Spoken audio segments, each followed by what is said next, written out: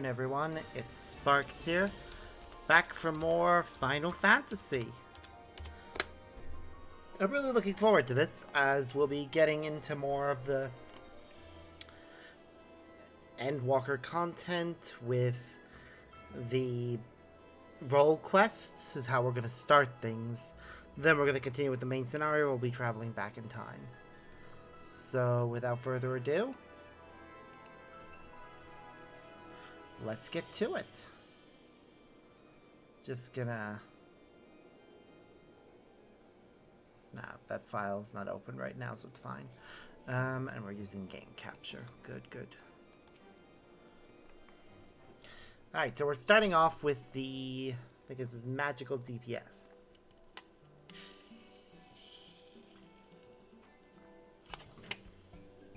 Hey, Arturel. Sparks, I've been expecting you. Words cannot well express how hardened it is to have you fighting beside us.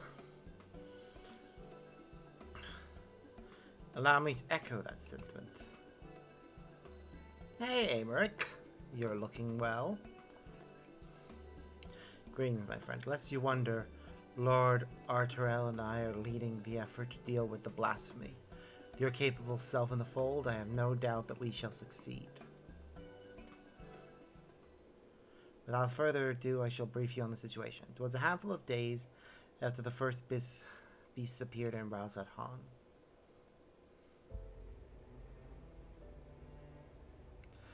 An Elzen man was observed at the Hoplon in the pillars, walking with an unsteady gait. All of a sudden, he buckled over as if in pain, and before anyone knew what was happening, he had transformed into a terrible, draconic beast.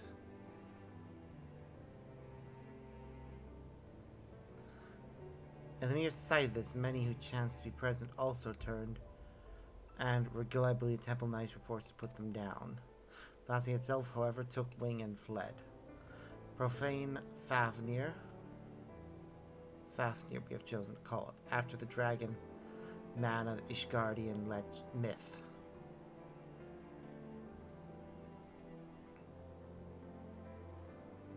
Since that day, the beast has often been sighted in the skies of Ishgard.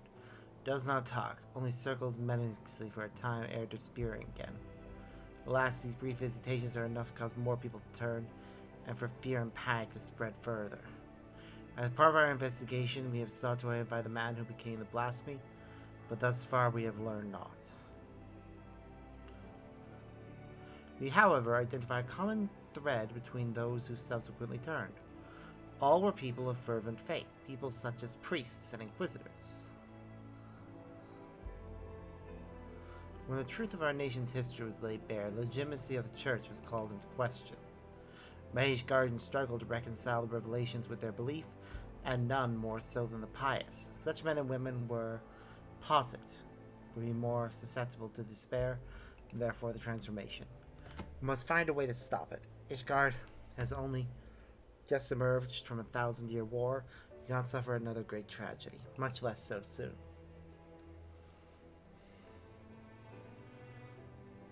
In order to attain a better understanding of the situation, we intend to speak with a member of the clergy. The sole individual survived witnessing a blasphemy's birth without being turned. Clem is his name. He is a deacon at St. Raymond's Cathedral. Come, let us seek him out there at once. Alright.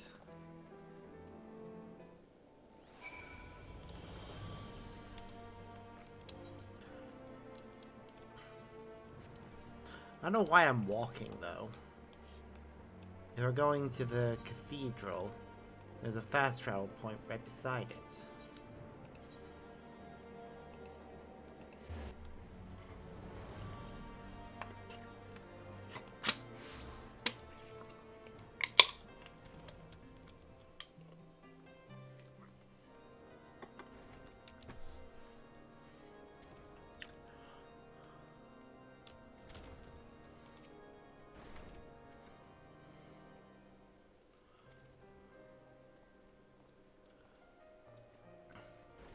Guy looks familiar.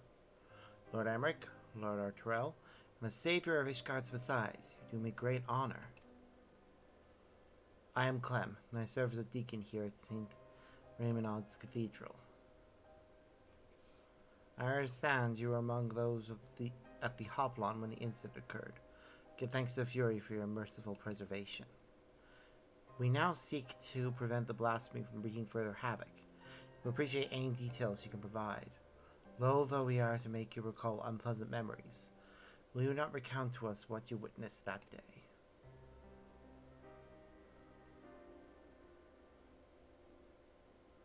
Very well. We are presently relocating the Vault's libraries to the Cathedral, in case you were unaware. We have finished delivering a batch of tomes, and we're on our way to bring over another. As we approached the Hoplon, we noticed a young man walking unsteadily. No sooner had he come to an abrupt halt than he transformed into a draconic beast. The fiend fixed us menacing glare. It was all we could do to find our wits and flee. But to my compound horror, my brethren who began turning into monstrosities well, one after another. Praise the Fury that you, at least, were spared, Deacon Clem. I can't imagine how frightening the experience must have been. Wait, that outfit. Huh. Bishop Vartano. A bishop? Huh. Forgive me if I interrupt. I was informed that our stalwart protectors were present and wish to express my gratitude. With all my heart, I thank you for your service. I pray that we shall soon be free of this scourge. Indeed, if there is aught we might do to aid your efforts, you need but say it. You are most kind, Your Grace.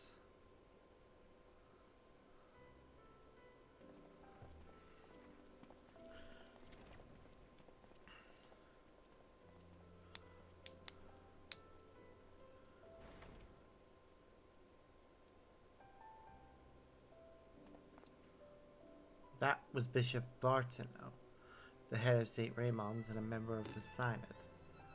With the seat of the Archbishop vacant, he is in fact the highest authority in the Ishgardian Orthodox Church. This is so, yet in spite of his elevated station, he remains as kind and humble a man as any I have ever known. Like his grace, I would do all I can to help shepherd our people through this uncertain time. To that end, there's a request I would make of you, if you can spare a moment to consider it. Of course, if it is within our power, we should be glad to offer you aid. Thank you.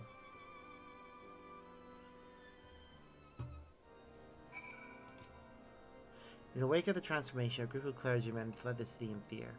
Yet though they sought refuge in the wilderness, they put themselves at the mercy of the elements and fell fiend both. Given that the cause of the transformation is not clear, I think theirs was a sadly unwise decision. I wish to set out and find them. I am not trained in the ways of war. As such, I require those who are to accompany me in the search.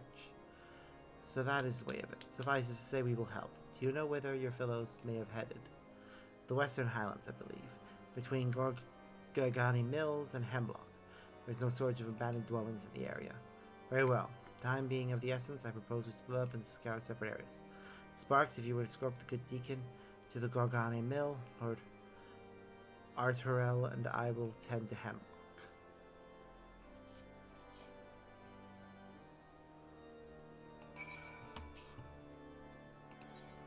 So first I need to fast travel to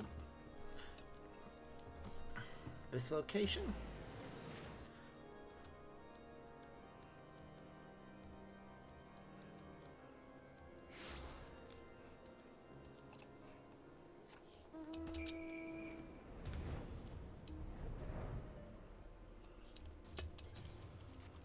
There.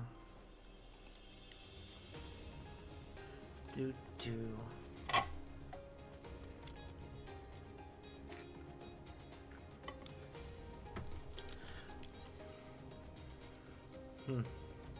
I'm just checking my classes. I really need to get Gunbreaker leveled up.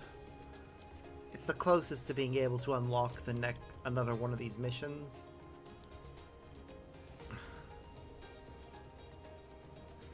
The one that'll take us to Gridania.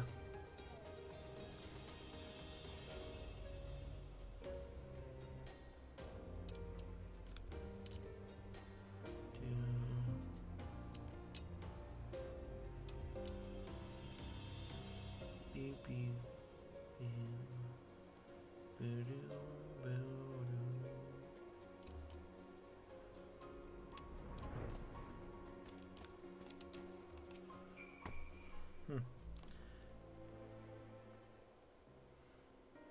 Ah, it's an Inquisitor.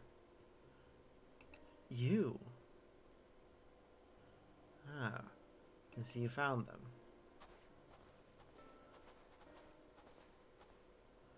Yes, and none the worse for the wear, thank you, Fury. My friends, forgive us if we have given cause for alarm.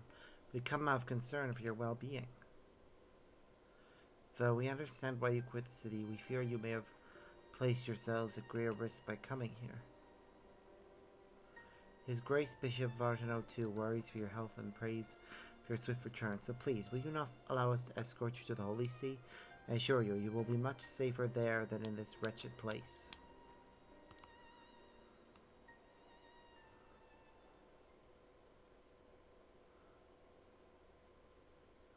Servants of the Fury will never be safe in the city. Don't you see?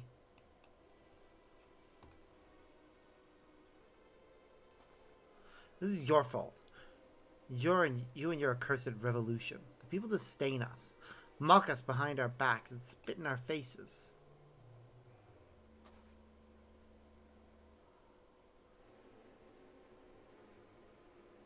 And how someone is conspiring to transform us into monstrosities? It means a Churchill waiter emboldened by your deeds. So no, I will not go back to Ishgard. So freeze to death and suffer your pity. Whoa! What? All I have ever done was in service to her. I am a good man. I do not. She cannot forsake me. Shit. Lonely preserve.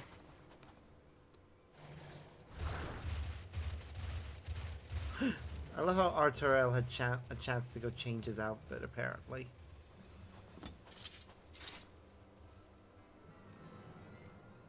So I actually can't allow him to harm any others.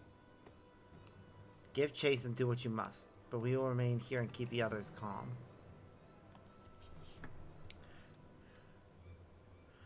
So, sounds as if they haven't had a chance to spread word to the general populace about the blasphemies in the final days.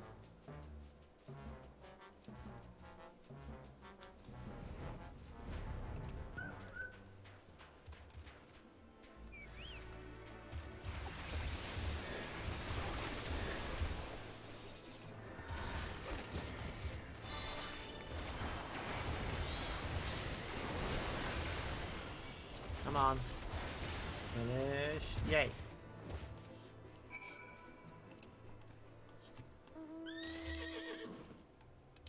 Fly away. At least doing all these role quests will be a bit easier with the fact that we can fly.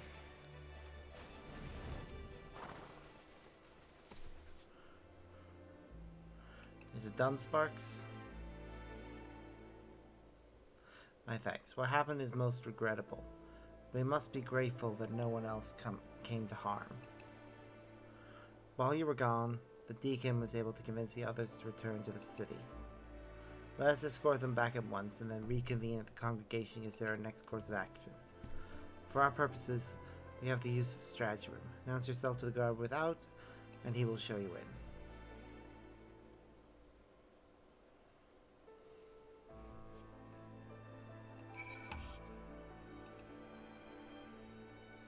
Oops.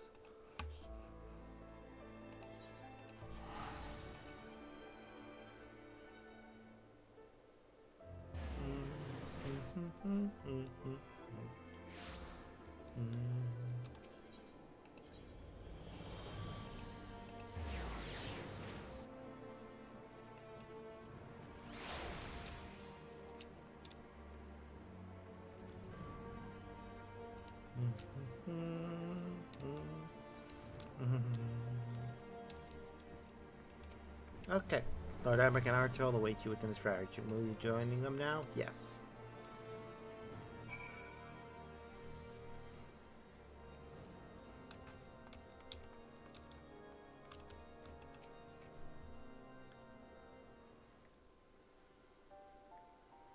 Lest you wonder, we have taken the clergyman to St. Roma's to rest and recover.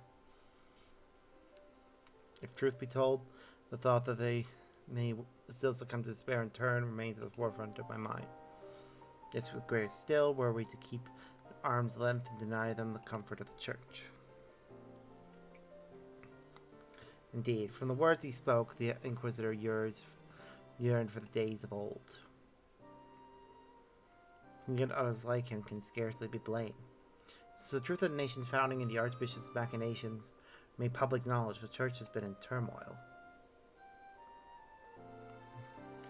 Though we have made great strides in separating religion and state, there's been far less progress in the reformation of the church. For our faith has been everything to us, our purpose and our comfort. It is not an easy thing to reconcile one's beliefs with the betrayal of our spiritual leaders. Thus, turned between their hearts and minds, many Ishgardians feel lost, and none more so than the members of the clergy, whose faith was once unshakable.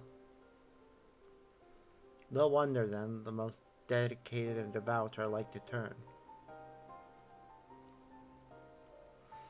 So it seems, a further investigation is needed ere we draw a definite conclusion. The war's end, Ishgard has set out on a new path. The choices we make now shall determine our course for the future. Come what may, we dare not squander the chance we have fought so hard to attain.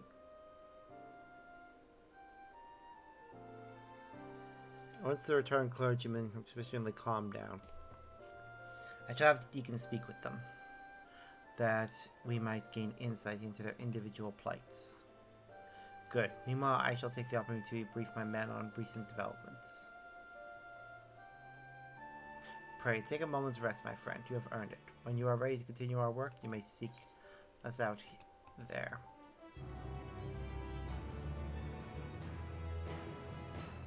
Or seek us out here.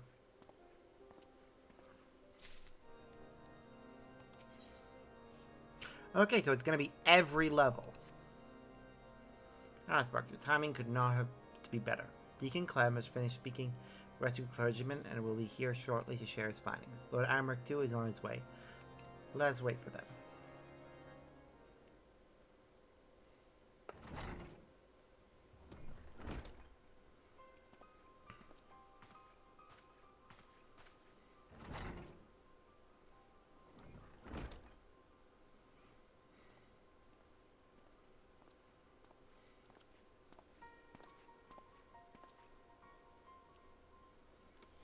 Deacon Clem, we thank you for making the inquiries on our behalf. But there's no imposition in the least. As I said, I am glad to do all I can. So it is our understanding that those we escorted back were all close acquaintances of the Inquisitor who returned. Like him, they too have been the subject of harassment by certain quarters of the populace. Is this correct? It is, I am afraid. They are far from alone. Men of the cloth were once afforded respect and deference as servants of Halone, but now they are openly reviled by many. We were complicit in the perpetuating terrible lies. This is true. We too were misled. We too are victims, yet we are regarded by some as criminals.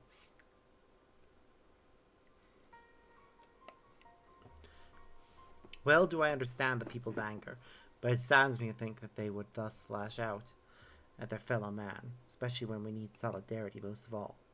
Though I can imagine your plight, I would not presume to fully grasp your pain. Will you tell us of the challenges you and yours have had to face since the war's end?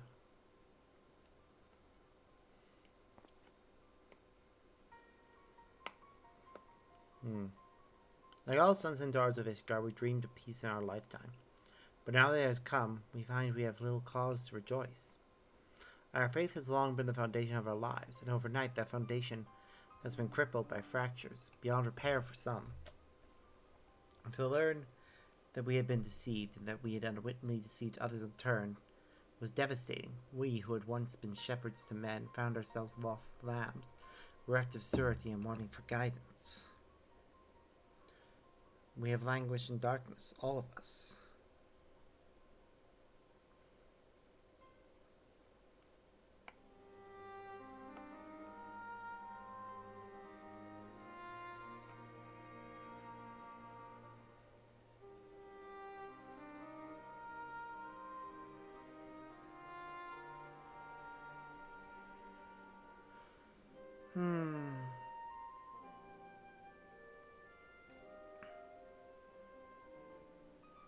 Wow.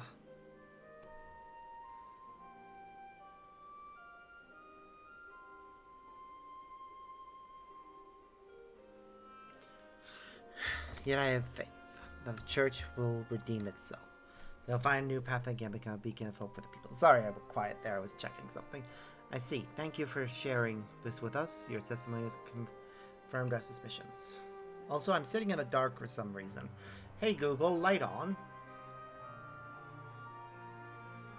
That's better. According to our files, that which caused people to turn is none other than their despair and anguish. If it wasn't before, it is now abundantly clear why members of clergy are among the transformed. That you do not believe is due to your unwavering faith in the church. In light of this, we would ask for your continued cooperation.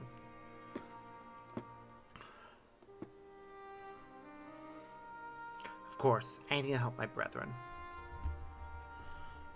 Now that we have established a cause, that leaves us with the mystery of profane Fafnir's identity.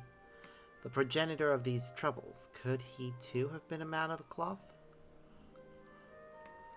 From what I recall of his garb, I doubt it. He was dressed in the common fashion, and inadequately against the cold besides.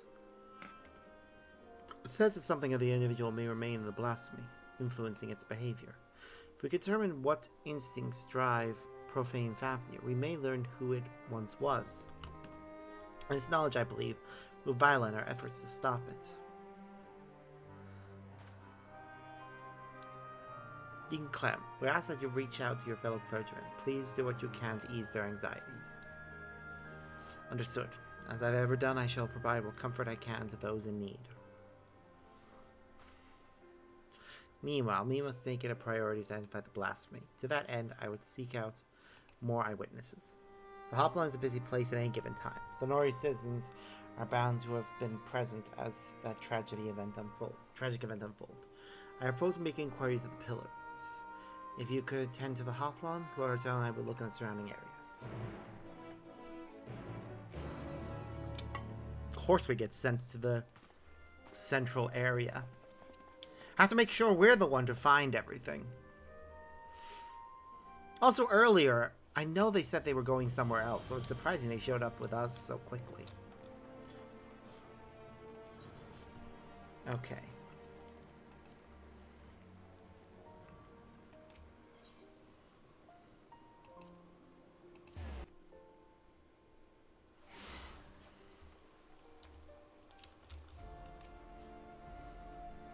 No, I didn't see that dragon, nor would I have wished to, frightful as it sounds. They say it wasn't a Dravanian attack, but if not, then what was it? Something much worse, I'm afraid.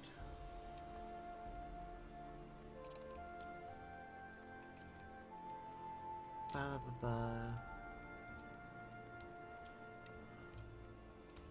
There's a spirited citizen. Maybe they saw something. The dragon that appeared at the Hopland I saw with my own eyes. One moment in Elzen, this terrible beast. He was a heretic, I take it. They assume heretic. Nope. Also, still using that term. They make that assumption because the knowledge that humans turn into dragons is public now.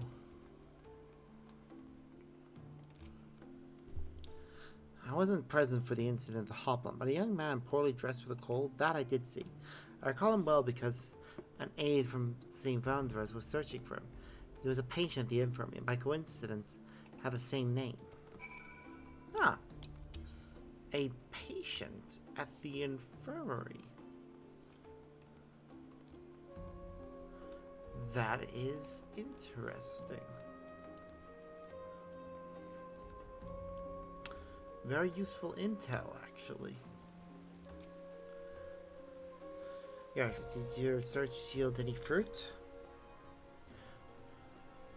A patient of the firmament's infirmary, you say? Among those with whom I spoke, one claims to have witnessed an individual fitting that description.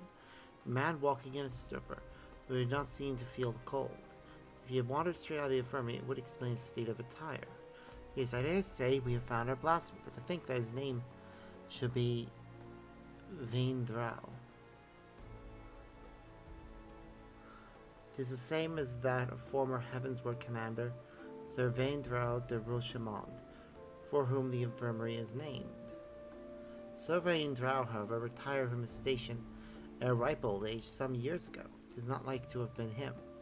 In any case, we have a lead. I shall head to the infirmary at once. Pray wait for me in the brougham.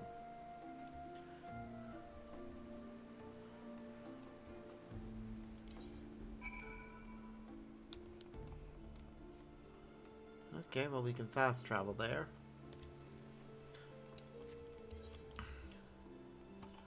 To the nearest etherite. Or ethernet, rather.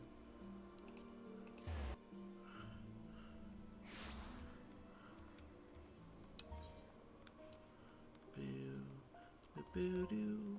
Running. I doubt it's a coincidence.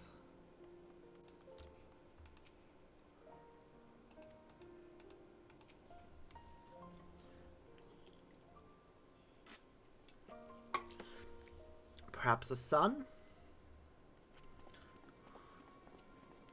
Yep, that music is suspicious. This is Luvrik. Luvrik? The aide who is in charge of Vaindrau. Have you found him? Oh, please say you have. We have not, I'm afraid, but we seek to, and hope that you could tell us more about him. We ask how he came to be at the infirmary. He was found by a patrol in the Central Highlands.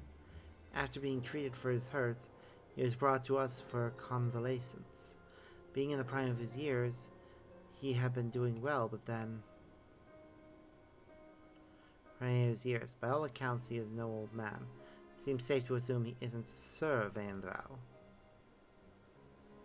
Oh no. He's definitely a different person, as I told Lord Arterel. And though he gave his name as Vaindrau, he seemed rather confused. He had no means to confirm his identity. In his state, he shouldn't be wandering about on his own. Please, you must find him.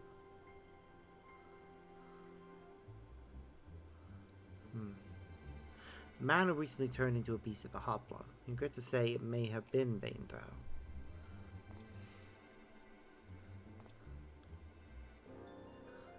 What? No. How can this be? If there aught else you can tell us, things he may have said or done while in your care.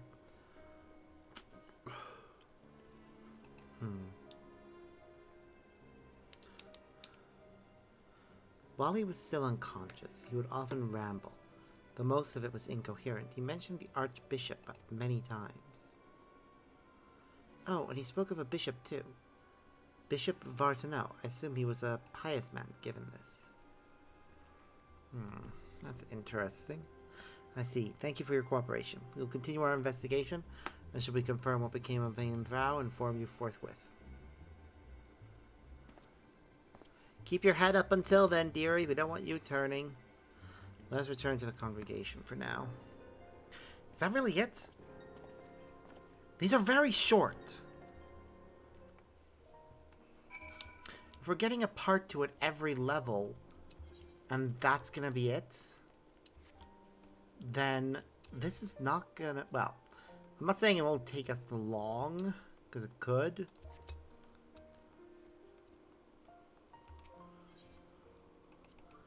I know, I'm not going far, so I shouldn't really need to use the Ethernet, but it'll be a bit faster.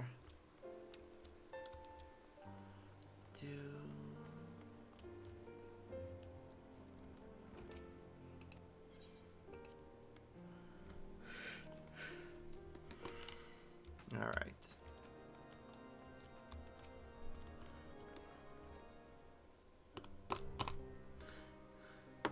Mystery remains, but we are one step closer to identifying the man who became Profane Fafnir. Indeed, though he did not at first appear to be a member of the clergy, his words betray a fervent faith. And how curious that he should speak not only of the Archbishop, but Bishop Vartanau specifically. Perhaps he was personally acquainted with his grace. In light of the possibility, I believe we should speak with him directly. Agreed. I will request an audience, but His Grace has many demands upon his time, maybe a while before we are seen.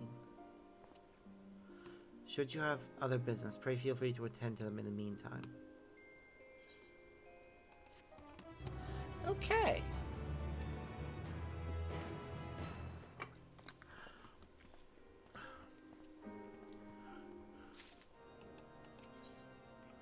Yep, we have to be level 87 to continue with that one.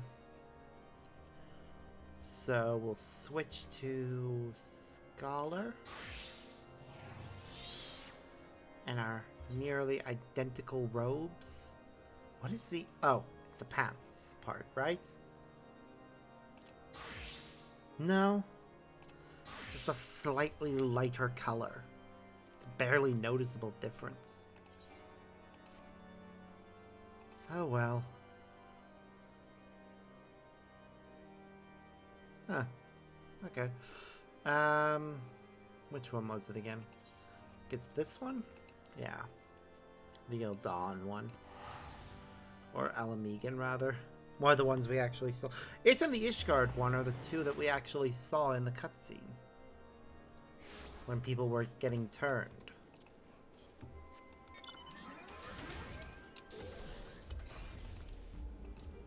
I should actually have some food. We'll have, see, this one has spell speed to it.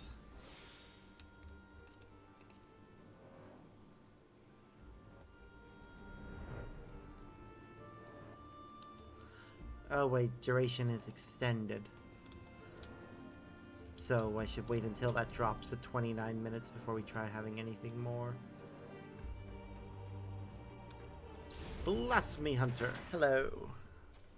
Ah, Master Nari, we were told you were on your way, but this is even quicker than expected. I'll tell Commander Aldin you've arrived. One moment, please.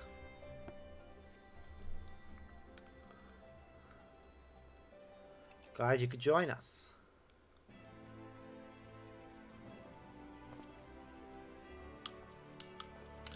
Yeah, the close ties between Ul'dah and Alamigo, thanks to the bull here, definitely explain his presence. Or definitely explain why these two were spliced together. I appreciate that we've a far greater crisis to worry about. But we cannot afford to ignore the situation here either. I'd like nothing more than to hear about your recent adventures, but I'm afraid such questions for these will have to wait. Indeed. Ooh. Okay, that looks cool. As our man in Thavnir will have told you, a blasphemy is loose in Alamigo. When it first appeared, the city guard were able to get most of the bystanders to safety, and for mercy, those caught in the chaos only suffered minor injuries. But the fiend managed to escape, and has not been seen since. You must find it, and soon, for as long as it remains at large, every man, woman, and child is at risk.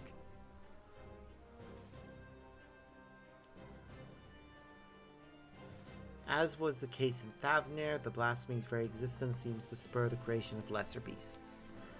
The longer it is allowed to roam free, the more tragedy our people will suffer. Did anyone see the change take place? Aye, there were several eyewitnesses who gave the same account. A man walking through the Almegan quarter fell to his knees all of a sudden, and when they were transformed into the monstrosity we now pursue. Now, beyond the fact he was a young Highlander, we know next to nothing about him. Even the description of his appearance are too vague to help identify the lad.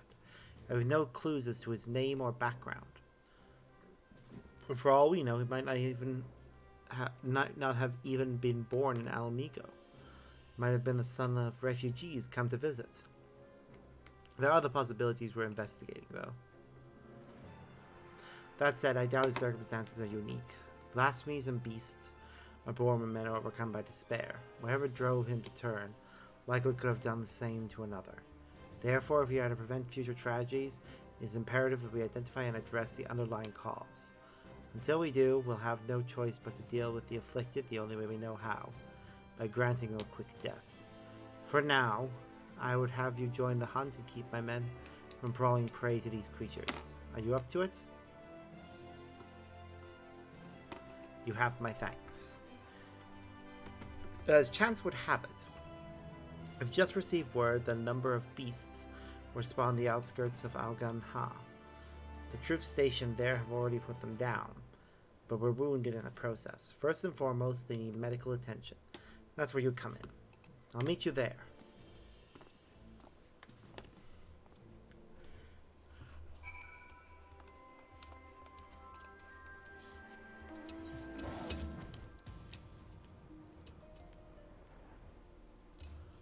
Okay. So we now know, with regards to role quests,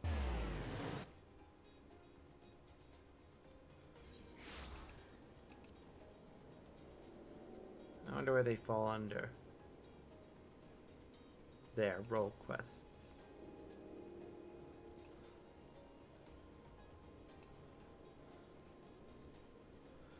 Yep, there it is.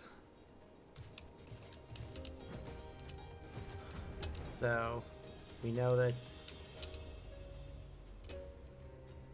next role quest we have available from Archwell upon reaching level 87. And we have to return to Ishgard. Good. That shouldn't be too bad. Because of the fact that I'm focusing on leveling Scholar / Summoner, I get 2 of these done at once. Although soldiers were able to lead the beasts away from the village and call the law of them, victory did not come easily. It seems like it's times like these that our lack of healers is most sorely felt. I dare say they've yet to receive any treatment at all. So here are the wounds while I survey the area for any stragglers that may have escaped. Once I've completed my patrol, I'll head to the village to gather eyewitness reports. Look for me there.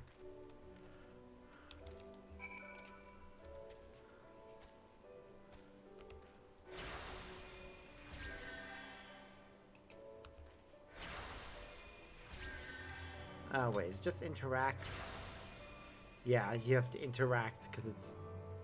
So you don't have to assign a specific spell. That's clever. Gods be good, I feel bored. You're Sparks, aren't you? I can't believe it. You're the one who inspired me to join the Resistance in the first place. Now because it saved me in my hour of need, I'll never forget this. Thank you. Thank you.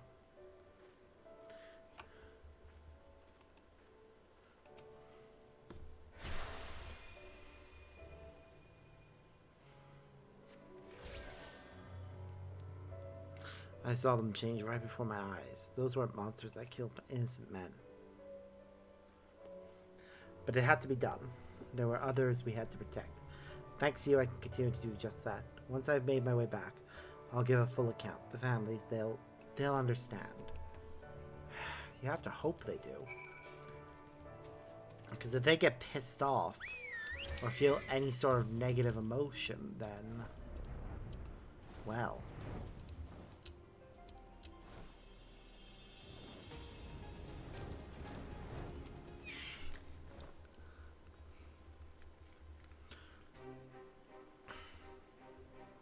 Oh, look who's here! Our wheelchair-bound friend. For treating the wounds of those soldiers, you have my thanks. Theirs too, no doubt.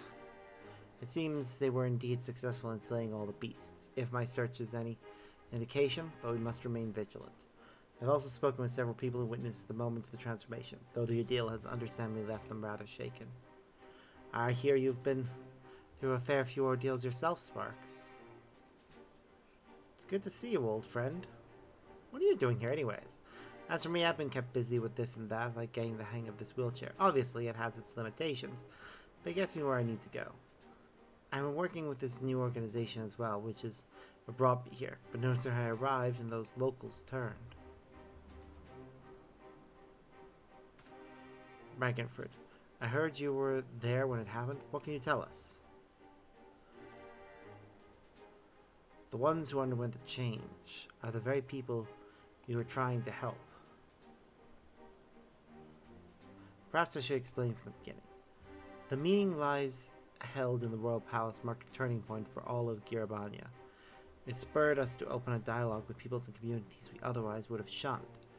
But there are still so many problems to be addressed, and countless souls struggling to build new lives for themselves. I decided to form a volunteer group, the Silver Griffins. Our main concern is the welfare of Almegans who sided with the Empire, for whatever reason, and helping them find their place in society, particularly the surviving families of the Carnia Lupi.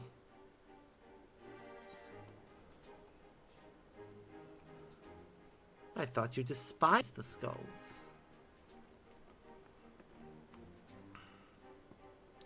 Make no mistake, I've not forgiven them. I don't have that in me. I doubt I ever will. But the memory of that day in the palace, of Verdola asking to be locked up again after saving us all, it stayed with me. Got me to thinking about why she and the other youths who commit such atrocities, why they'd swear to serve the Empire. The answer was simple. Because they'd seen what we'd seen and suffered much the same. In a hell where all were condemned, they chose to betray one brother to save another. That's how the Garleans win. Not by breaking you, but making you break yourself. By making the choice the right one for a man at the end of his tether. Healing only begins with liberation, and some scars never will regardless. Those who've returned from foreign lands may have difficulty carving out a living here. The ones who'd pledged allegiance to Garlemald? This is not the Alamigo we dreamed of. After 20 years of misery, I'll not see it all thrown away because we can't come to terms with the past. That's why I formed the Silver Griffins, to see that no one is cast aside. It's a cause I support. It's what brought me here today. I've been acting as a mediator. And the short time he's been with us, he's proven himself a natural. But despite our early successes, the families of the Skulls continue to refuse our help. I think I see where this is leading. They're the ones who turned, yes? It comes as no surprise. Their kin tormented and murdered. Fellow Alamegans, anyone with a conscience would feel shame and guilt, and for some, it might be too much to bear. I think I might know why they're turning us away. It's a sensitive matter, though, so let's go somewhere we won't be overheard.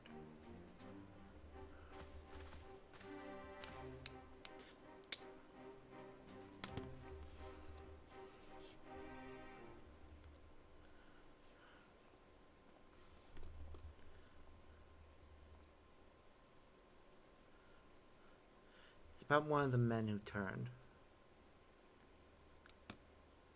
I saw his memories. The echo? I'll not pretend I understand it, but tell us what you learned. I only caught a glimpse, but that was enough. It was during the occupation, a man raising his son. Only the two of them, but they were a family. To keep his boy clothed and fed, he chose to side with the Empire. He knew what others would say, but he did it anyway.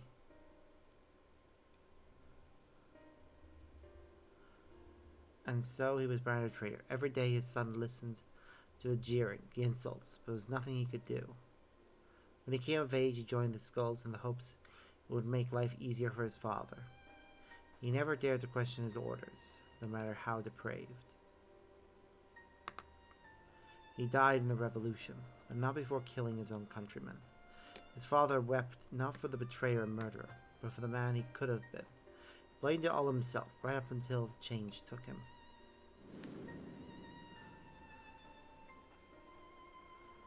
I can only pray he and his boy have finally found the peace they were denied in life. Alas, theirs is an all too familiar tale. They cannot forgive themselves, though they can see how anyone else could.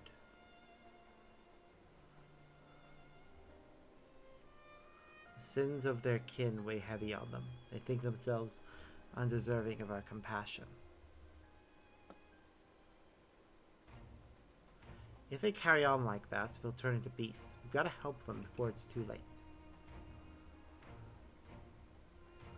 Growing up half Garlean and Alamigo, I know how it feels to be shunned and hated. Hate myself. But so long as we give ourselves and others a chance, we can change for the better. And while I might not be as clever or eloquent as someone like Alphino, I know I can make a difference. I might not be quite the swordsman I used to be, but I'm still a fighter at heart. And I owe it to Aiba and Ailey to make the most of this life so long as I can. Aww. We Silver Griffins will give our all to see that no more beasts or blasphemies ravage Girabanya again. So, Commander Aldin, do we have your approval to continue our work? Of course. There's no enemy more formidable than despair, and be a fuel to refuse your help. Even a single one of our people has succumbed to this transformation as proof of our failure to protect them. Therefore, I pledge the Silver Griffins my unconditional support. Together, we will prevail. Now that we have sparks on hand to aid the troops, I believe we are ready to face any beasts we encounter. Though I fear it is only a matter of time before others appear. I ask that you lend the Silver Griffins your assistance in the meantime. Very good. For now, let's return to the city.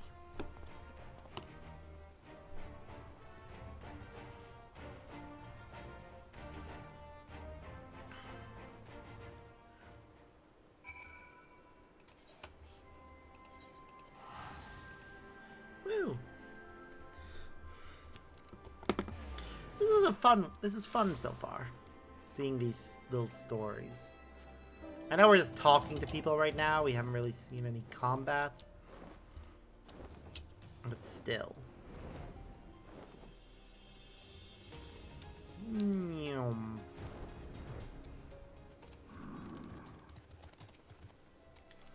Those who harbor guilt do so not because they are weak of heart, because they have failed to meet the demands they make of themselves.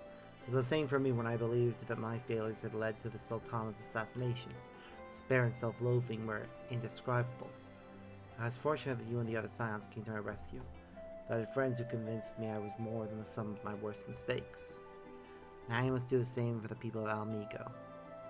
You must help them to heal and find the strength to, if not forgive, and come to terms with who we were, so we can look to who we can be, who we should aspire to be.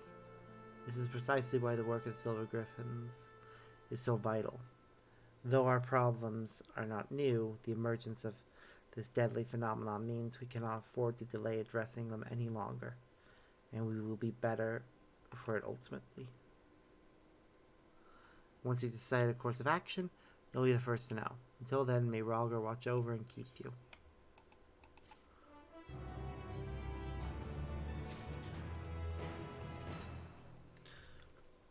The struggle to prevent the emergence of beasts grows increasingly desperate. We're hoping you'd stop by. I'll show you to Commander Aldin at once.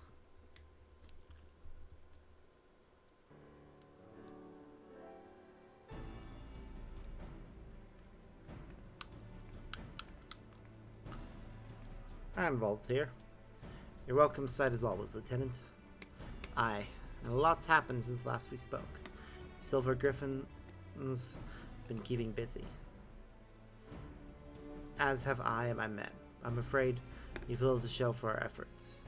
Although we've been searching high and low for the Blasphemy, we've seen neither hide nor hair of it. Unfortunately, everyone else has had better luck. We receive reports of lesser beasts throughout Girabanya, and putting them down is as important as hunting the blasphemies that got away. To complicate matters, rumors have been circulating these beasts were the Skull's kin. While this was true of the recent incident in Al-Ghana, we cannot have people jumping to conclusions given what they might feel tempted to do.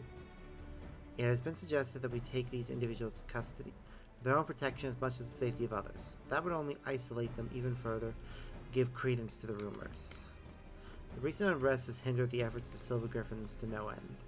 Therefore, I ask that you aid them in their endeavors and see if there is aught that can be done. Also, you'll be joined by another volunteer. Try not to be too surprised. I thought I felt my ears burning. Hey, Fordola! It's been a while. How you doing, girl? I said I don't need a keeper, but did they bloody listen? Did they bollocks? Come on, don't be like that. This is what you agreed to. Besides, you never know when you might have need of a healer. There's none better than Sparks. He's right. You've earned a measure of trust. And this shouldn't be taken to mean otherwise. Thick as thieves, are we now? There's no need for this sodding collar. Her eye? We all know it's not coming off anytime soon. But if this is how it's to be, then fine. So long as he keeps out of my way. Let's be honest. That collar actually looks pretty. I mean, it just looks like a regular necklace. Well, choker necklace, but still. Doesn't look like any fancy restraining collar. I want the two of you to visit the Silver Griffin's headquarters in Ghana. Several relatives of the Crania Lupus agreed to meet with them, and we could do with a measure of precaution. If anyone so much as mentions the skulls, I'll deal with it. Understood? Let's get this over with. Okay. She is as much at risk of turning as anyone, maybe even more so. Don't need the Echo to see the weight she's carrying. She's still not got a handle on her own Echo, either. Sometimes the visions come without warning, and with such force, that's all she can do to stay standing. There's no telling what might happen when she comes face to face with the families of her former comrades. So look out for her, please. Always. I always look out for my friends. Wish there was more I could do for her myself. I respect that, Armbald. But we've all got our own duties. I'll see them through to the end. So must we all. Follow Ferdola's lead. We're counting on you both. Be ready to step in, even if she curses you for it. Oh, believe me, I intend to.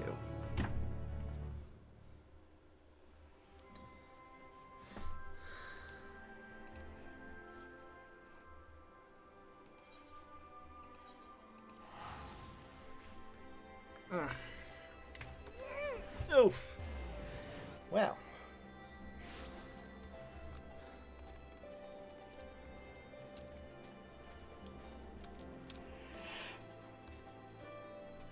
Hey, Dano. I had a feeling Raubon would send you sparks, but as for her... If you've got any complaints, take it up with the commander.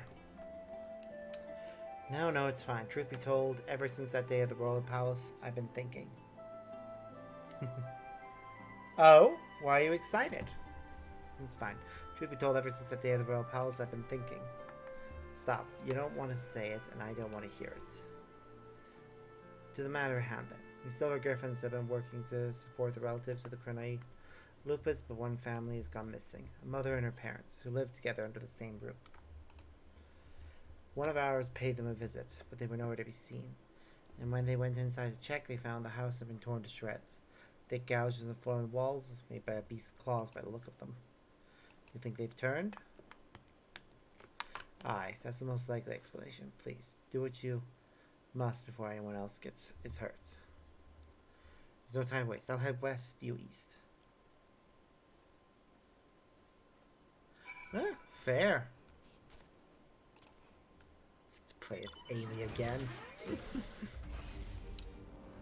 Are we looking forward to wielding the massive hammer and bonking people over the head with it? I do love that Amy Rose is actually responsible for the term hammer space. Or at least she's part of the thing that popularized it. Amy hasn't been playable since Adventure Sonic Heroes. She was playable as part of Team Amy. Or was it called Team Rose? Either way. Yeah, she was part of a team with Cream and Big back in Heroes.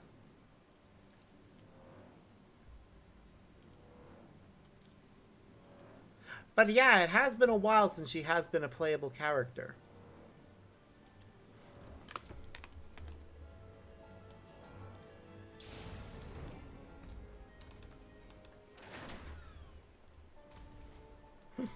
I'm just excited to keep going with this game. Oh shit.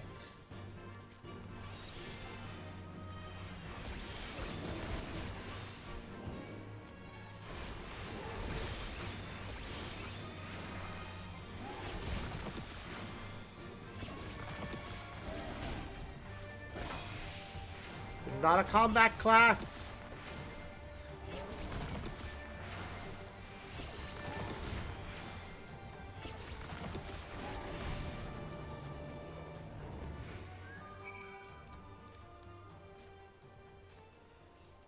Yep. Ah, a crumpled letter. In a dirty spine envelope containing a crumpled, tear-stained letter. Yes, I need to read the letter. Dear Mother, I hope this letter finds you well. Time is short, so I must keep this brief. Though I have never done anything to make you proud, I promise you things will be different when the war is over. Until then, take care and know that I love you with all my heart. Placing the letter back into its envelope, you turn your attention to finding the others. Flying. It will certainly be interesting to see what they choose to do with her for that. I haven't played Frontiers itself, so I have no idea what the rest of the game is like. I hope it goes well for people.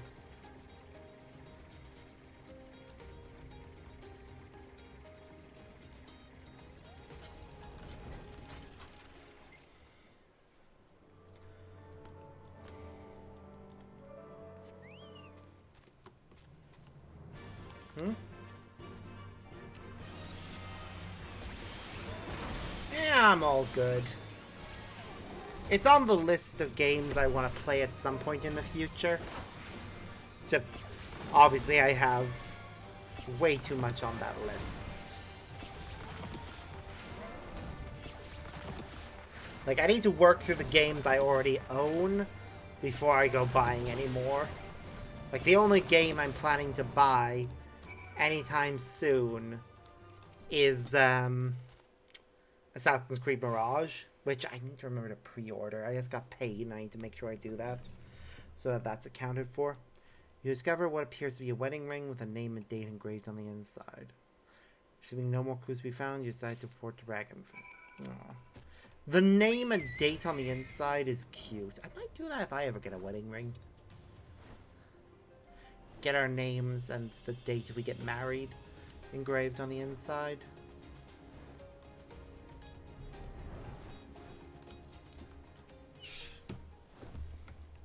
Were you able to find anything?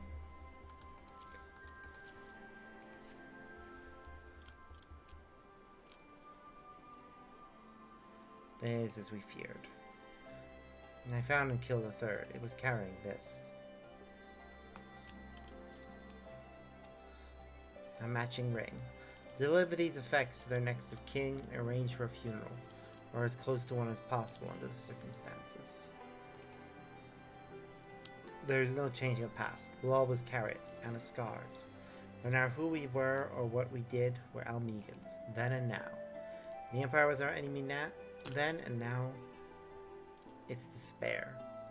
Good words and deeds will serve us best in this fight. Weapons, even an old man like me can yet wield.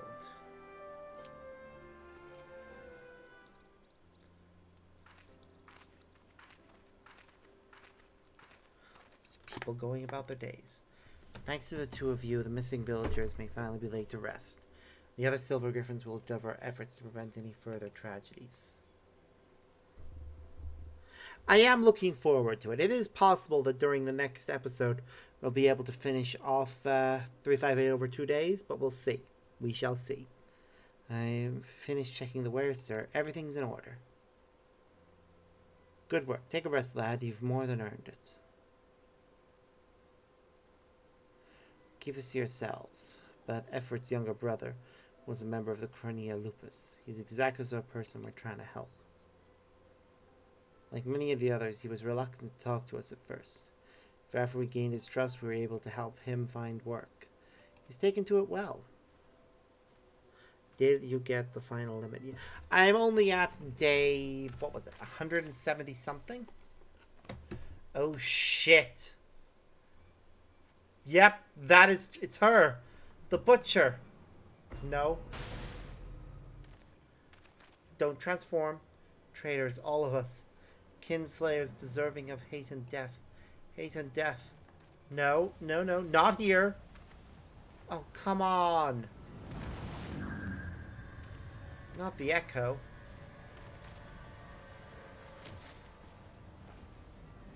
Get back. Get back. Damn it. Another one.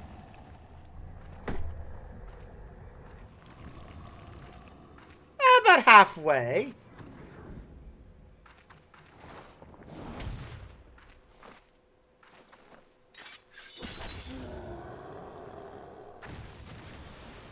Okay. Must have hit the shield. No? Got her shoulder.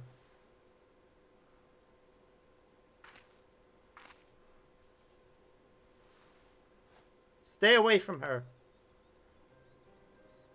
She just saved her life, you bitch! Fordola saved your girl's life.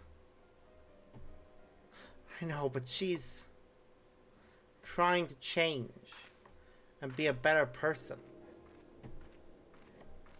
You should respect that.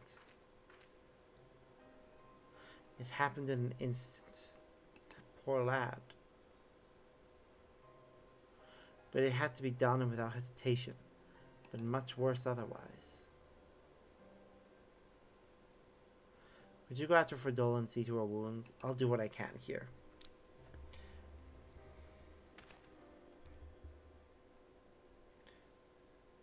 I actually can't remember exactly what day I was on.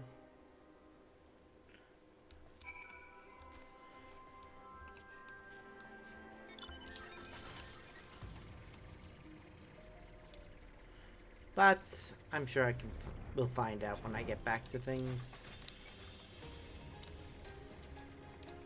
Alright, Fordola, wherever you run off to.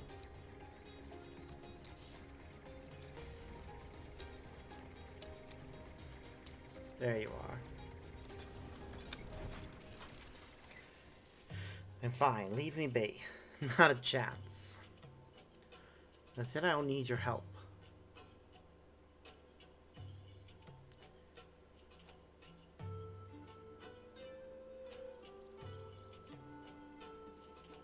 I'm a healer. Let me do my job.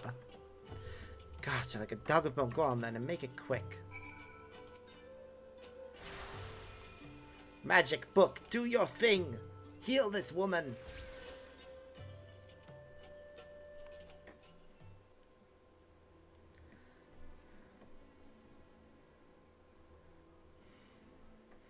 A coral can't change its spots, and there's no washing of blood off my hands. Nor would I, even if I could.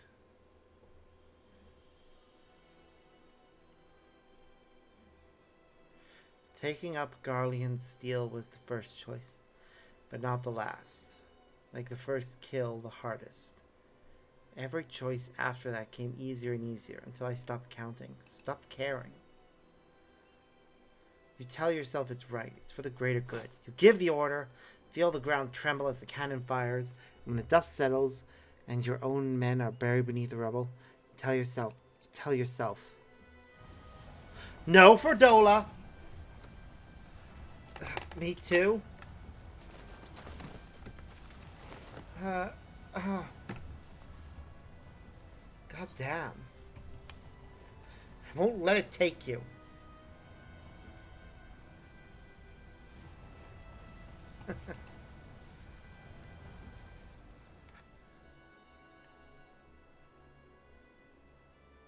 The man of the village, I saw his past. I'm the one who killed his brother. I'll be alright. See a moment. Can you wait with me? Of course. You may have made mistakes, but at the end of the day, you've spent your time in jail, and you're doing community service. So you are being punished for what you've done. Everything the skulls fought for, the sacrifices we made, things we did, in the end, it was all for nothing. Sometimes I look back on the road I walked and the bitterness I can still taste and wonder if I grew up in another time, another place, would I have done the same to a different people? Was it always in me to be me? All I know is... God damn it. I drag others into hell of my own making. Remember these two brothers in particular, childhood friends of mine. The older one enlisted with me, but the younger? He would never have made it as a soldier. He was too kind, too good. As for died at Specula Imperatorius, but his brother's still out there somewhere. Not that I've got the courage to face him after what I did. I hope he's found the life he deserves. The way you mention him, I feel like he may be the one that turned. Not all the Crania lupus at the towers died that day, though. I know from one of my visions that at least one survived. Rudolph. Rudolph may be the one that survived. Maybe the one that turned, actually. Glad he made it out, but too many others didn't. Too many others still need our help. I helped make this blasphemy, and by Ralgor, I'll kill the bastard if it's the last thing I do. Anyway, that's enough out of me. I'll be heading back to the city and make my report. I suggest you do likewise.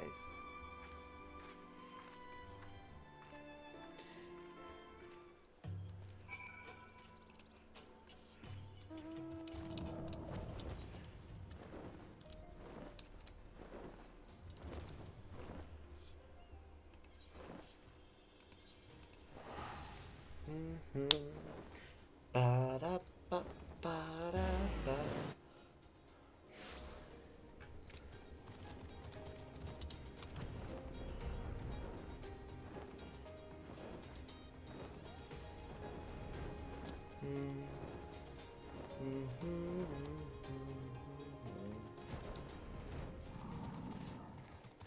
Welcome back. Verdola's already given her account. I'd like to hear yours, too. So, she almost turned into a beast herself? I'll have to take that into consideration before sending her into the field again.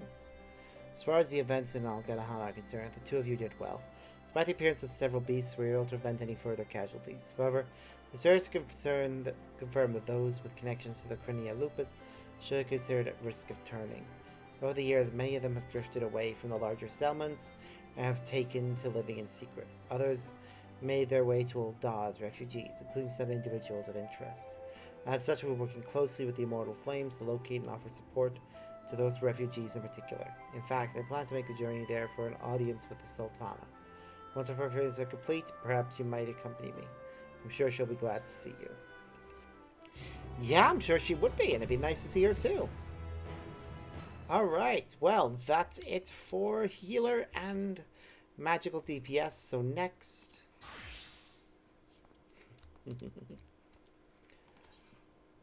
I do love this outfit. Must remember to glamour my other high-leveled classes. Or not high-leveled, but at a level whereby it would be unwise for me not to use them as part of the main scenario where possible. Speaking of which, roulette's a free set.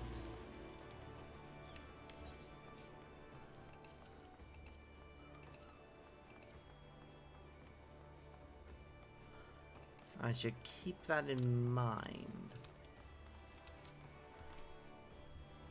Sparks, I don't believe you have business present. Oh wait, Maelstrom Command. That's upstairs.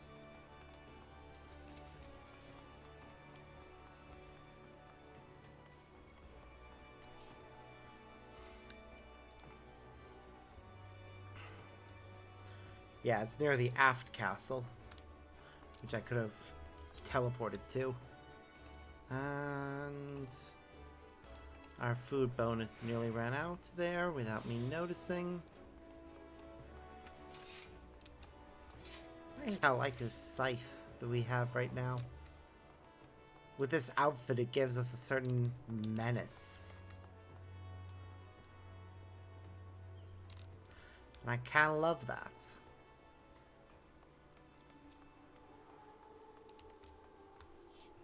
Huh. This song's playing here.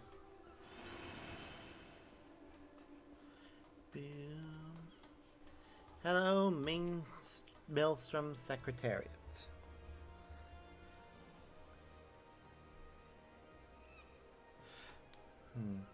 Ah, our man in Bradis's hand told us to expect you. I'll inform the Admiral of your arrival.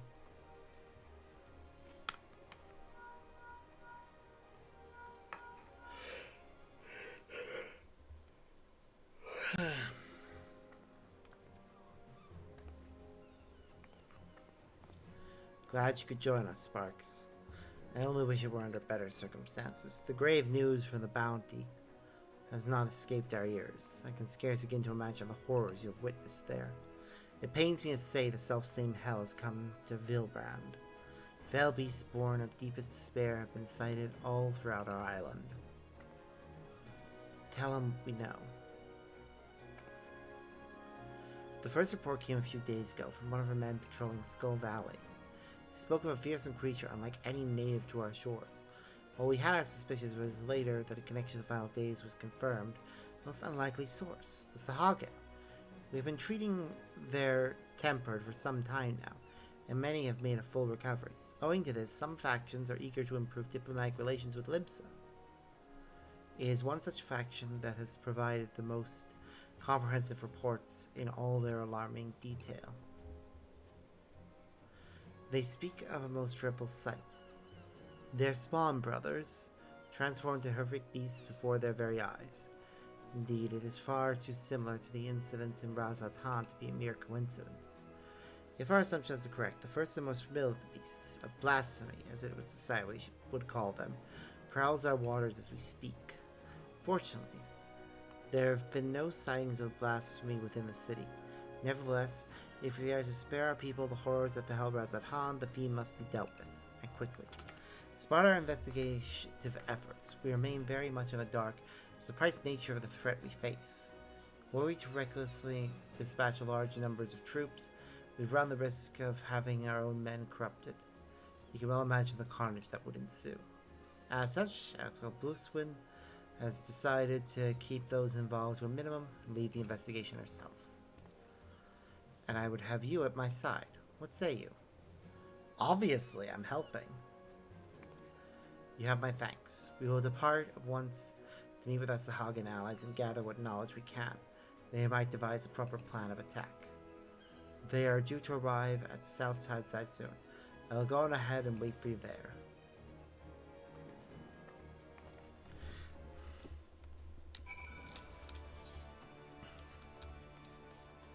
Alright. South Tide Gates.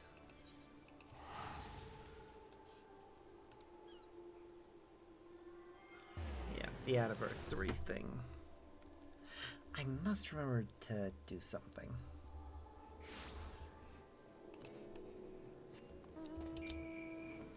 Do do do do do do do do do do do do do do.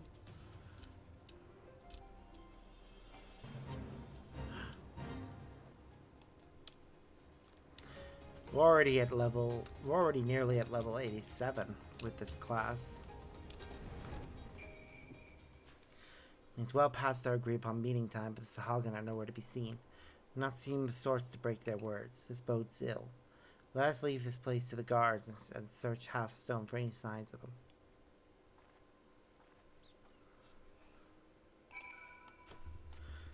Ooh, I hope they're alright. The Sahagin are actually pretty, well, not chill per se, but is that one of the horrible monstrosities? Null is in danger. Quickly to his aid. Oh no, my companion. Well, this is a new type of monstrosity right here. And I hate it. I absolutely hate it.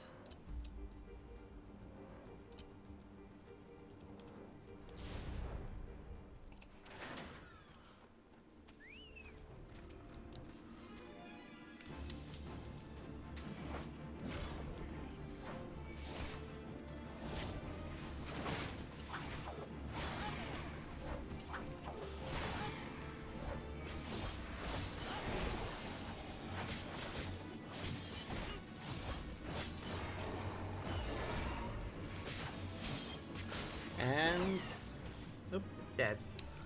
Good. Hello.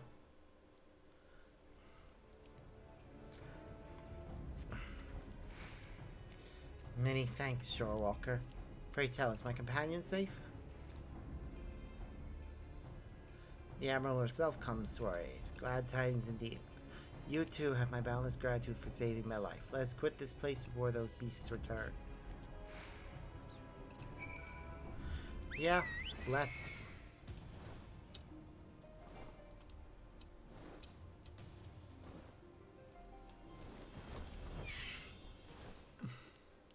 Anyone still alive? Good. But not if we stay out here too long. Inside, quickly.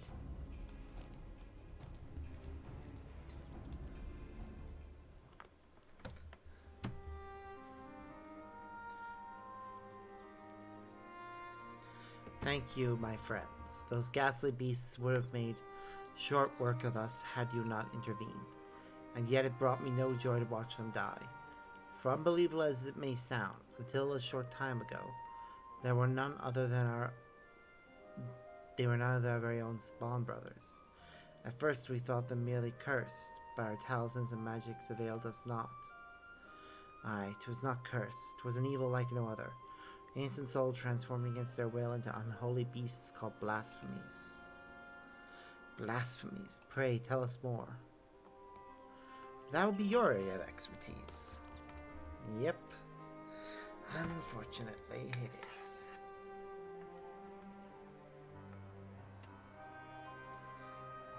Turned into beasts by the power of despair. This is horrifying indeed. Thus far, the phenomenon here in Nasa has been limited to Hagen. Why is that? I cannot say. I wonder if the crushing tide are involved in some way. I know naught of this crushing tide. Word of them has yet to reach you, I see.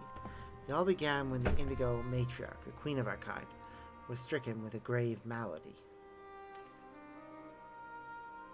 Tragic as this was, there was one small solace. She was not fond of shore walkers.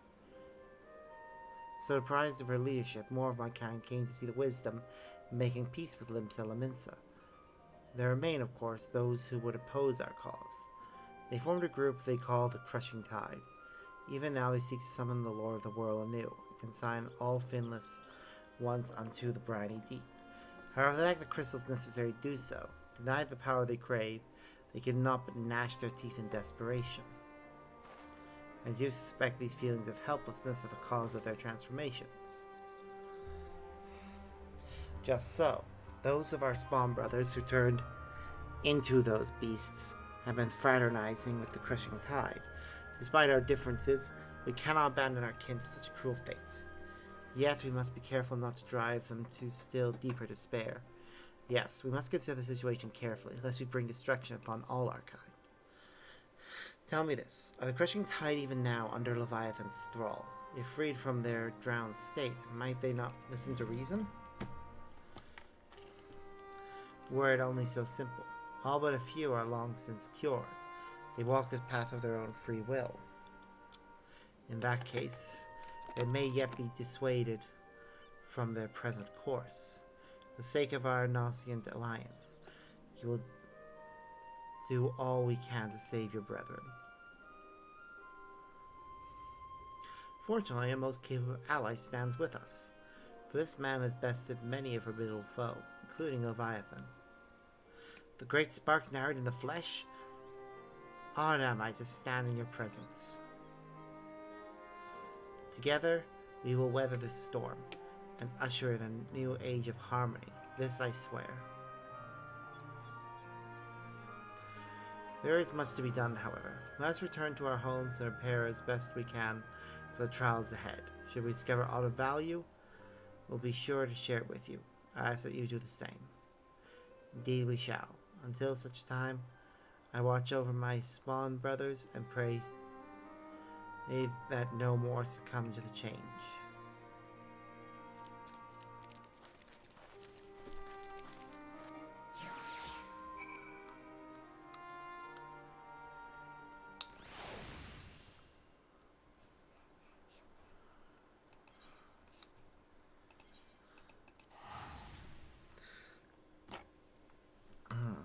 Ooh, we're at a time at which I could actually do dailies to try and get Gunbreaker closer to where it needs to be. I should do that, but not yet. Why am I walking? I can fast travel to the aft castle quite quickly.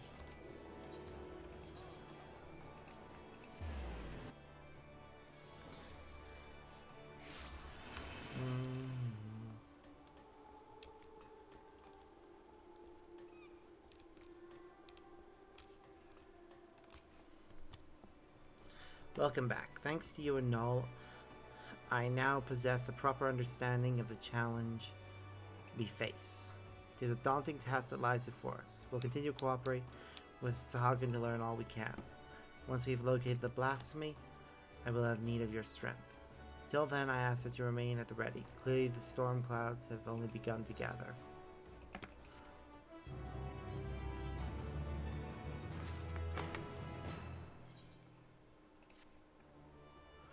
Your timing cannot be better. The Admiral has just this moment returned from meetings with the Sahagin. I shall inform her of your arrival. Yeah, I probably should have done these sooner. Oh my goodness, a new follower. Welcome. I hope you enjoy your time with us, and welcome to the Fennec Legion. Ah! Yay. Glad you're here. We have decided our next course of action. As you know, we face two distinct but interconnected challenges. The transformations occurring among Sahagin may be one, but the blasphemy itself is the root of the problem. Thus far, those who succumb to change have all been affiliated with the Crushing Tide. We continue to resist our diplomatic efforts. Were we to put a stop to the phenomenon, as well as address their grievances, we may yet have a chance at peace. To that end, I would propose a double-pronged approach. On one front, we shall work in tandem with the Sahagin allies to redouble our patrols.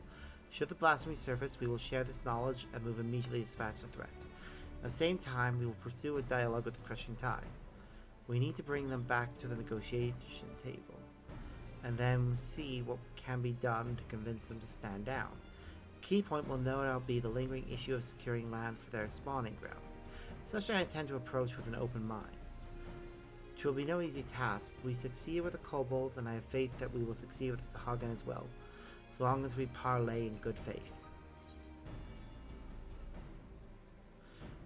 I can only hope the Crushing Tide share this sentiment. You're wise to temper your expectations, but I would not abandon hope ere we try. At any rate, Noah sent word that one Dao, a priest who styles himself the leader of the Crushing Tide, has begrudgingly agreed to hear us out. I'll play with him face to face at the spawning ground. Would have you at my side, if you do not object, that is. No, not at all. I'd be happy to help. Excellent. In that case, pray join me at the South Tide Gate when you are ready. From there, we will go together.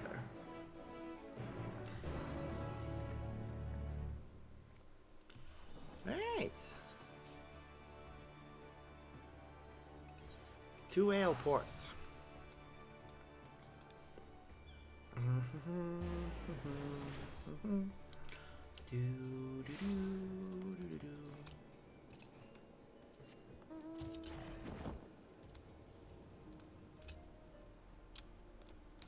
You know, this thing kind of resembles the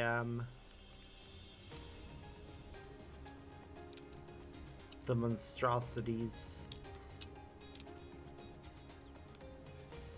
I guess that's to be expected. Many creatures are going to have similar aesthetics.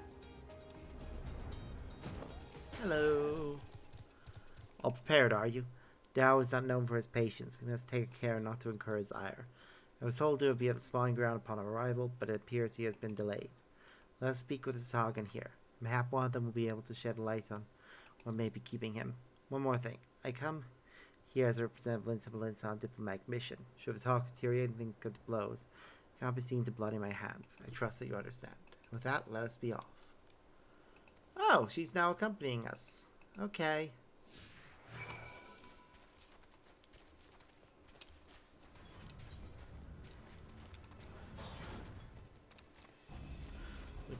Oh, wait. We're so high level that enemies around here are just going to ignore us.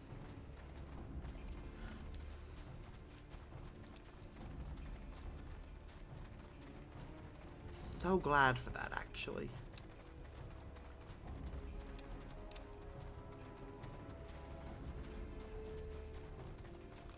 Belligerent Sahagin. What is this? Since when are filthy shorewalkers free to intrude upon our sacred spawning grounds? Pray forgive our intrusion. We seek an audience with Speaker Dao. Where might we find him? You will do no such thing. We have not forgotten what you did to Lord Leviathan. Be gone.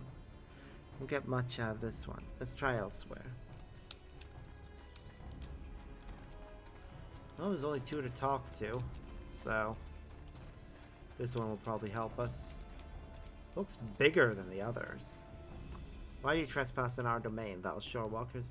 We mean you no harm. We come only for a peaceful parley with your leader, Master Dao. Where might we find him? We desire no parley with shorewalkers who would steal our home.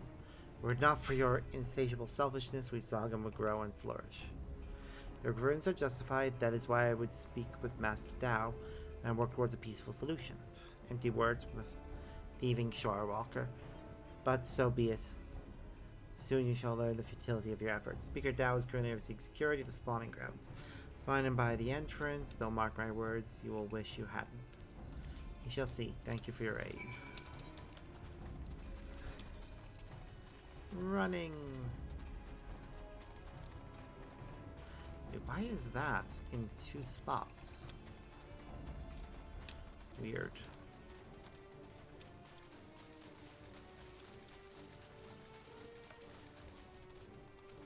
Wow. He's one of them. There aren't many with this kind of headdress. Actually, I think that is part of their actual head. Or is it a headdress? I'm never sure with them. Shorewalkers in our spawning ground, to what do I owe displeasure? Speaker Dao, I presume. Our apologies for entering into your home unannounced. I am Mirweb Wolfswin, Chief Admiral of Limsa Limsa, Mrs. Sparks' narrative. We come seeking a parley that we might strive for peace between our peoples. Parley, you say? Prolonging this conflict any further will lead only to needless suffering. The menace both our people face is great indeed. If ever there was a time to set aside our differences and come together for the greater good, it is now. I invite you to join us at South Tidegate for formal negotiations. Shark and Hagen coming together, what assurance do I have that you slit our gills the moment we set foot within your territory? I can offer naught but my words. We open our gates to you and invite you into our home as a show of respect.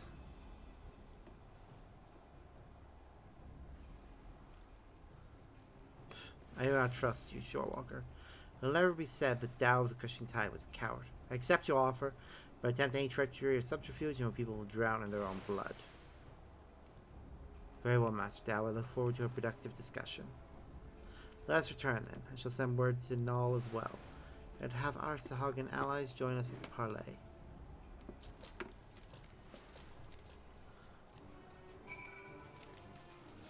Cool. All is well. For now. I have still got to love the fact that this particular mount, in order to get to fly, we have to lure it with cake. Which I do have the recipe for making that exact cake. Look at it. Give me cake. I want it.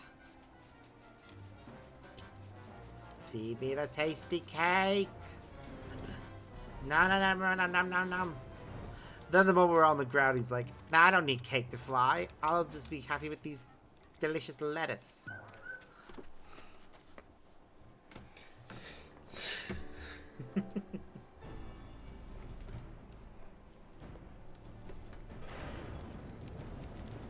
Well, here they come.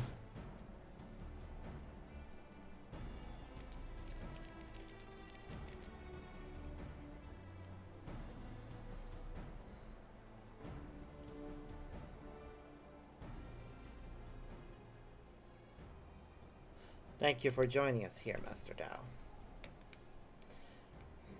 The air here sickens me. Be brief. Aye, let's get straight to the heart of the matter. A common threat looms before us, one more powerful than any primal, with a potential being death upon without end to both Sahagan and Leminson alike.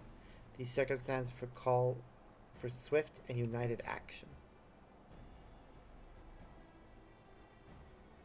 You doubt our intentions, but I remind you that we have liberated many of your kin from Leviathan's enthrallment. They and countless other Sahagan have joined us of their own free will. They may ensure the survival of both our peoples. Aye, by their deeds have the Leminsons proven themselves worthy of our trust. Master Dao, you and your Crushing Tide want only to secure a future for your people. I say to you, this can only be done by confronting this threat together. Threats. What is this threat you speak of. If it is unity you crave, then submit yourselves to our command. Be as the Serpent Reavers. They are the only Shawwalkers I deign to call friend. You would ask us to willingly surrender ourselves to your Lord of the World? I do, for that and that alone will ensure peace between us. Preposterous! You propose not alliance, but servitude. This one lies nothing but death for all Sahagin. Do you hear this, my spawn brothers? The Shorewalkers have stolen this one's mind. It decries Lord Leviathan and espouses the lunacy of our sworn foes. These treacherous wretches have abandoned our god and conspire to drive we faithful from our ancestral home. We cannot, we must not let this stand. For shame, forsaken by our spawn brothers, they side with the finless ones and blaspheme our Lord Leviathan. They who steal our spawn grounds and slaughter our children, our future, our future.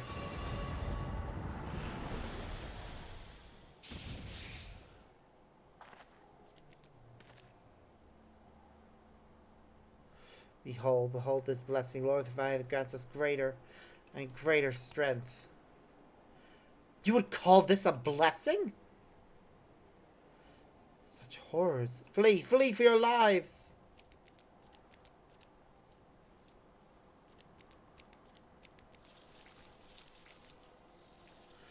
The beast makes for Aleport. Leave this place to us.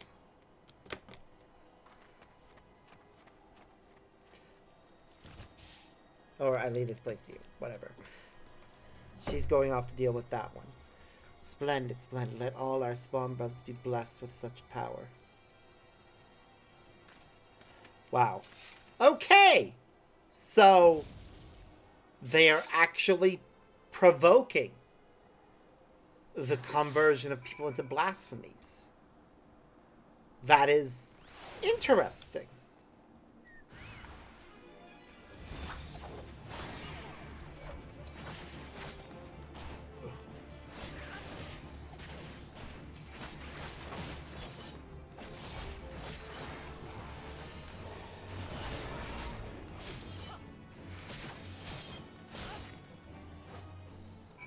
There we go. All done.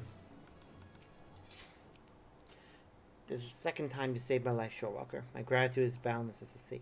Ward the Admiral. Please go to her aid. She's fine. It's a mirror web. She is...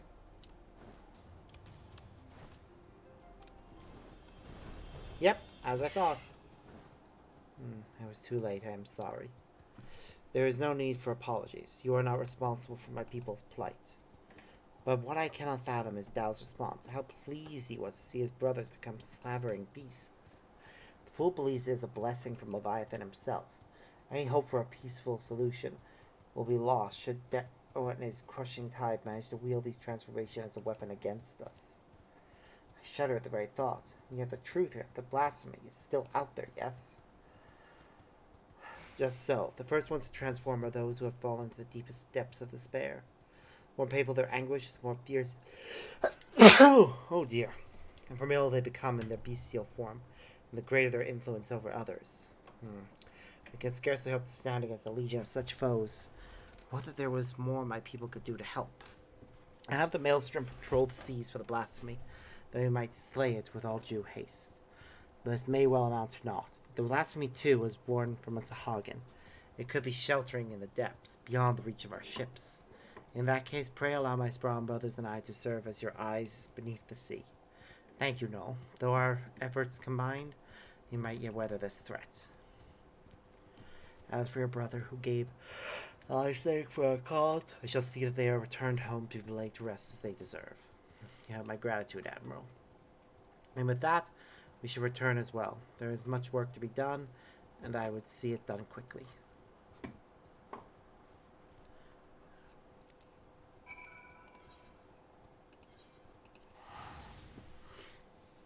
Wow.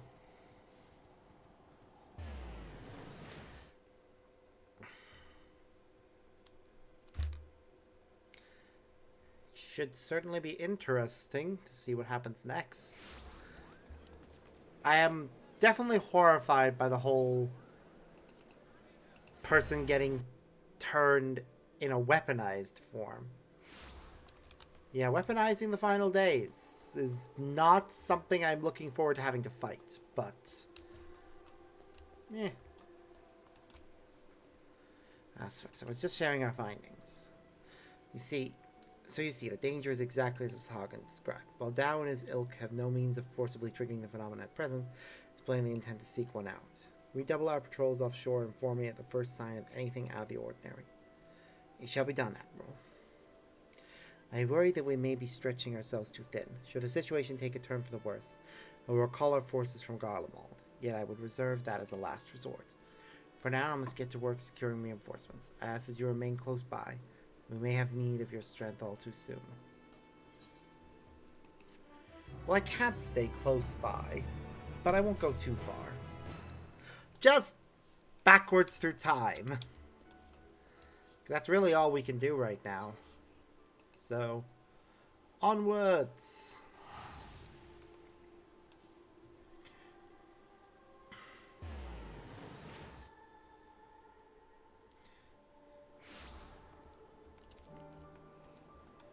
It's such a pretty place, too. Huh, that's interesting. It's nighttime here, and yet it's still bright like it's daytime. Is that part of the nature of the unsundered world, or...?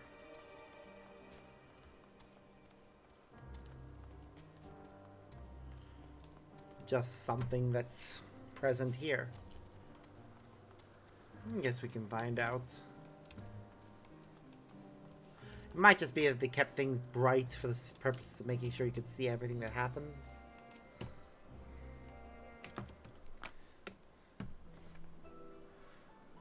Yes, can I help you? We wish to speak with Chief Hermes. Do you know where we might find him?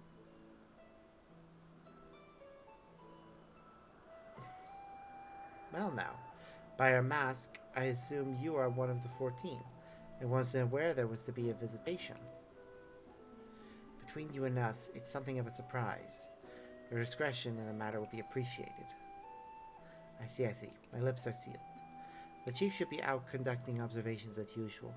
His focus of late has been aquatic creatures, so I expect you will find him at one of the pools here. The pools, you say? Many thanks. Apologies for disrupting your work. I say, Thelodius. While I've never met Hermes, you know him well, do you not? That being the case, couldn't you simply find him by his ether? Aye, that I could. As you know, I'm a Stelk, and I can discern the color of souls. God, I hate that they have to use the American spelling there. It's so annoying seeing the American spellings when I'm obviously not American, although I may sound it. I wish you could set it to English UK for the text. Be nice. By the same token, we can also see ether quite keenly and from great distances. With this skill, I could readily locate Hermes, but I felt there will be a waste of an opportunity. We are to perform an assessment, after all. By searching the ordinary way, we stand to gain insight into Elpis and the man in charge of it. This is as much for your own enjoyment, like as not, but point taken. If you're going to accompany us, make yourself useful and help us look for Hermes. According to his profile, he has short, dark hair. So you know, it's because we're in Elpis that we don't have our cowls up, and special exemptions due to the need to be aware of dangerous creatures. Elsewhere, we do not exhibit our individualities. It's unseemly. This is all common sense, but I would not assume you possess any. Wow! It's a rare trait indeed to be able to search for someone by their appearance. I thank you for humoring me. Come, let's find our man.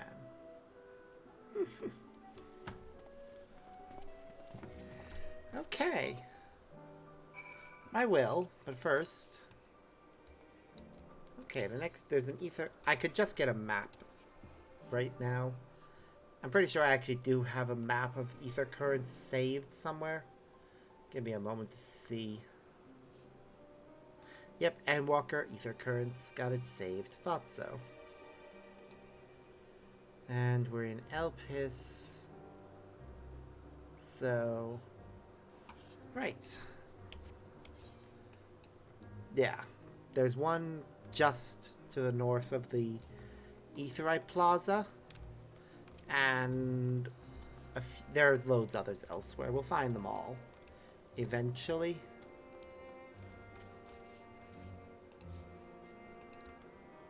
But right now...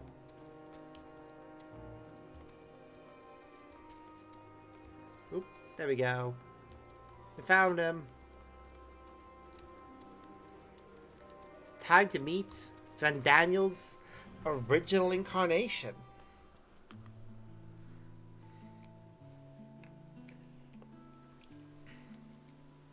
Ooh, this is certainly going to be interesting.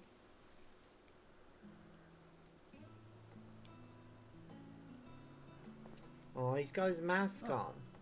You are... Do they have the same voice?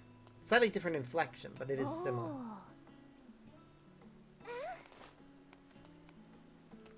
Different. You're different too. You and me. We're alike. Friends. I want to be... Wow, so cute. Wait. Please. Wait.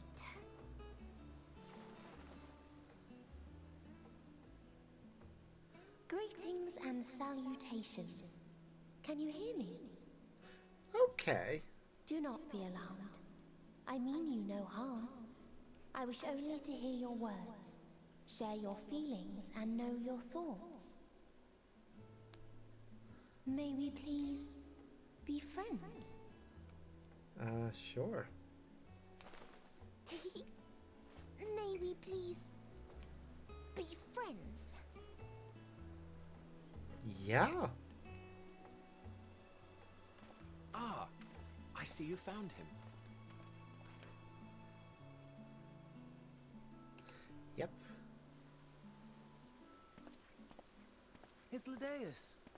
It's been a while. Too long, I think. Yep. Too long indeed for close collaborators. On this blessed occasion, I bring not only myself, but others who long to speak with you. Ah! Did not mean to open that. Yep.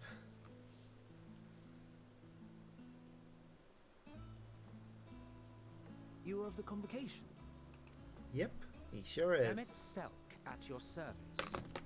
Do I have the honor of addressing Hermes, Chief Overseer of Elpis? It's interesting how many of them have names that are references to mythology, and that makes me wonder something.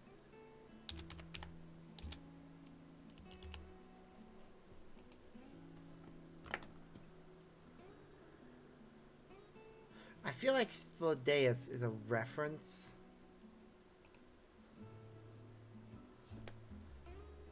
In some way.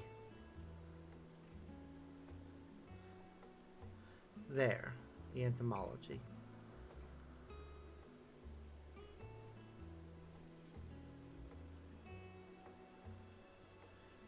His name came from Raphael Hythlodaeus, a character from Thomas More's Utopia.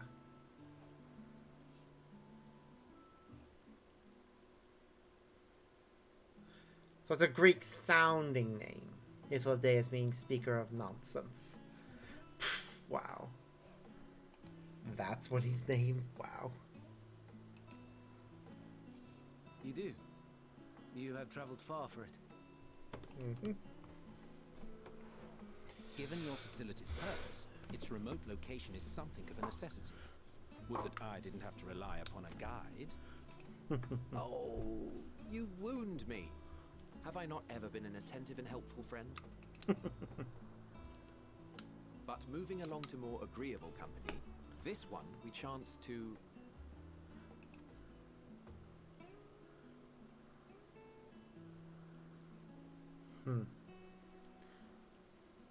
I'm fascinated by the winged person. What are you? Well, you certainly have her attention. Is she one of yours, Hermes?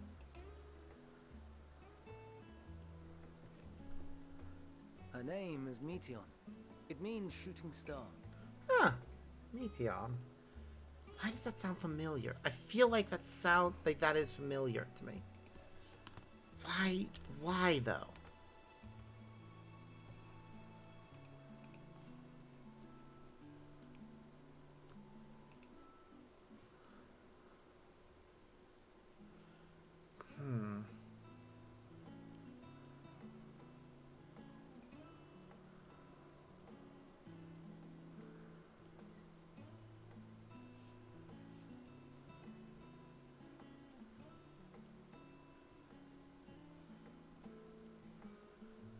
Okay.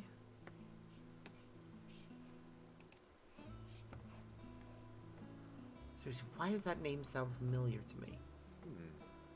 If I may make an observation, her ether is terribly thin. I fear she might dissipate at any moment. Nor do I believe you've made a submission to the Bureau. I would remember such a concept if you had. I haven't, as you say. I judged it too early. She's a pet project of mine, still undergoing preliminary testing. Okay.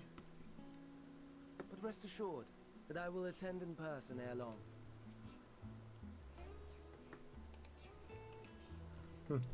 Very well.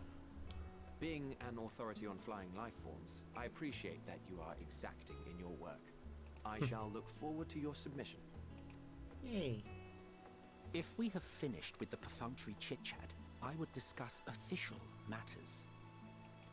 Okay. By my coming, I trust you already anticipate the subject. Mm-hmm. I have an inkling, yes. Please wait to the main building yonder. Mm-hmm. I shall join you as soon as I've returned these creatures to their homes. They look like axolotls. What's wrong, Hermes? An amistoma is missing.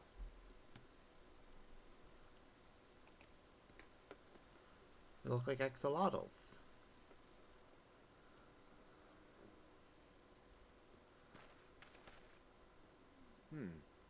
I may have found it. A creature with the self-same ether as those there, nestled in the boughs of a tree outside the grounds. Okay, how did it get there? You're saying they can climb with their sorry excuses for limbs? That is just an axolotl. The fashion has been to imbue aquatic creatures with the power of flight, ever since the words of Metron created a sky-swimming fish. Oh, Metron. Metron is why her name sounds familiar. They sound similar. The amistomas too Okay. can fly, if only slightly, and they could conceivably climb a tree. Whether they can come down safely, however. Excuse me.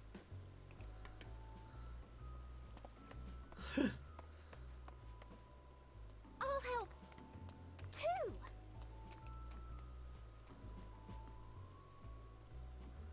But yeah, that's why it was. And what are we supposed to do with this lot? May I suggest we split up? Mm-hmm. If you would be so good as to assist Hermes, Emmett Selk and I shall keep an eye on these adorable creations in the meantime. Yeah, I can do that.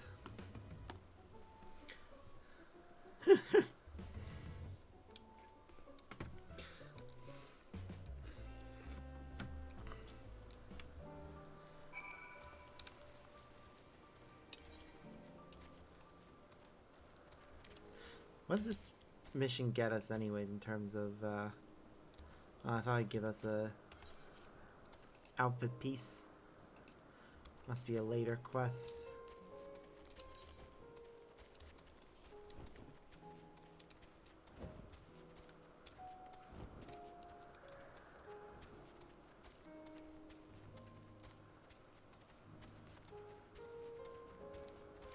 There you are.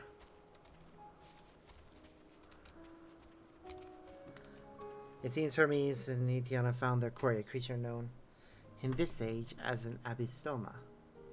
Yet though it has been safely extracted from the tree, Hermes appears to have found himself in quite the predicament.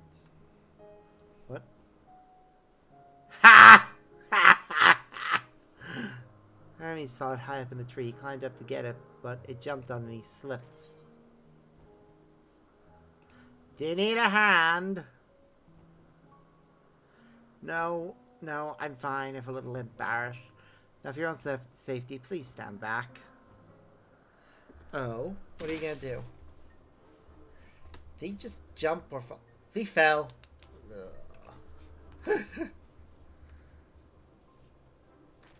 Well then. Hermes, are you alright? Alright, yes. My apologies for making you worry. Both you and,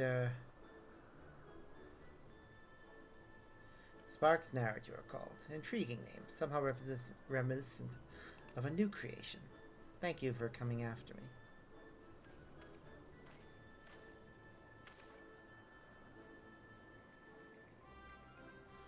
As for you, little one, you must be more careful.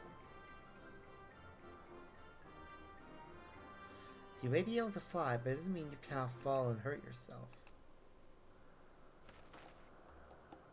Oh no, I've forgotten all about its fellows.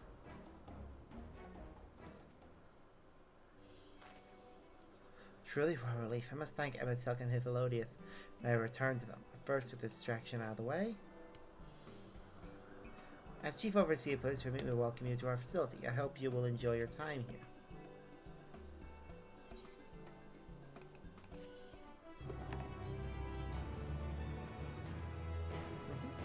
I'm sure I will. Ooh, there's a new armor piece.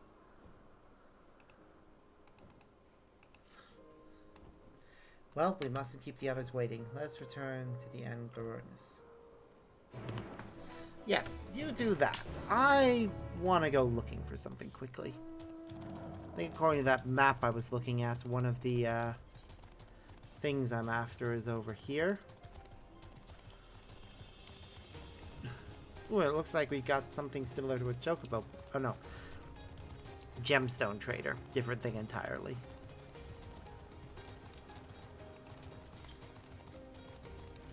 Yep, southeast. There it is.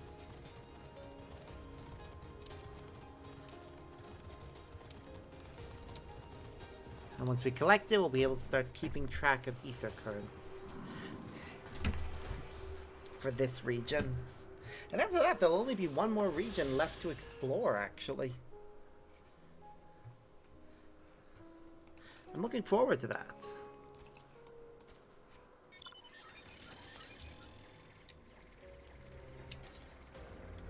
Alright, the next one is somewhere around there. We'll go get that next before we continue.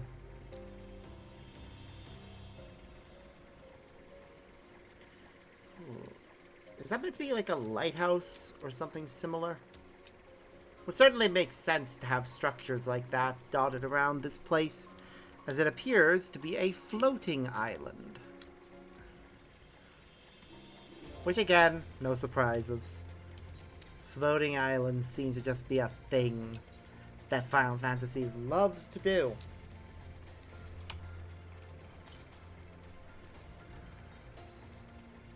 For no other reason than they look cool. Which, yeah, they do.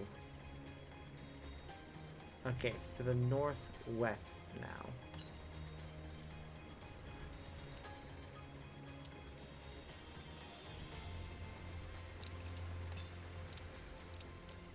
Now it's just north. Is it inside this place? No, of course not. That would be too easy. Must be around the back of this building.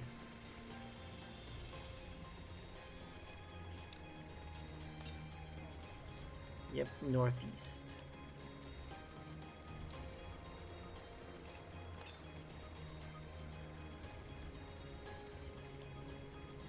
Still haven't found it yet. Oh. Ah, there it is.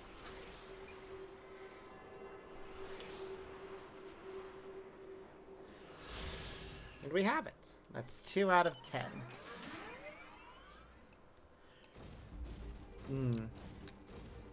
Alright, looking at the map, 3 of them are by another Aetheryte, and it looks like the rest are going to need to be acquired by doing, by progressing further in the story. So, that's what we're going to do. Keep going with the story. We got 2 hours before I need to take a short break to bring in my laundry from outside and sort out my dinner.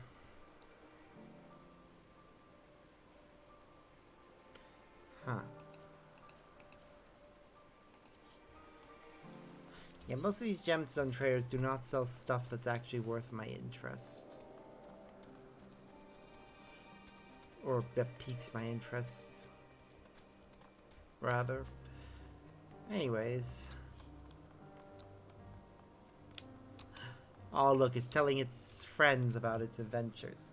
My apologies for the trouble. Owing to your kind assistance, all the Bistomas are safe and well. I'll personally send them back to their space, if you would go on ahead to the main building. On entering, you will see a table and chairs, a meeting area. We may speak there. Very well. Take care not to let the creature slip away again. I hope he removes his mask. We were required to. So, he should. It's only fair. And yet at the same time, I get why he doesn't have to. He's head of this facility. He can do whatever the hell he wants. But I kind of want to see what he looks like. So right now, he looks very plain. He looks like a lot of anime protagonists. Because a lot of them are just black-haired youths. While the rest are... This appears to be the place. big, colorful-haired individuals. This appears to be the place, yeah. Of course it is. And here is where we part ways. What? Why? We will be discussing highly sensitive affairs. Only a select few may be privy to such knowledge, and that does not include someone who cannot or will not divulge their origins.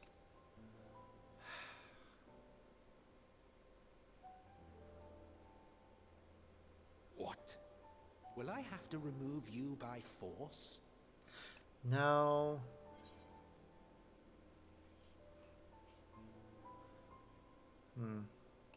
There are reasons I cannot speak freely. Let's hear them then, these reasons of yours. Who knows? If I deem your mysterious cause worthy, I may even be inclined to offer my assistance. I hate it when we have cutscenes that have this kind of angle where you're behind your weapon and can't see their face. I do not object to his attendance. Thank you. Hermes, this is highly irregular. Perhaps. But I believe he can be trusted. Meteon would not have taken to him so quickly otherwise. Moreover, the presence of a third party may help me to maintain composure. Oh.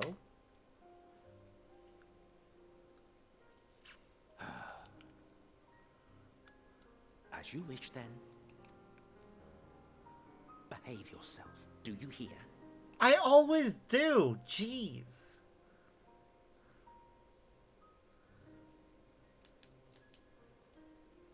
His original incarnation is a bit of an ass. Later incarnations are much better. So, it's finally happened then. Yep. Aye. Van Daniels declared his intention to step down and named you as his preferred successor. Okay. In recognition of your knowledge and your works, the convocation is giving the recommendation due consideration. As one who does not know you personally, I am to use my impartial eye to take your measure. Ah, And that makes above all sense. else, to ascertain your disposition towards the invitation.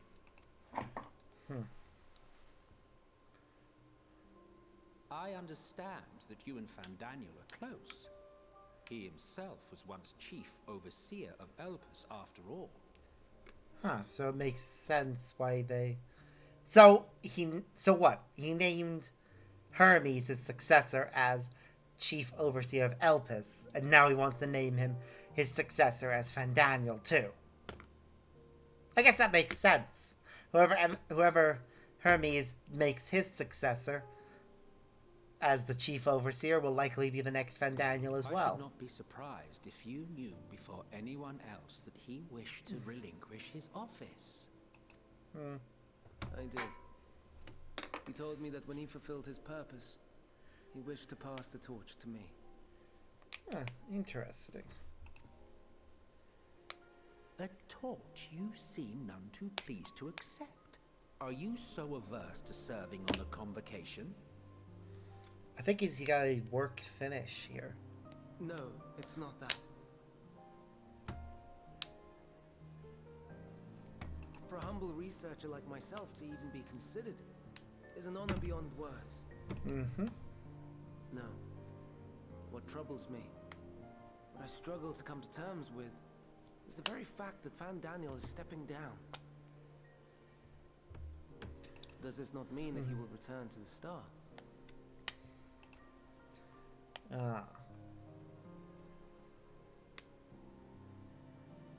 Of his own volition, yes. Like so many others have before him. Really? Return to the star? Does that mean die? He must have gotten tired with immortality. Well now, that's not a word I hear often. Is that what you say here in Elpis? Mankind is the life of Atheris. Each of us, a drop of blood flowing through its veins, bearing sustenance.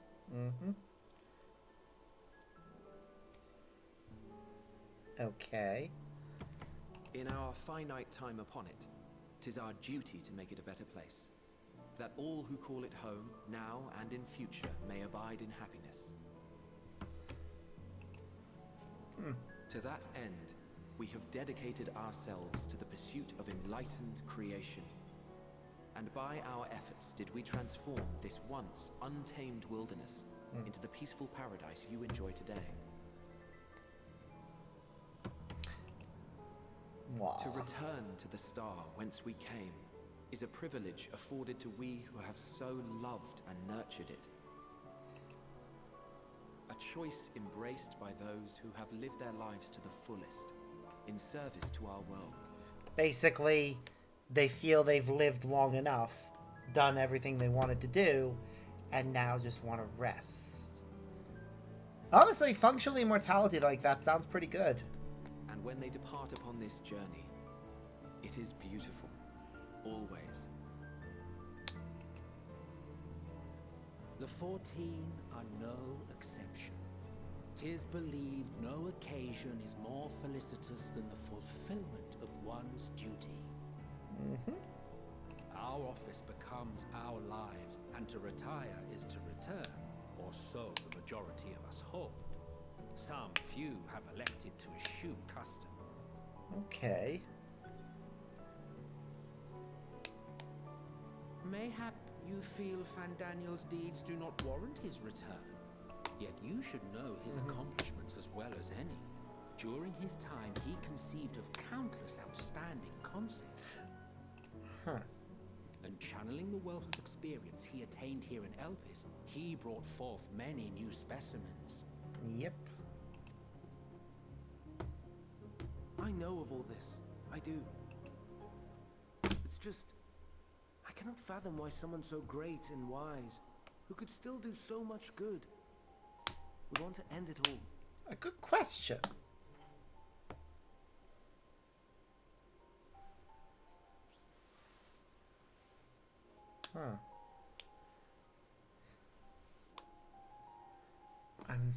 Oh no.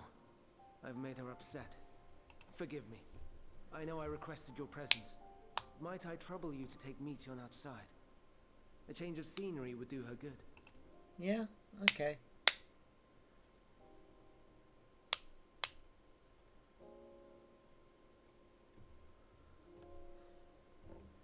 What's wrong with her?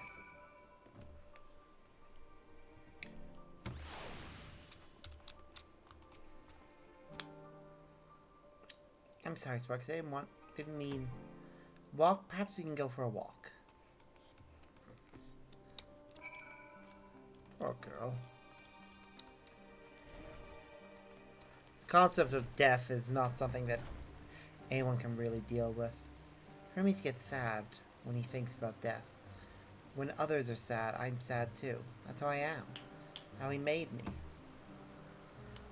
But don't worry, I'm fine now. So, why did you come here? You want to learn about Elpis and Hermes? Ooh, teach you. I can teach you. We can take turns. I tell you something and you tell me something. Sounds like fun. It actually does.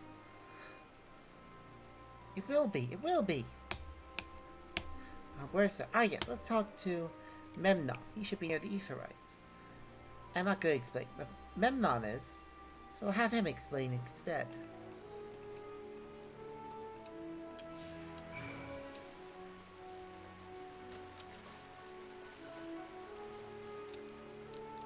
Hello, Memnon. And what have we here? Though you look like a person, you have the ears and tails of a beast. I assume you are familiar like Meteon. Is there something you need? This is Sparks. Could you teach him about Elpis? Ah, newly arrived familiar, is he? Very well. I shall be glad to introduce our fair facility to him. As you know, it is mankind's duty to make the star a better place. As part of this duty, we employ creation magic to bring forth new life. However, we cannot simply release our works into the world, for it would lead to chaos. No, any and all life forms must undergo extensive testing to determine their fitness to exist. Testing, which is conducted here in Elpis. Every candidate is subjected to rigorous study, in which we identify their properties, surmise what habitats might be suitable, and speculate as to the effects they may have on the environment and other species. Should it be judged a beneficial addition to the star, they'll be allowed to take its place in the world. The two of you, too, were created with the hopes of making the star a better place. So heed your masters well and be good. Do you hear? We will, Memnon. We will. Thanks for the lesson. Yeah, a turn. Now I get a turn. Where did you come from?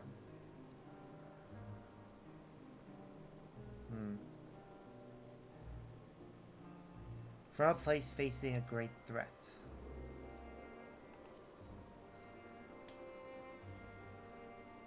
There's such a place? I had no idea. This place is important to you. I can feel it. My power? I haven't told you about it. A creation. That's my creation. One not being watched. Now I'll explain my power. Okay. First. The Aetheryte. AIM can use it to teleport anywhere. Well, maybe not anywhere. Not to the grounds or else. For that you need teleporters. Oh, and permission.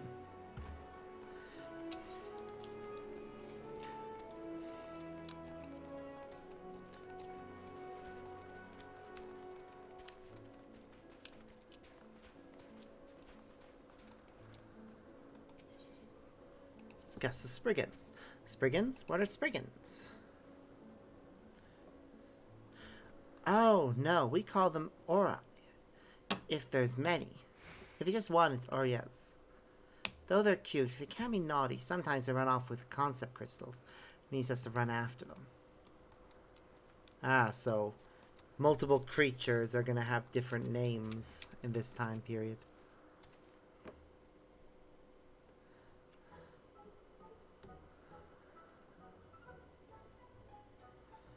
Ooh, this creation is perfect. But I don't remember seeing it before. Perhaps it's new.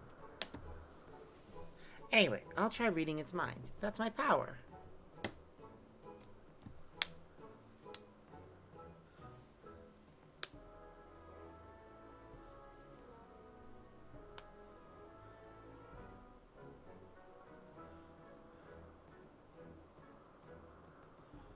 I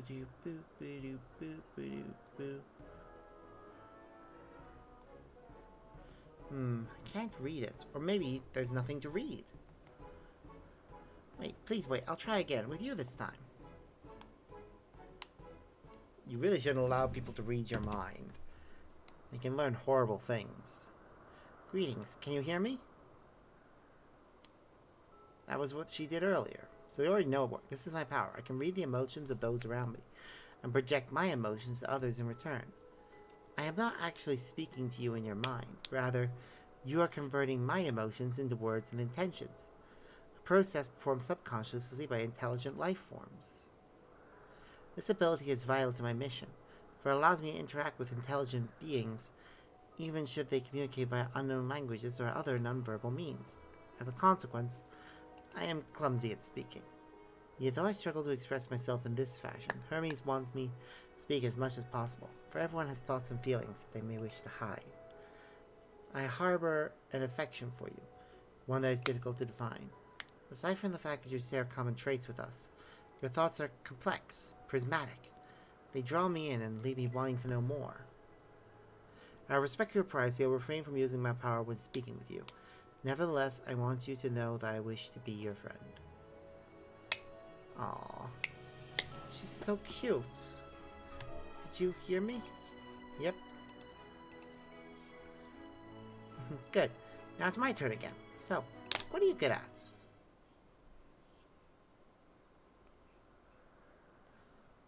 I'm gonna say craft fighting.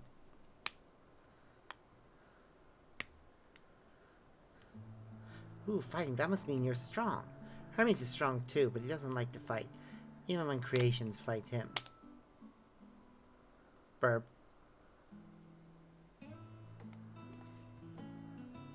Burp. Why do I feel like I'm being judged? I think we might be bothering it. Burp. Let's keep going. We'll go and see XIV next. She's usually in a small building. One on the west row.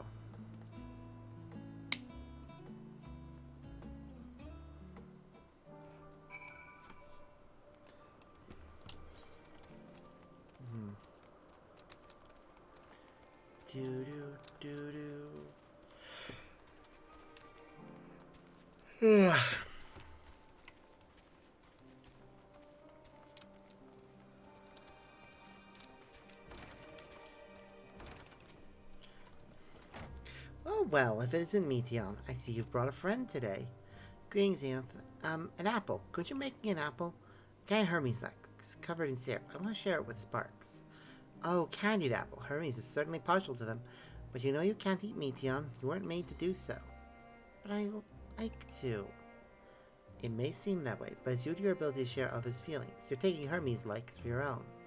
In any case, I can't prepare an apple right now. I'll bring one for Hermes soon, I promise. Sorry, Sparks, I want to show you my favorite thing. Then I could ask about yours, but I failed. Tell her what you like. Oh, that's what you like. Yes.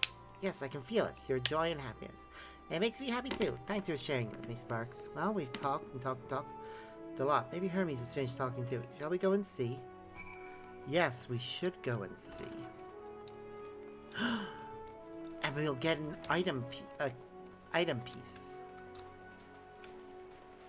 Okay, I'm gonna use the costume piece rather than using it for this class, because this class has a nice outfit.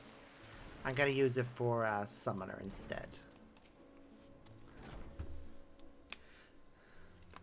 To get Summoner something different. There you are. I can see the fresh air has done Meteon good. Sparks wanted to learn about UNLPs, so I taught him. About this place, about my power, about your favorite food. I'm not sure if that last one will be of any use. But I appreciate you keeping Meteon company. While you were away, I finished speaking with our guests.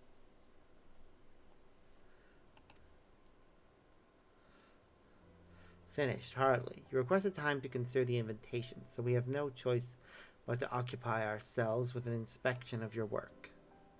My apologies. It has been decided that Emma can accompany me as a intend to my duties. If you wish to learn more, perhaps you would like to come too. I'm compelled to remind you that he is in no way associated with the confiscation. We simply chanced to meet at Propyleo. There is no guarantee that the matter we discuss will remain private. I don't mind. To see the joy his presence brings Meteon, I can't imagine our mysterious friend harbors malicious intent. Sparks is kind, really, truly. He taught me as much as I taught him. You're coming, of course. To watch Hermes, you're bound to learn lots and lots.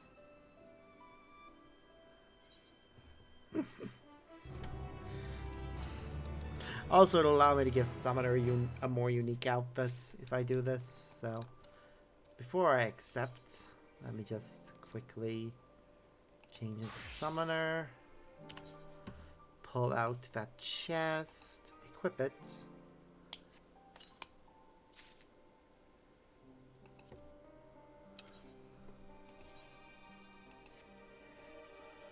Ooh.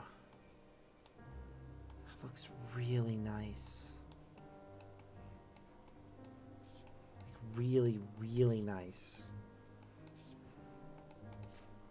Oh, I shall definitely be sticking with that. Like, this is the kind of thing I would glamour. I love it. I think I will definitely be glamoring this later. But right now, we're sticking with Reaper. If everyone is ready, there are a few creations I need to check on. First, we shall return to the spot where we found our wayward Ambystoma. Have care when you step outside a hub, for there may be more unruly creatures about. Okay. Ooh, side quests. Let's grab a few and do them.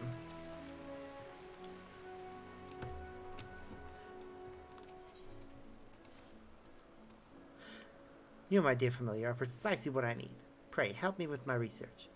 One of our new creations has an extremely wary disposition. Try as I might to go near for observation, it senses my ether and flees. As a familiar, your ether is thinner than mine. You seem more intelligent than your fellows. That being the case, I believe you may succeed where I have failed. Come with me behind the building. I will take you to my creation. I see several missions. We shall take them all.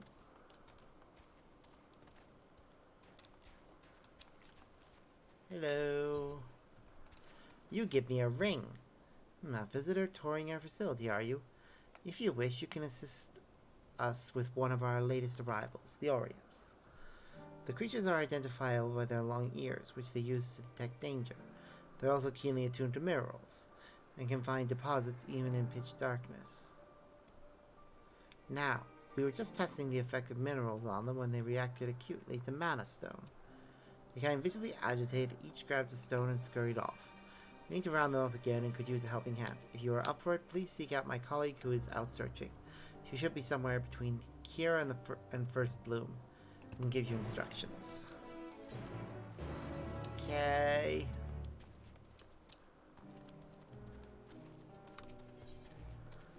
This one's giving me food, which is kind of worthless, but okay. How curious. A familiar bearing armaments. You must be special indeed. As it happens, I may have use for you. Would you care to assist me by capturing a few Ophions? In exchange for a reward of sorts, naturally. I should warn you, however, I tend to be rather uncooperative. Aggressively so, in fact. The familiars previously recruited for this task all met with most unfortunate ends. A terrible waste, but let us not dwell on such things.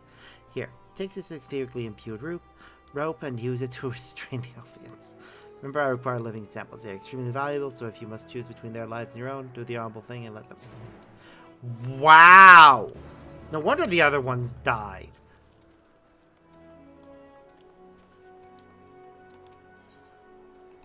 Ah, this one gives a necklace. Where in the world would the rest have gotten to? Ah, friend familiar. If you have a moment, I require help rounding up our Agavoids young. 6 remain unaccounted for. It would be most grateful if you could search for them with me. The creatures secrete nectar from their tails, which attracts insects. Where they swarm, you are like to find an Agavoid.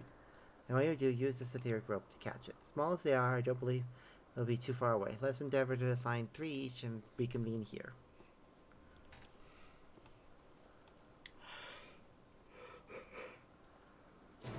Okay.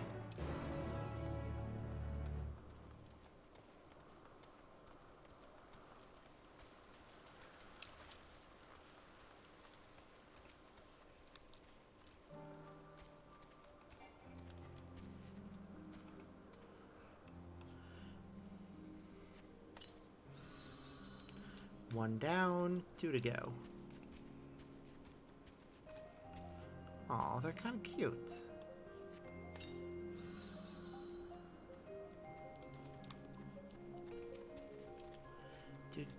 Do.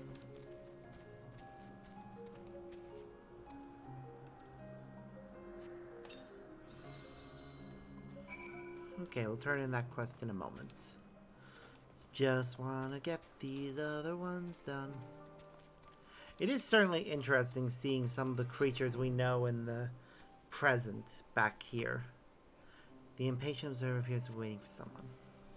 You there? Yes, you're familiar. I need you to do me a favor. A colleague and I are supposed to conduct some tests at the FLSA, but said colleague is late to arrive. I'll go and find him myself, but I have preparations to finalize. Could you head over to First Bloom and tell him to hurry up? Observer with blue hair. Okay. This one gives me earrings. I don't know whose familiar you are, but won't you lend me a hand? A plant creation has recently dropped its fruit, and I'd be grateful if you could gather a few samples for me. You should find some along the northern edge of this isle. Large as they are, you won't mistake them. Be warned, however, that the fruits are covered in an acidic secretion. Before you handle any, you want to apply this steel skin balm on your hands.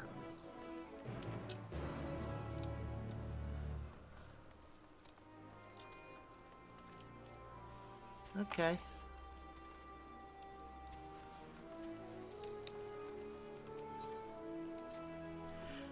Oh, so much to do, so little time. Ah, volunteer. How would you like to earn the respect and gratitude of Elpis' most gifted researcher? Require assistance gathering eggs. A simple tax. Egg gathering. The very reason I came here. Why, since your social standing rising even as we speak. To business. That I seek dandelion eggs that I may ascertain their ability to produce and raise offspring. One somewhat disconcerting trait of these winged wonders is their proclivity links here, there, and everywhere. That is the reason why I'm finding it rather difficult to keep track of damn little things. I have the time or inclination to go chasing after them myself, but I'm sure you don't mind. If the parent takes offense at you pinching their eggs, you have my permission to slay them if needed. Of course. Alright.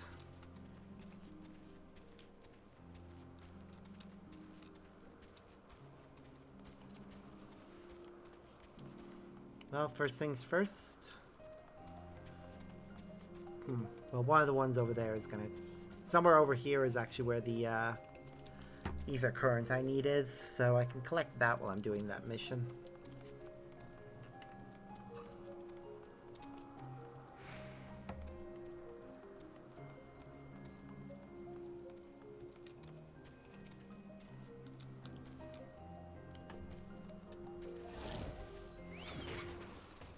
What was I needing from the Ophians? Ah.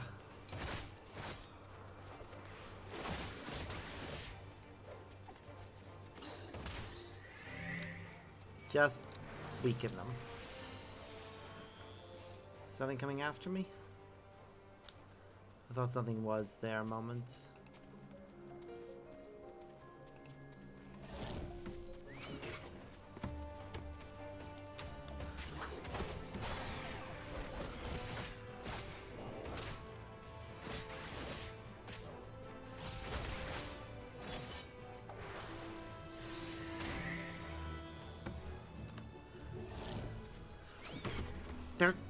What are these things exactly?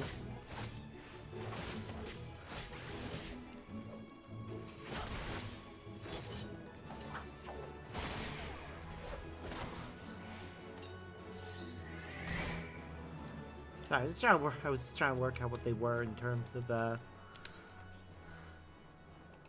thing, but There's all the quests we want to have marked. Well, no, there's a familiar I'm not familiar with. Apologies, I couldn't help myself. So, is there something I can do for you? God, the test. So deep was I thought I completely lost track of time. No offense, it was these very tests I've been pondering. Lest you wonder, they are for a species of fish that purifies the sea by devouring carcasses. Small as they are easy targets for larger fish. Thus did we imbue them with poison as a defense mechanism.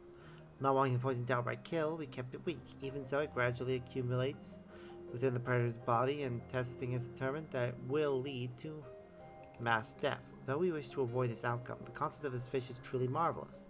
It would be a shame to abandon it, but what do we do? You could give it warning colors. Of course, in so doing, it would reduce the likelihood that they will be preyed upon. Yes, I believe we have our solution. And so thanks to you, my brilliant familiar, I'll go and join my colleague at once. We have a test to perform. Ah, do you suppose you could fetch something for me?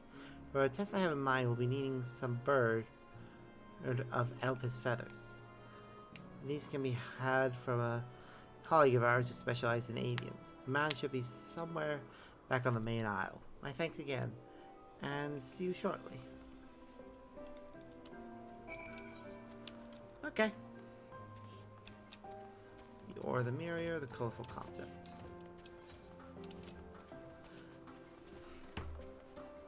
I am enjoying this.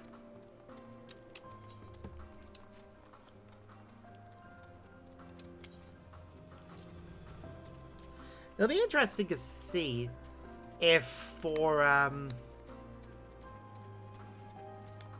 the next Kingdom Hearts game we get any kind of crossover with FF14. Either with FF14 getting a crossover event, or the or Kingdom Hearts 4 having something relating to FF14 in it. Who's familiar about Yubi, and what does it require? Bird of Elpis feathers, you say. I assume they are for your master. Here you go, then, and run along. I love how she doesn't really question it.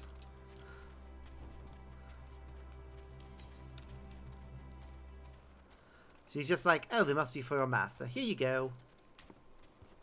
Like, really? It's that easy, huh? Come to help us find the Aurea, you say? We're much obliged. 3 of the critters have been sighted yonder. Find one, use this Hypnos potion on them. It should put it to sleep and allow you to easily capture it. Should the potion fail to work, as it occasionally does, you can simply exhaust the creature into submission. Of course we can. As is our way. Also, yes, I noticed that the thing wore off. We'll go with purple carrot juice instead. If somebody notices that dropping below 20, do tell me. Just so I can remember to refill it. You know what I really need in terms of computer chairs? Is one that has adjustable armrests.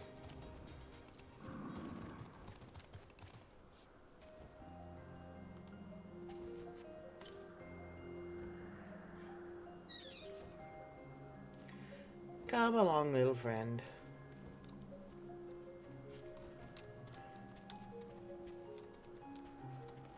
Now to find the next one.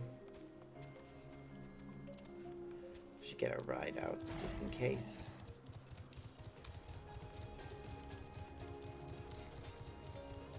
No?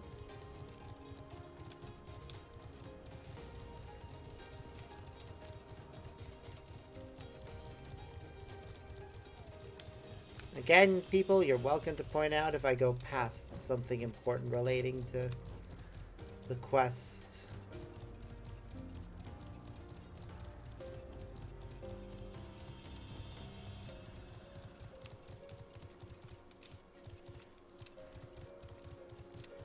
There you are.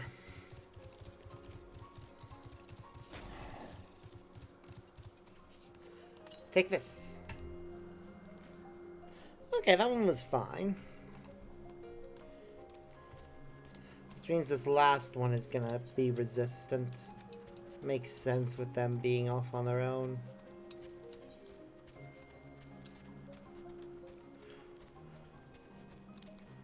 Boo, boo, boo.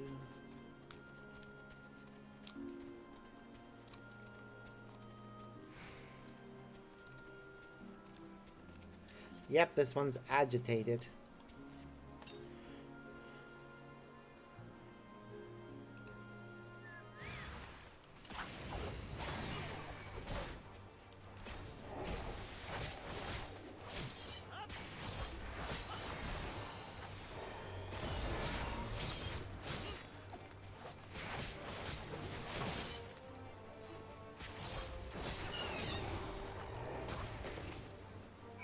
There we go. All done. We'll return them to their rightful place in a moment. First... Ba, ba, da, da, da, da, da.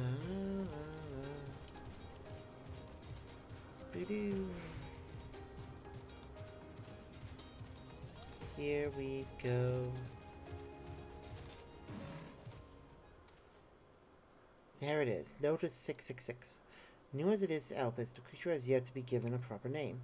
As I mentioned, I can't go near it. Indeed, this is the closest I can be. I want you to approach it and then do something to show that you are a friend. What do you think will work?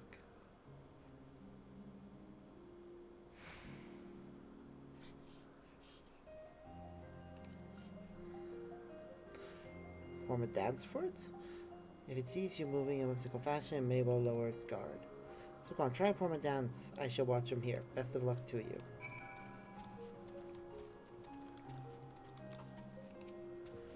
Does remind me of a very specific species. But... Dance! Haha! Behold, my whimsy!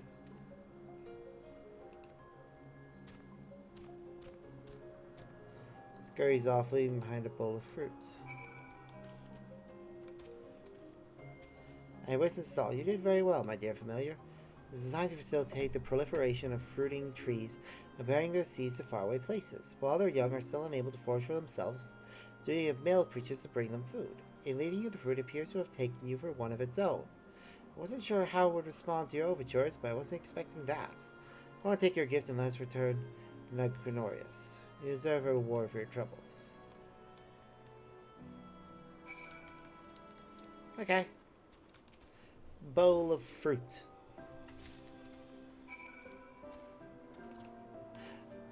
I mean, I certainly wasn't expecting that.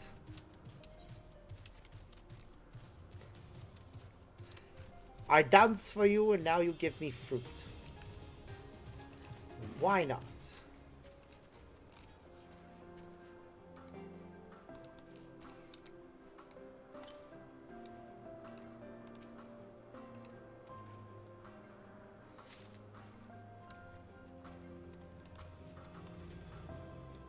Oh. Looks like something else got hurt trying to get it. That's a shame. Alright. All the other quests are either on the path of this one, as in it's a straight shot to them, or far off to the side. I'm gonna go get these. I need them. Like, not need them. I obviously can survive without them. But it's more, if I can turn in all the quests at once, that would be great.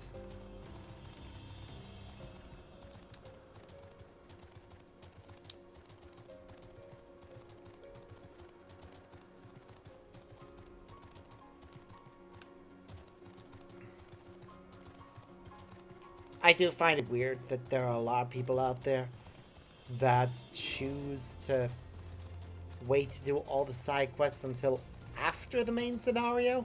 Like, the whole purpose of the side quest is to help you level up faster. Heck, with most of these giving me nearly 200,000, that's 1, 2, 3, 4, 5, 6, 7. I may very well level up before I even get to the next part of the story. Which if I do, I will switch to Summoner. They already know I'm a familiar, so dressing like them clearly does nothing and was purely a means of getting you to wear this outfit. Which, while a fun idea in theory, we should have our own mask.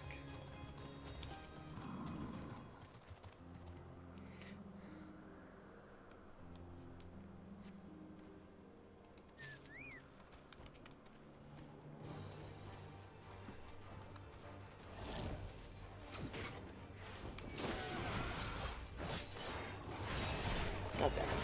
Come on.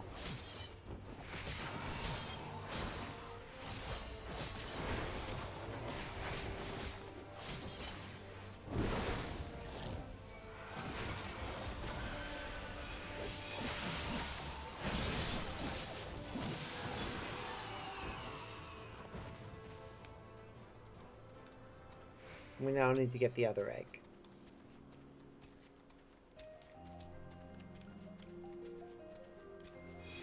Our avatar will leave us in a moment.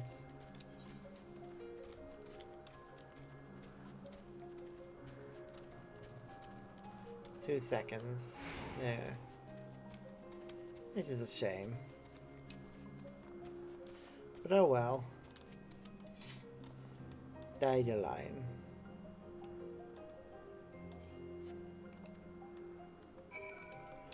Hey, we at least checked the both nests. Also, to any of them, our ability to summon things must appear like creation magic. Because we just make things appear out of thin air. They don't understand the concept of summoning whistles.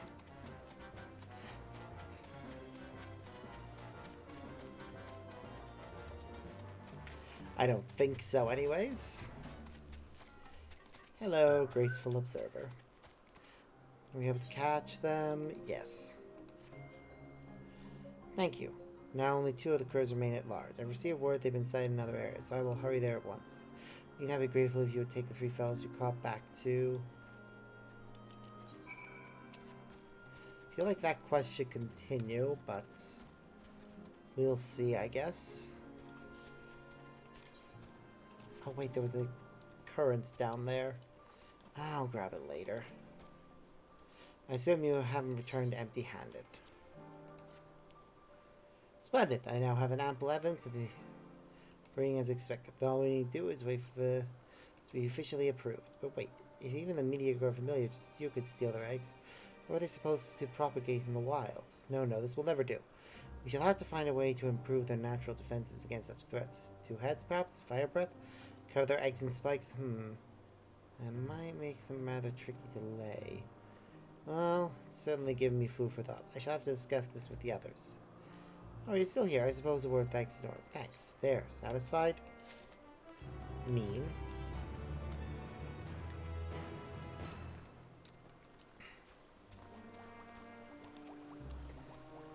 Oh, you're back. Were you able to get the fruit? Yes. Oh, such a marvelous specimen. Thank you. You appear none the worse for the wear either. She must have used the bomb like it's just. Very good, very good. Maybe wondering why the fruit's covered in acid. One day each fruit will become a carnivorous plant that preys on herbivores, keeping their population in check. But until it matures, it needs protection from those self-same herbivores. To that end, we tried giving the mother plant the impulse to spray its fruit with its digestive secretions. The fruit you brought, we will examine to determine its resistance to the acid and make adjustments as necessary. My thanks for your help.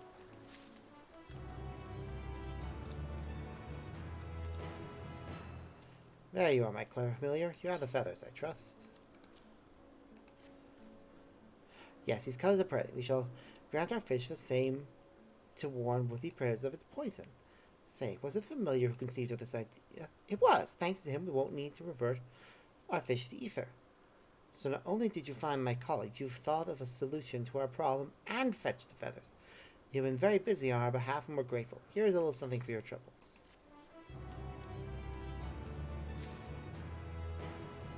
Yeah, we're almost certainly going to level up. We've still got 4 of these missions to turn in. And we're already about halfway there. Have you brought the specimen I requested? Oh well, to overcome such ferocious crews and live to tell the tale. Your maker certainly placed great importance in durability. As for the Athenians you brought me, they will be delivered to the Academia and like the other creatures in Elpis, they are currently under observation. They may determine the suitability for existence beyond these confines. Samples are carefully selected and sent for further study. If they are found worthy, they will receive official approval. Only then can they be submitted to the Bureau of the Architect. As even you can imagine, the evaluation process is particularly strict for voracious predators such as Ophians. It would reflect rather poorly on those involved if they were to wreak havoc when released into the wider world. Not that it is any concern of yours. Here's your reward. Now run along, would you? I mean, it is concerning to me that you apparently, you know, don't have too much concern for what may or may not happen. Oh, it is you again. How did you fare against the Ori? Well, now, you should bring the creatures yourself. I hope they didn't give you too much trouble. Their normal behavior was most certainly caused by the power harbored in Manastone. Still, we have the highest hopes for the Ori. In their digging for minerals, they prime the earth for plant life. If you suppress their senses via magical influence, theirs will surely be a beneficial existence of the star. You, my friend, can be proud of having helped to bring them forth. Woo! Yep, 2 quests left. We're definitely leveling up.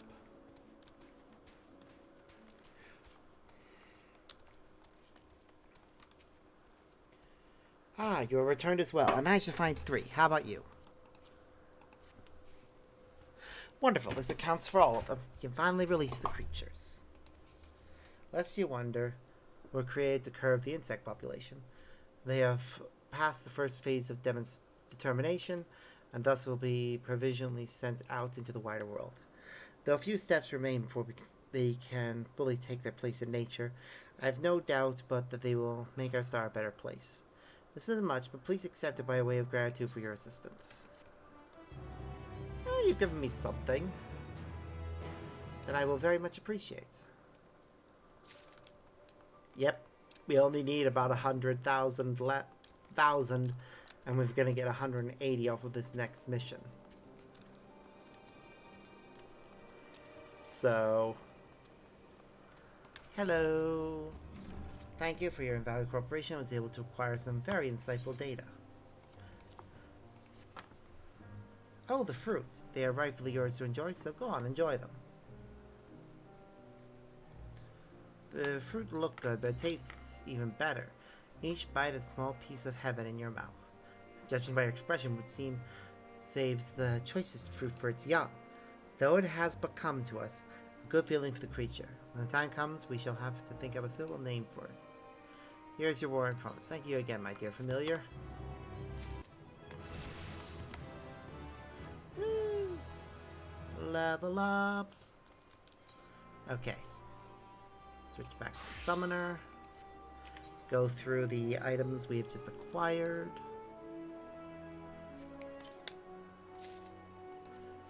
Got necklace, earring, necklace, and a ring.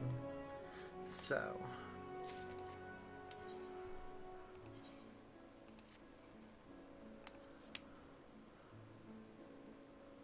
looking good. Okay.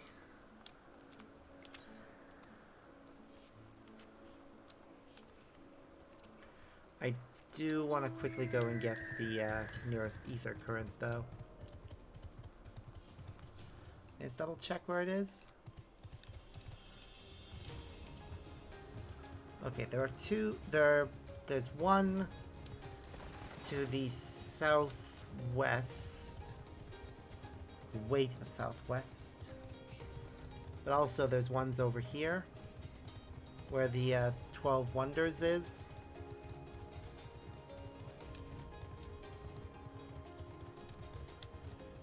There's two near it. And then it looks like that'll bring us to 5. We need to progress further in the story to get any of the remaining ones after that. Huh. They look like precursors to a species that exists on the source. Fascinating.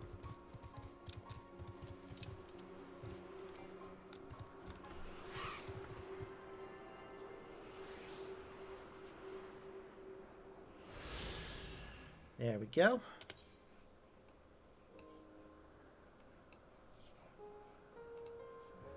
That gets us another one. Do I dare go after the others? Why not? There's nearby, and there's also an aetheryte there. I can sync up to the aetheryte, and then it'll... If I can, if it lets me. The game doesn't always let you sync up to aetherites. Sometimes you have to wait. But we'll see what the case is here. We'll be able to see whether or not we can even cross this bridge. There might be somebody in the way who will say, sorry, no, you can't go this way. Doesn't look like it, though. Southwest. Well, we're nearly there, then. Oh, griffins are here. Nice. What is called Griffs. Alright. South. There it is.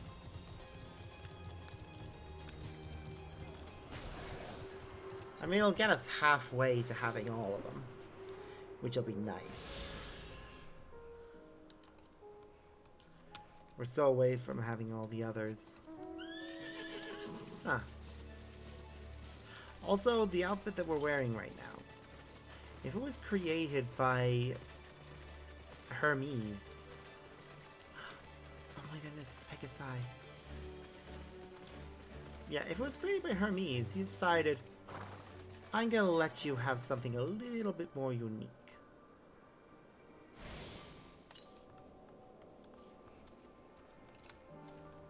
Northwest.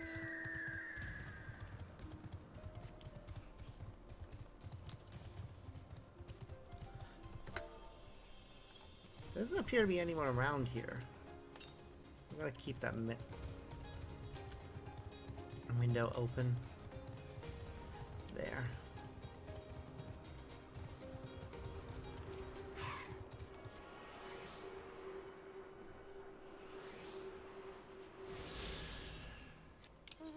Let's finish exploring this part.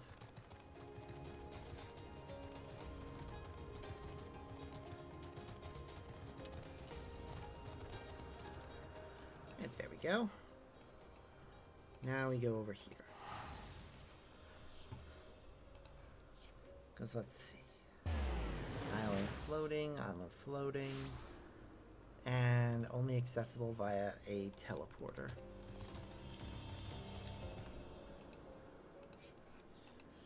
A teleporter that we can't access yet because we were specifically told you need permission. So we'll need to get permission. Alright, still got an hour. Then I need to get my laundry in and put it on the clothes horse and make my dinner.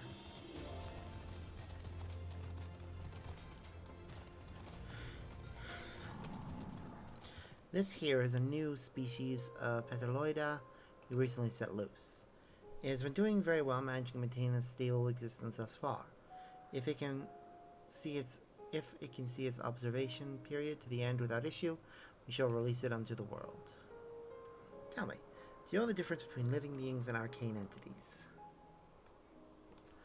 If it is the presence of a soul. If a soul isn't something you can choose to have at will. No, it manifests only in those beings whose forms adhere to the laws of creation, that can endure on their own.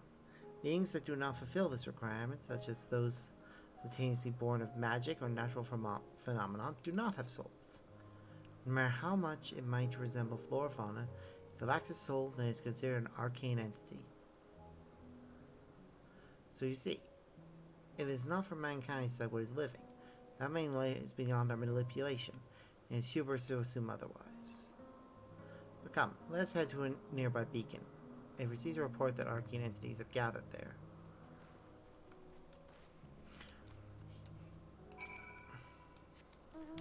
Okay.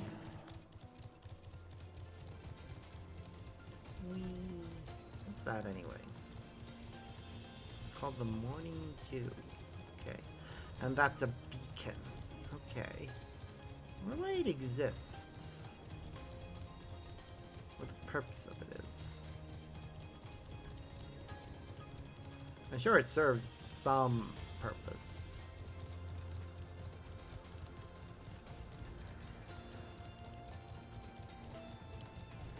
Oh, okay. Ah, yes, lightning.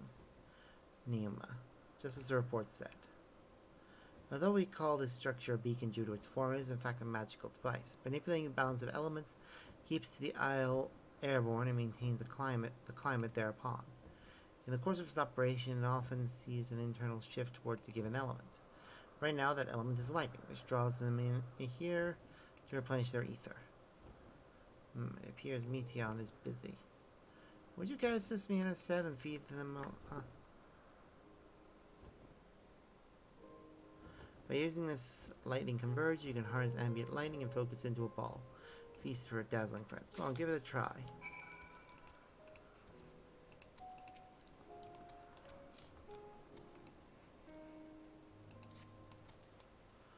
This should be fun.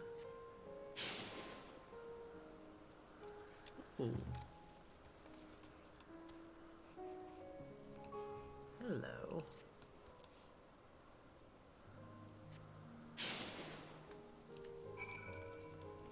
Nice.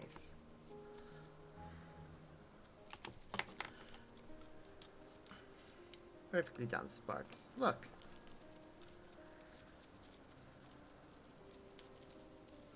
See how they gather to feed, how they express themselves through their actions despite their lack of words? Speech is not the sole defining characteristics of a thinking, feeling creature, nor is silence an indication that they do not possess these qualities.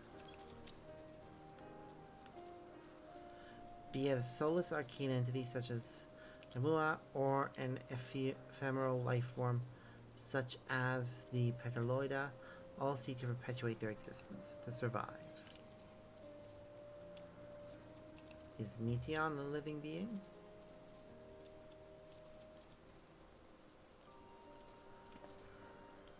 Good question. I can answer it from a theoretical standpoint, but it ultimately falls to the Bureau of the Architect to pass judgment. Those with exceptional vision, such as Hippolytus, may be able to ascertain her true nature. But to me, it doesn't matter. She is herself, and that is all I need to know. Aww. Oh, you finished already? I'm sorry, I was in the way. Not to worry, my dear. They missed nothing of note, and we still have plenty of work for them to observe. Next, we will head east to the Morning Dew. I need to speak with some observers there.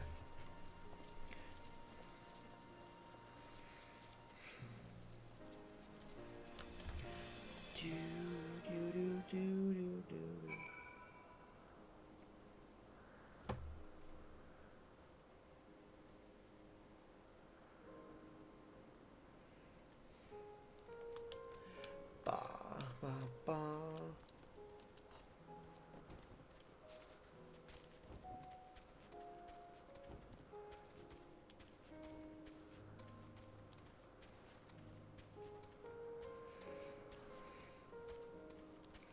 Wow.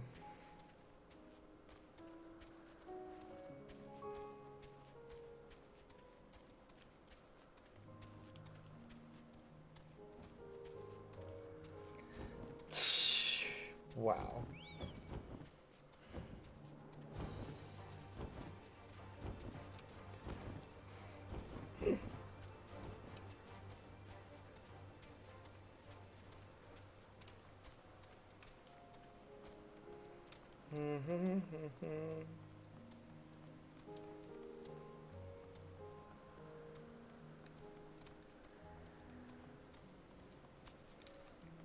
Da da da.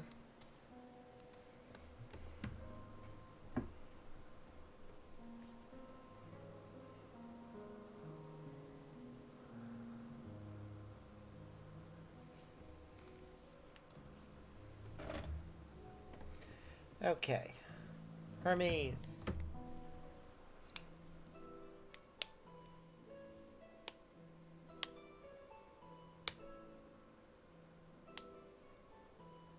Amazing, is it not? The Ampelos, one of our newest subjects.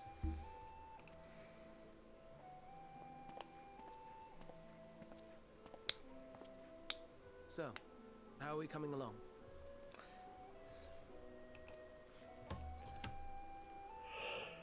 Really? Oh, come on. Clearly they're not important. Ooh, I like these earrings, though. Huh. Elpis flowers.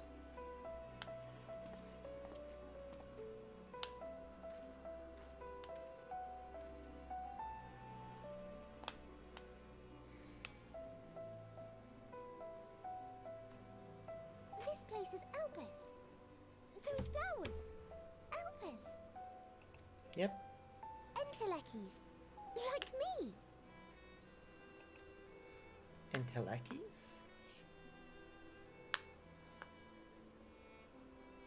They are a product of Elpis, and so named for their birthplace. Okay. A happy accident, born of the hands of a former researcher who loved beautiful blossoms. Huh. Okay. Unique for how they change color, to reflect the emotional state of those nearby. Yep. Though be it here or elsewhere, they are seldom seen in any hue save purest white. Reflect the emotional state, you say? By what means do they achieve this? Huh. In creation, there exists an energy wholly apart from ether, one driven by emotions. In like manner to how we manipulate ether, this flower is subject to the influence of said energy. Huh. Well, it has no will of its own. It is sensitive to the prevailing emotion in the vicinity, and reacts by altering its color and vibrancy. Turning black when there's lots of despair.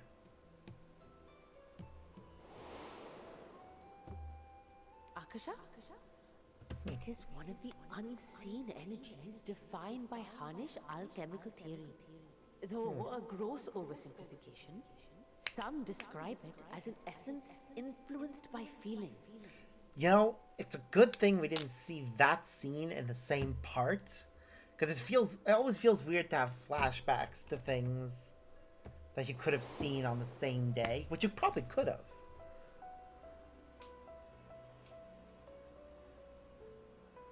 Akasha. Though I'm not familiar with the term, your description suggests it is the self-same energy. Dynamis, we call it. Ah.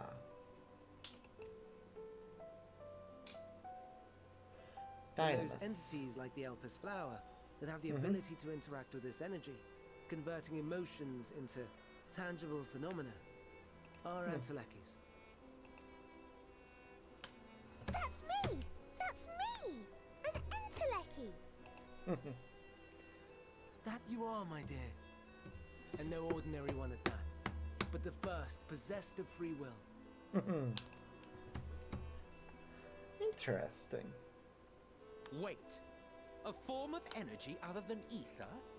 Dynamis? Yes. I've never heard of such a thing. Something he's just researching.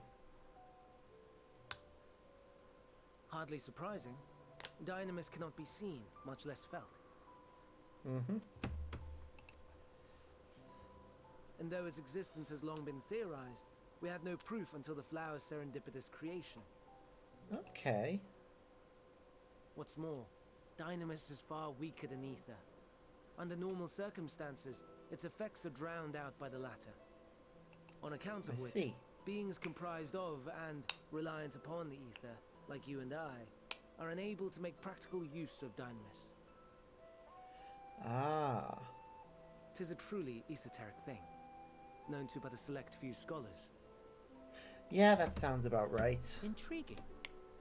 Then, given the limitations you described, why create Meteor? Another good question.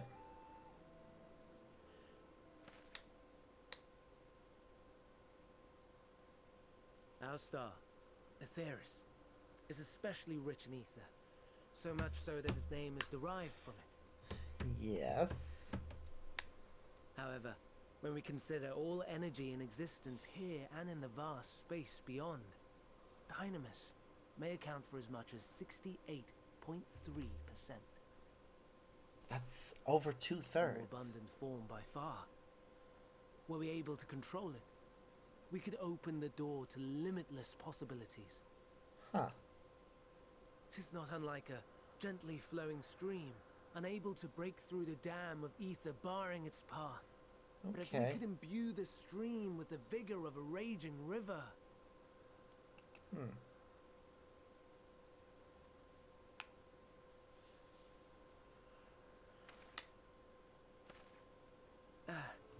Not that I have such grand ambitions. Nay. I merely wish to create a being that could traverse the great expanse. Okay. The relative scarcity of ether beyond the bounds of this star was a concern. And so, I looked to another source of energy by necessity. That makes sense.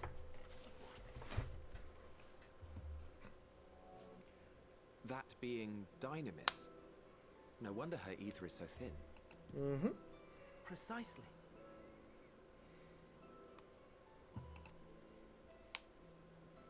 Yours is thin too. Like an enteleki.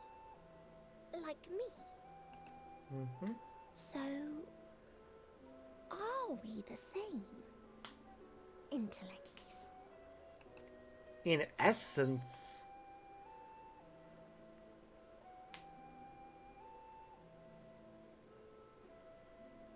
Huh. Well, I haven't known to transcend my limits with nothing but determination. That This is sounds true. more akin to the desperate flailings of a wild beast when facing imminent death. Wow, Selk. The deficit of ether alone does not an enteleki make. It would, however, make it easier for you to interact with dynamis. Mm-hmm. And limited though its influence may be, this quality could prove the difference between victory and defeat.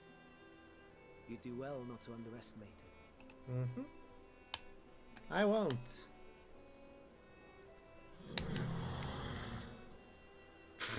Wow. Oh dear. I'd forgotten about the poor fella. You must excuse me a moment while I go and verify a few more things. Okay.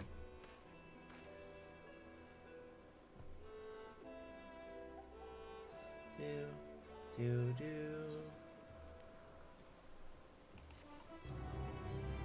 Okay, that explained a lot, actually.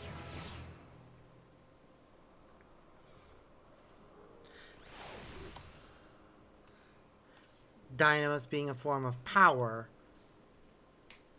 of energy, that we can interact with because we have less ether compared to our original counterparts. And drawing on the energy is why we're able to surpass our limits when using things like limit breaks.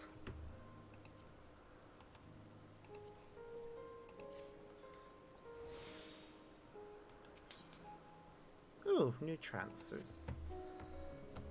Not that I or anyone else would be able to make use of it even if we knew. Bergs, we discovered there's an entirely different form of energy, and no one told me. That personal knowledge aside, Hermes' knowledge is undeniably impressive. Given there are none among the 14 who specialize in the Celestial, he would be a welcome addition. Assuming he can be persuaded to join, that is. I still can't understand his hesitation. What do you specialize in? Oh, you wish to know why Emma Selk was chosen for the location? She'll be glad to share the tale. It began when... Not another word. Lest you've forgotten, we're here to learn about Hermes, not me. My misspent youth is not your concern. It's not what I clicked on, but okay. My apologies for wait. I have inspected the Ampelos to my satisfaction. All is well with the creature, and I dare say it won't be long ere it is released unto the world. The creation hour reportedly isn't faring so well. The Charybdis. That sounds familiar. That is what we shall tend to next. If you follow me, my friends, we shall return to the main isle and head north.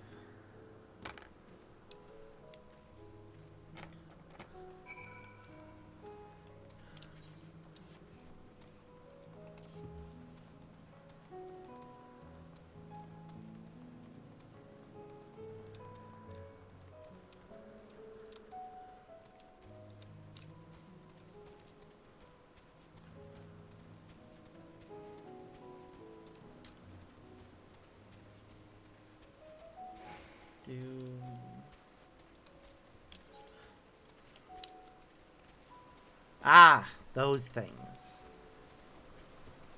Interesting. Oh, this ones appear to be fine. What's wrong with that one?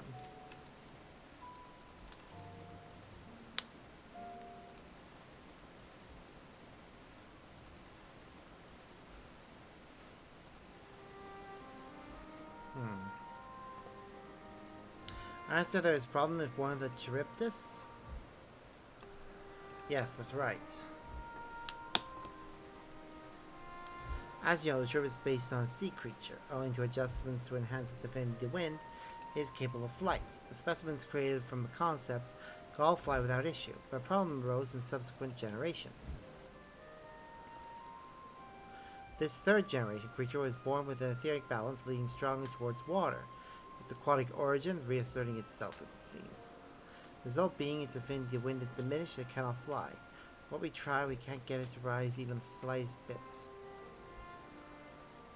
For such a change to manifest in so few generations, I fear they are too unstable, flawed.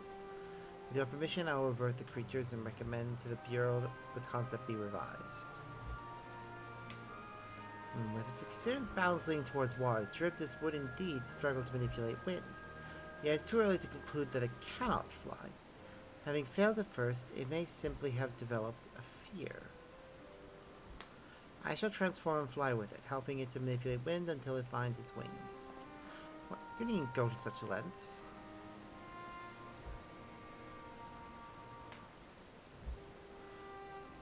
You don't know? Of course not. Transformation is an art in which one manipulates a vast quantity of ether, constructing another body around oneself. In practice, this allows one to assume any conceivable form, thereby transcend the limits of one's flesh.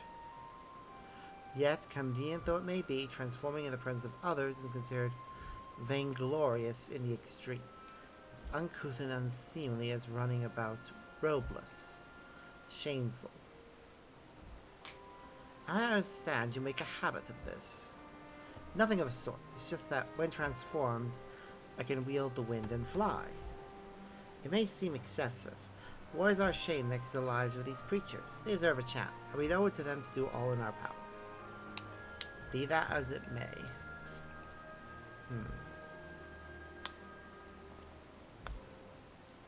Yes, I believe I have a solution. Emerson, may I trouble you to move that Charybdis away from its fellows, somewhere out of sight?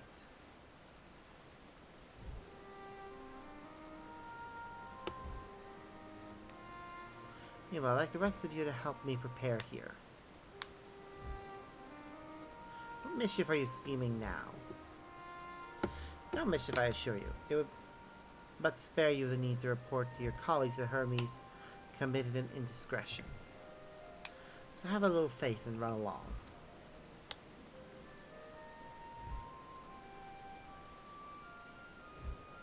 I trust you don't mind?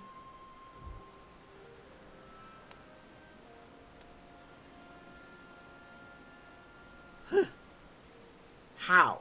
How did he... Don't question it. Amosek is out good. Let's speak of the plan. Stroke of genius, really. We have in itself trained the Charybdis. Aside from being able to fly untransformed, he can readily see ether currents. And with his adept spellcraft, he can also employ suitable wind magics to guide the creature along. While he is indeed capable of all you described, it is not his duty. I am loath to trouble him with it. Don't be. As I mentioned, it would also be for his own sake. With that said, let's begin at once. Sparks, I want you to go ahead and tell him that you have a favor to ask. He'll be disinclined to cooperate at first, but you mustn't be discouraged. With our friend, the trick is to be unflinchingly persistent. Off you go now, and good luck.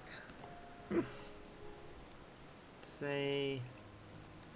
I have to say I have a favor to ask.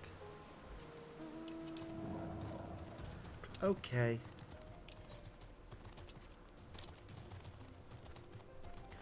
He can fly on his own? Can we get that power, please? I would love to actually be able to fly without a mount. That would be awesome.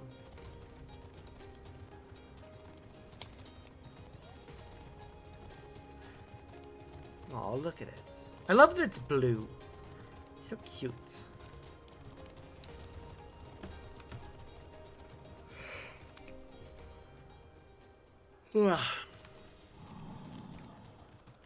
Well, are your preparations for a scheme that is clearly not a scheme complete?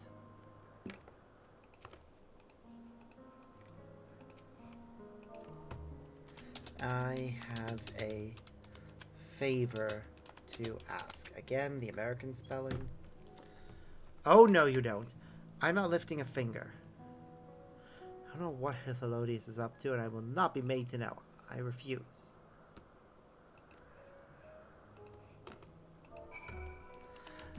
Please.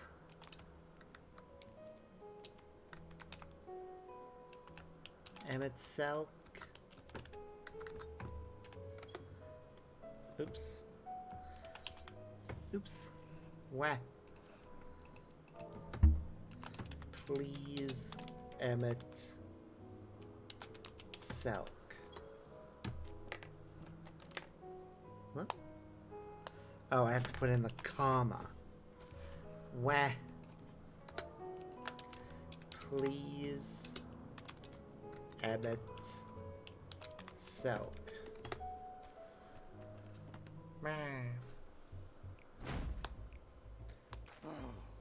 No, no, no. You are not foisting this nonsense on me.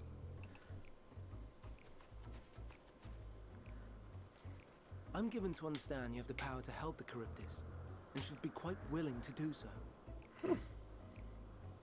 And so I appeal to your better nature, most benevolent Emmett Selk. Please teach her to fly. Or else Hermes will transform. Right now. Now, there's no need to go quite that far. Altruism is its own reward, as I'm sure he would agree. Oh, would he now? And who contrived to put me in this position, pray tell? Nothing so devious. I merely suggested a possible course of action.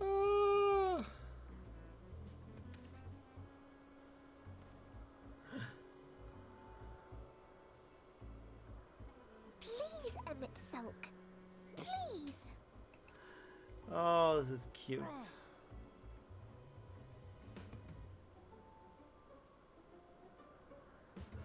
I did not come all this way to play nursemaid to your creations. I'd thank you to remember this favor and let it be the last. Nope. We're gonna beg you for help again later.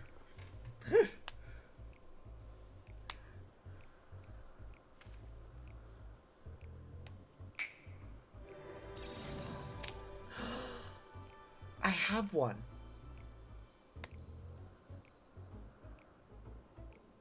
I will aid it once it is taken to the air. It falls to you to shepherd it skyward.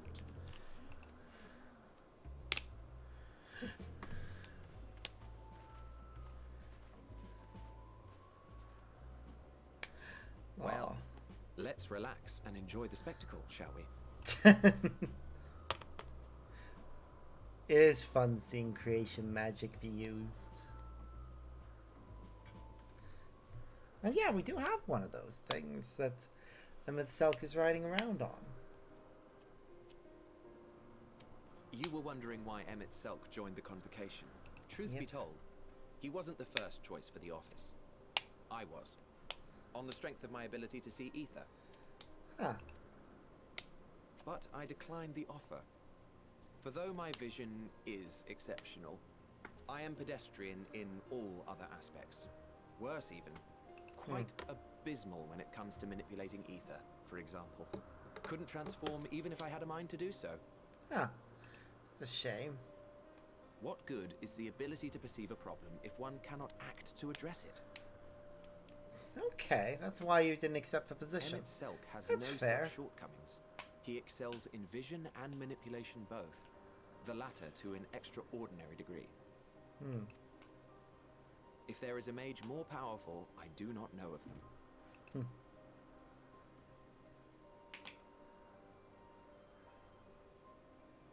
Thus did I recommend him for the office in my stead. And I wasn't the only one. Far from it. Countless others vouched for his skill and character.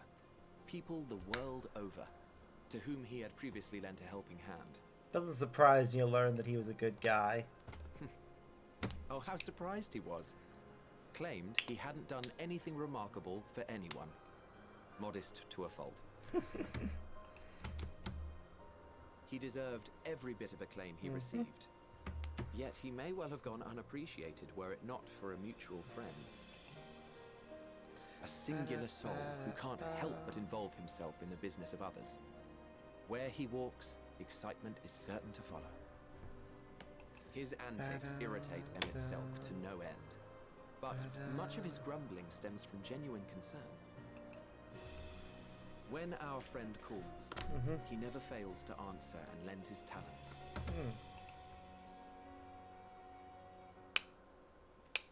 And in the course of doing so, he himself came to be recognized and respected by those around him. They are truly remarkable individuals, and I'm proud to call them friends. Aw. You're a good guy, I hope you know that. To help them realize their dreams. This will be my greatest contribution to our world. And when they have fulfilled their respective purposes, so too shall I have fulfilled mine. And together we may return to the star.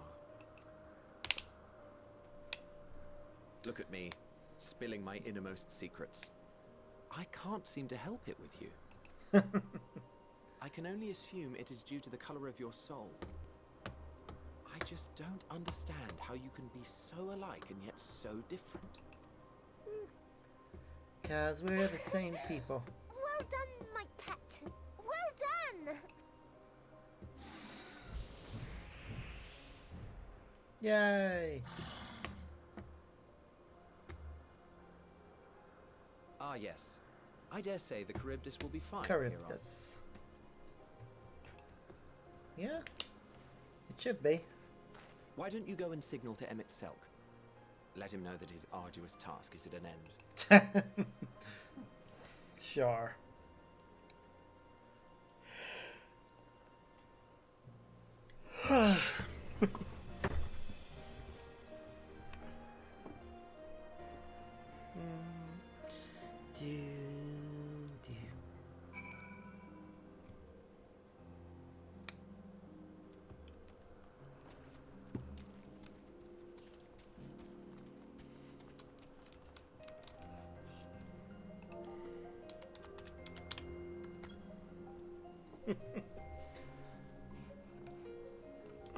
Emerging from his reverie, notices you and begins to ascend with the Charybdis.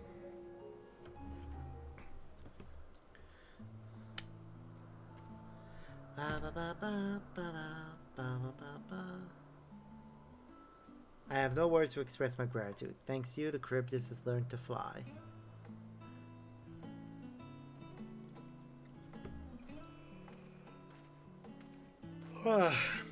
And Sparks and I could relax and have a pleasant chat. I'm sure you did. The creature needed some small assistance at first, but soon it was flying more or less on its own. I doubt you'll need to repeat the lesson. That was truly impressive. I witnessed it all from afar. The Charybdis flies. Indeed, with this we've proven that even a creature with skewed etheric balance is capable of flight. Though we helped it to achieve this, Charybdis is a herd animal. They may well aid their struggling kin in like fashion if and when the need arises. Keeping this in mind, I bid you continue observing them, if that is what you want. If I may say so, rather than hoping an idealistic possibility comes to pass, would it not be sillier to have the concept adjusted? That way we could guarantee that anomalies such as this specimen never born in the first place. These creatures are already here. We will spare no effort in giving them a chance to survive. As you wish, Chief. As you wish. If anything, allowing this anomaly to happen isn't a bad thing.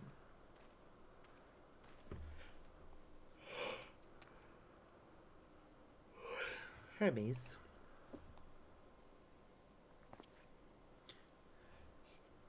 I'm fine, don't worry.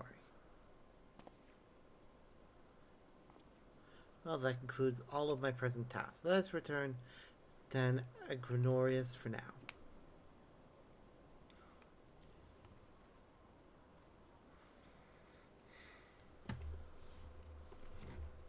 Yes, let's do that, and I can get new trousers. They won't be visible through this outfit, but it'll still be good to have something new to wear.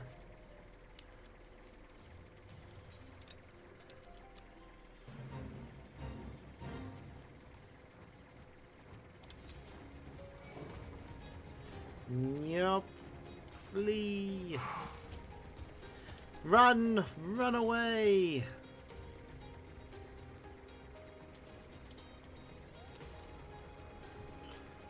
Okay.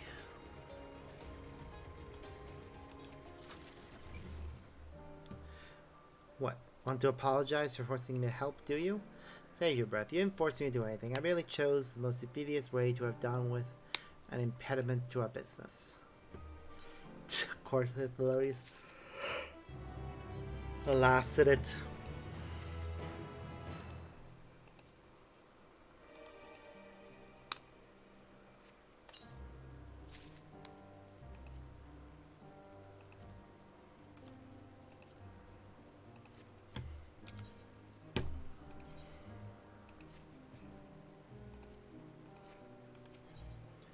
Ooh, hello. What's this? Umbral Wind. Something seems to be weighing on Hermes' mind. Well, he's going to be giving us new boots, so I'm sure it'll be fine. Tell me, Sparks, in the course of watching me, have you learned aught of value?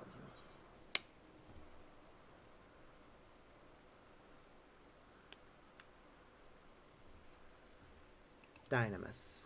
Dynamis seemed promising.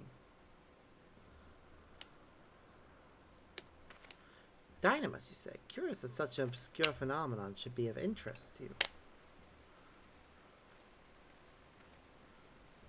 Chief Hermes, what good fortune to find you here. Is something the matter? The Iakion, I'm afraid it's done it again. Since we released one for observation, that is set upon the nearby occupants slaughtering them. Was the creature hungry or somehow provoked? I had just fed them myself, and were keeping a wide berth. It is the nature of the Lycaon. I think it's the Lycaon that is to blame. Their innate viciousness. Temperament aside, it is an outstanding creation, perfect in form and function. Though it may not be suited for release, I have no doubt the Bureau will accept its concept for preservation. In any case, there's no point in postponing the inevitable. The horse will revert them all once the paperwork is in order. Where is the scene of the incident?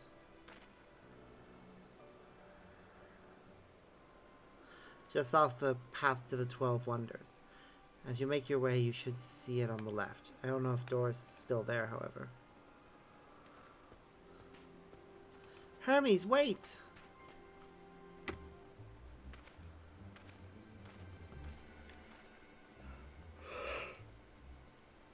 If it's work, then I would observe. We follow. I don't think it is. I think he's just had something happen that concerns him.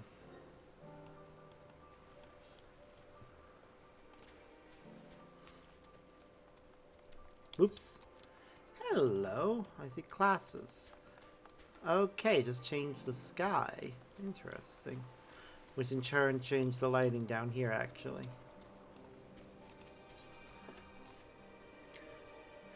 I don't believe we've met. As much as I would like to engage in a more meaningful conversation, I'm actually in the midst of searching for someone.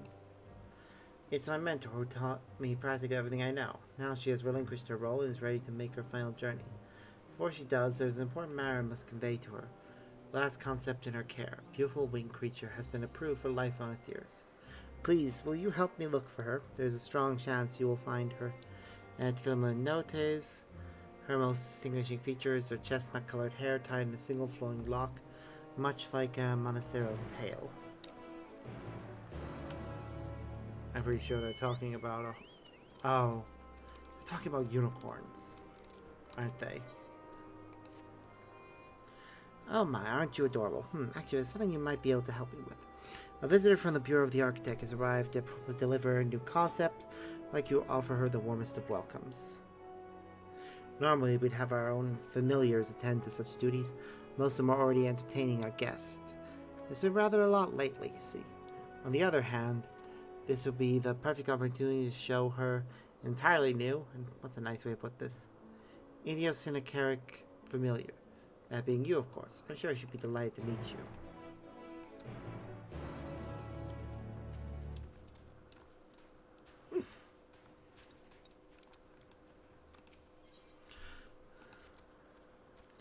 A familiar come to observe us observers, are you? By what are you called? Sparks, you say? This is a fine name. I am Fididius, a researcher here. We are currently preparing a section of this isle for a new creation. For this, we need to expel those creatures that inhabit that area, or they'll not interfere with our tests. The simplest way to do so is to have the sneeze. The explosive noise never fails to send the right creatures fleeing. We're just about to tend to this task, but seeing as you're here, how would you like to give it a try? Yes, please. I would be keen to look at you. It's just plain you are an inquisitive sort of familiar. My peacekeeper colleague is already on site to the northeast of here. Seek him out. He will tell you what to do.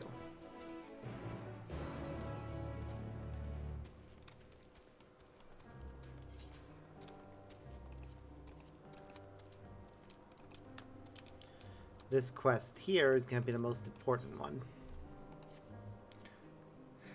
Welcome, friend, to Anagonorius. I'm Socrates, and I manage this region under the authority of Chief Hermes, the head overseer of Elpis. And you are, unusual, a soul-bearing familiar. A familiar must have a mission, and yet you offer no message and carry no cargo. Are you perhaps here for the purposes of observation? Yes, that must be it, in which case you need only mention my name to Charmia, and she will gladly give you a tour of our domain. Soak it all in. Okay. I shall do so. A familiar and all alone, I see. And you look at how thin. Wow. If remaining ether were to be exhausted, you simply fade from existence. We wouldn't want that now, would we? I suggest you visit the morning dew. You'll find the winds blowing in from Lethe most invigorating. Perhaps while you're there, you might seek out a friend of mine and invite him to share a meal with me. If it's not too much to ask, that is. It's not. I love helping people. It's the entire existence and purpose of this character is to help others.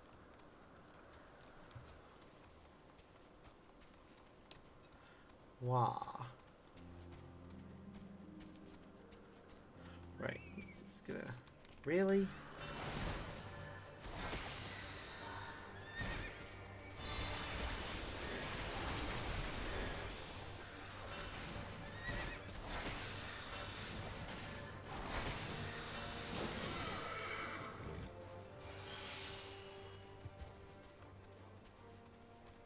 Yep, bunch of stuff that we have is bound to us now.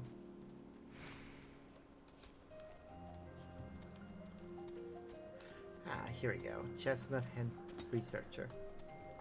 You wish to speak with me?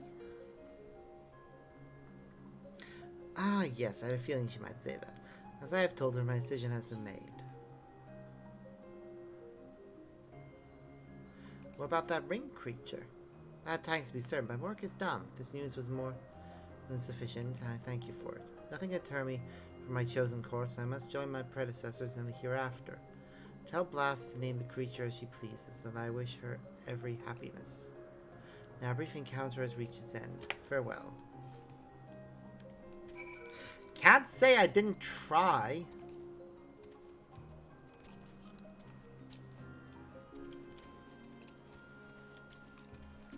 Wait, that's our main story, isn't it? Ether to ether, yep. Ether to earth, ether dust to dust. Same concept. Pompous creator. Azem? What in the blazes are you doing here? Hold on, you seem thinner somehow. You have much in common with him, but it's clear you're not one of us. Familiar, perhaps? I suppose it's just like him to send one of his minions to poke its nose into our affairs.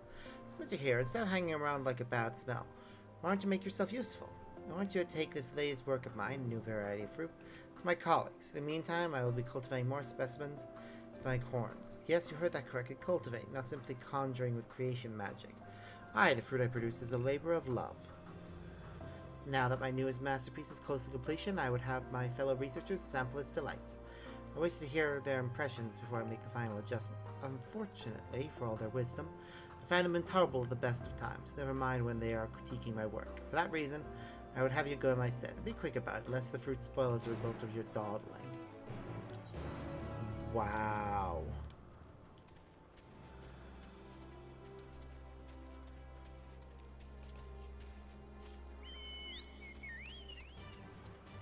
Okay. Well.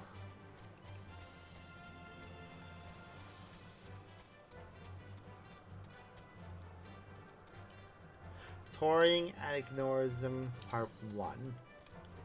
The fact that it says part 1 concerns me. I know it's going to be a multi-part mission from the fact that it's got that plus sign.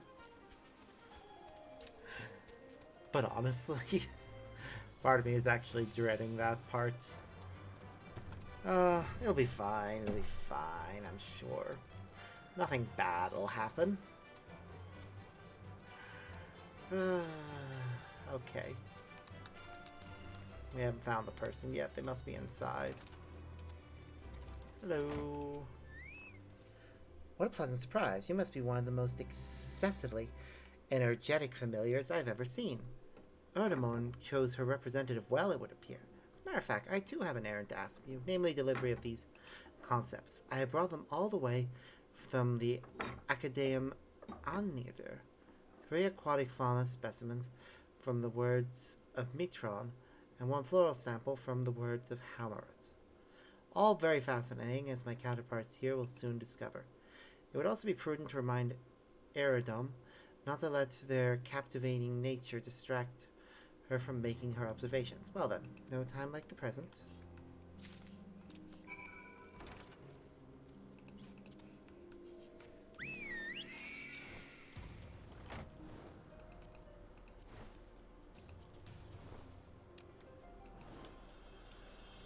Okay. Okay, we're approaching 7. So I think I'll finish all these side quests. And once I finish all these side quests, and possibly that main scenario quest, before we jump into the next one, I will take a break and do a bunch of stuff. First, though, I'm gonna get back to the town so I can talk to these people. Or maybe... No, I'll go around to the side. Really need the toilet, so I'm going to need to go into it. Be right back in a moment. There again, when it comes to making dinner, I could get my laundry in and just keep going. Yeah, it wouldn't take me long to do my laundry, and dinner is actually just reheating leftovers from last night. So, that won't take long either, really. to put on. Heck, I could do those two things at the same time. You know, bring the laundry in, and I could put my food on, and while it's cooking, bring my laundry in. That sounds like a plan. That's what we're gonna do, and we'll keep going because I can eat while I'm playing. We'll just get to a safer area over here.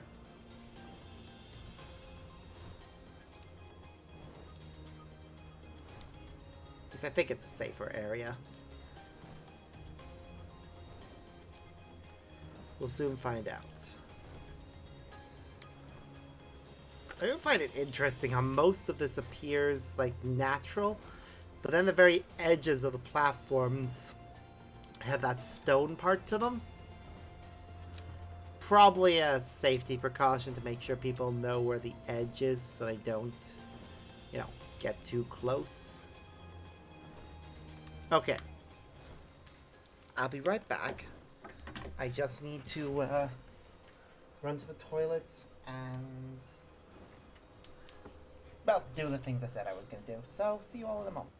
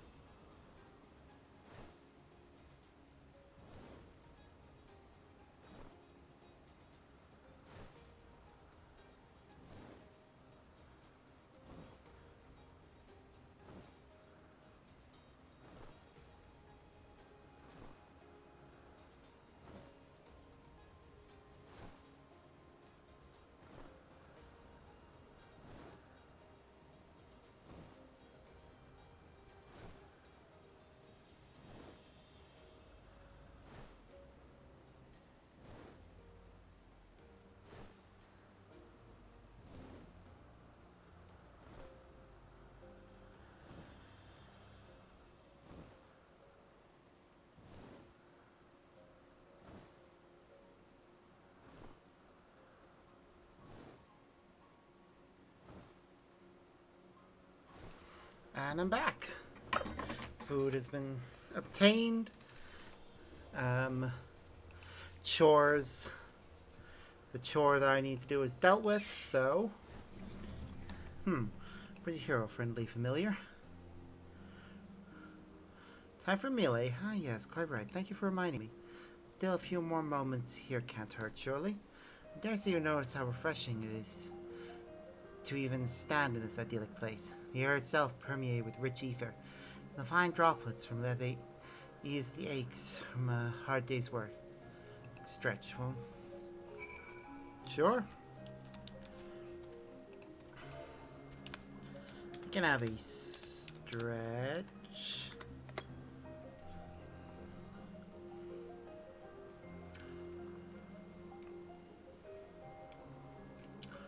I mean, the wind through the leaves, the waterfall soothing spray, there's nothing quite like it. Our busy day-to-day lives, it's all too easy to forget to look after ourselves. Naturally, that includes familiars. Speaking of which, I best get something to eat. I just kind of clear to tell me. These parts, my friend will probably wondering whether you've lost your way. Go and put his mind at ease, would you?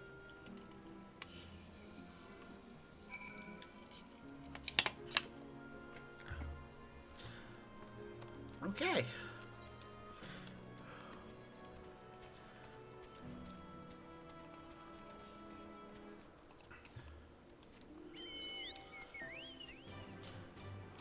Nothing to sneeze.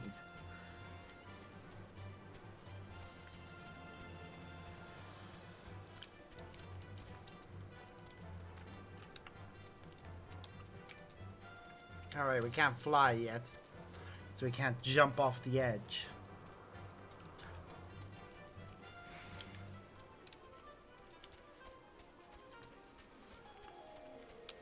It's interesting how those boundary walls were designed. I wonder how they work exactly. They're obviously high enough that you can't jump over them, but they don't... Supposed to be here by now, but who might you be? Oh, you're cleaning the site in Fidea's stead. How very kind of you. Come, let's get you on the pillows. Once you're securely mounted, ride it yonder and have it sneeze at the bushes. The noise will scare away whatever creature may be hiding.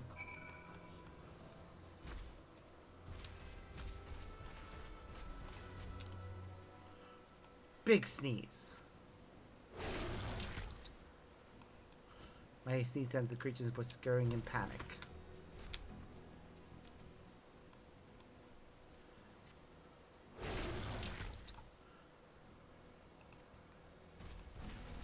Aw, I feel bad for these creatures.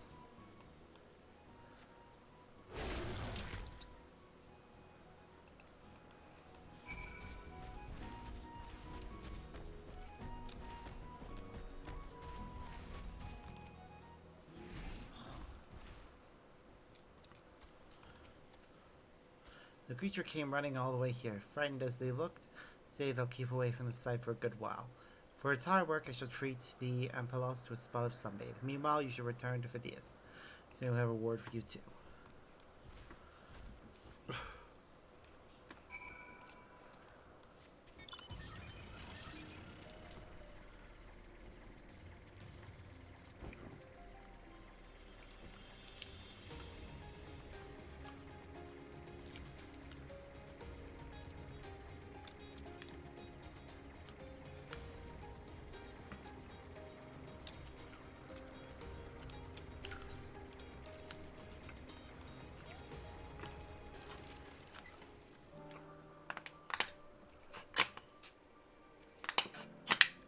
Did you at least find her?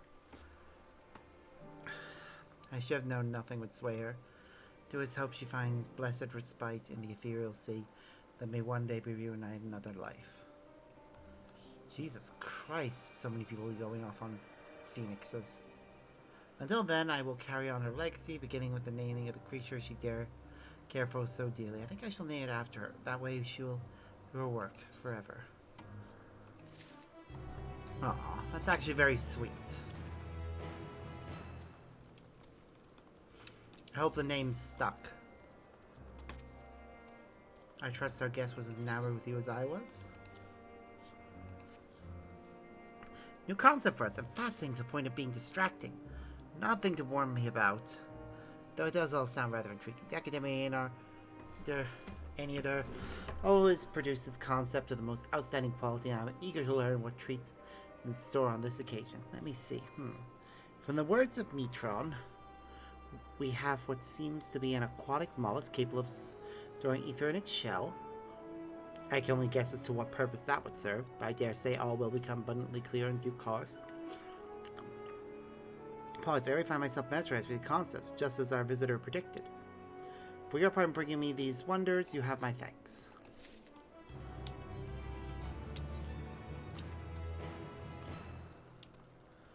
Alright. You are the familiar who arrived with them in second. Yes. What do we have here? A new species of fruit. Let us hope it tastes better than it looks. My word. What an unusual flavor. The yogurts are bitter, musty, and tart. Entirely unpleasant. I'm curious to know how such a thing was created. Grown from the seeds in the corns, you say. My expertise leaving such things to nature leads to wildly varying results. To have bred such a specimen must have been incredibly time-consuming, not to mention inefficient. Wow. I see why he didn't want to talk to them. Looking back, Sparks, thanks to you, the site has been nice and clear. These are new creations.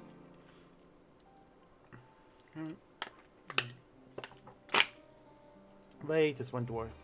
Ambulatory plant. Its own branches like hands to catch prey. Sets my heart aflutter just thinking about it. If there are any other exciting tasks, so I'll let you know.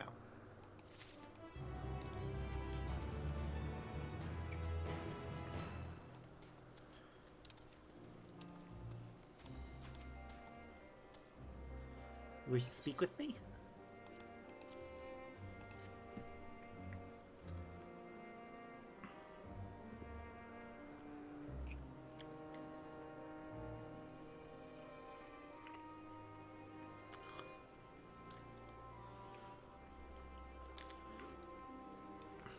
My impressions.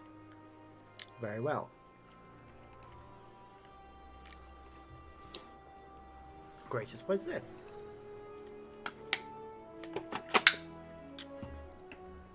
It's so outrageously bitter. It's like getting to a wave of icy cold that spread through my entire body. It certainly wouldn't eat this out of choice, but it would be made into medicine for staving off the heat in arid environments.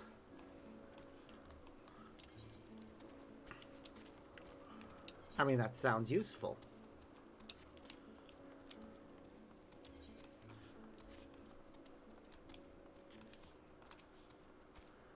Here to report on favor asked you. How very dutiful you.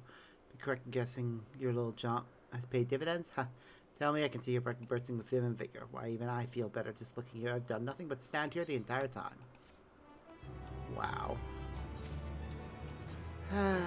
Okay. Well, let's find the last of the observers we need to deliver things to. There they are. Well, still familiar? No. Delivering something. For me? Why, yes, I would love to try a piece.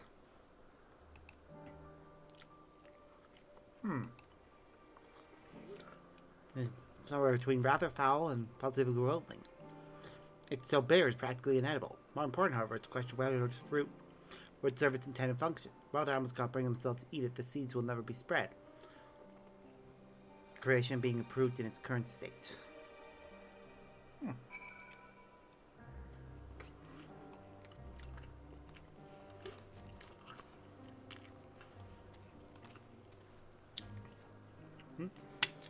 Yes, Yes, what can I do for you? Proxy, overseer Stalkley's wishes as your guide. Oh no, I didn't mean it like that.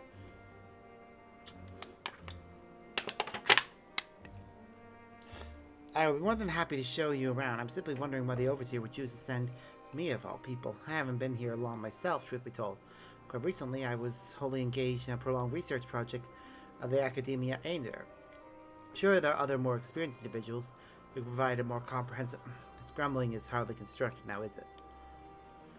A task was given to me, and I will attempt to cover the most salient features of our civility to the best of my abilities.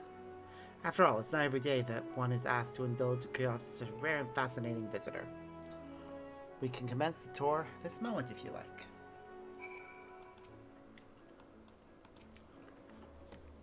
Then let's begin. You know rather than we lecture you as we walk along, I think observing firsthand what we do here will prove more beneficial. I'll point you in the right direction. You can question my colleagues. Heart's consent. Once we've completed a circuit, we can return to speak to Overseer Sophocles. Great, she's accompanying me now.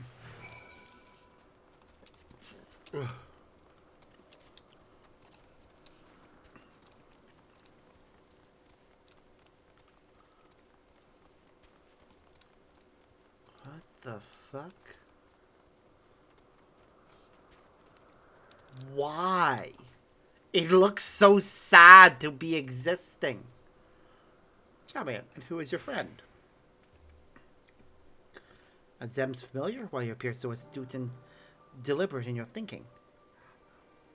I could very much like to make an extended study of your composition and consciousness. Oh, do forgive my forwardness. It's my duty to chart the behavior of familiars and find it ever so diverting. Arcane servants are rarely permitted to roam the world at will, you see. But our research here is given special disposition. Much of the subjects are properly registered as concepts, of course. There are times when familiars are tasked with tending cattle, and must otherwise coexist with other living beings. Such projects are brought to me, and I am responsible for overseeing and evaluating their potential compatibilities. Okay. Oh, but of course, if it's them, my grant us permission.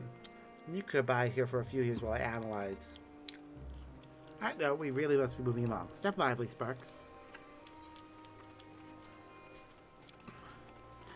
Being able to pass as a familiar certainly is helpful.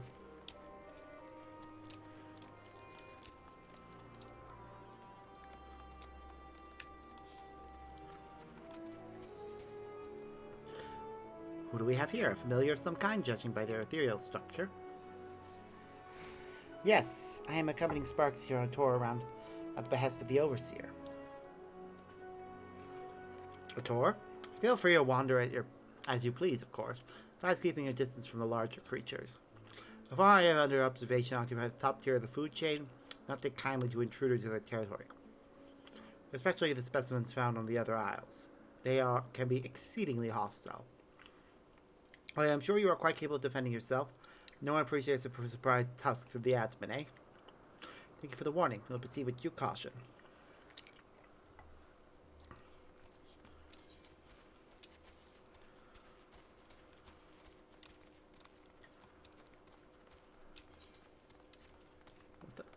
Oh, I thought I saw somebody flying on their own. I mean, even Emic Selk didn't do that, which is a shame. That's what I thought he was going to do when they said he could fly on his own.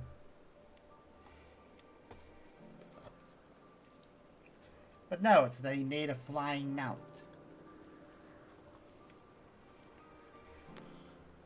Well, Charmo, was there something? The officer asked I give his familiar a tour of the grounds. I thought the best way to do this is to show him what we do here firsthand. I see. Well, as my work is rather difficult to demonstrate, I hope a brief explanation will suffice.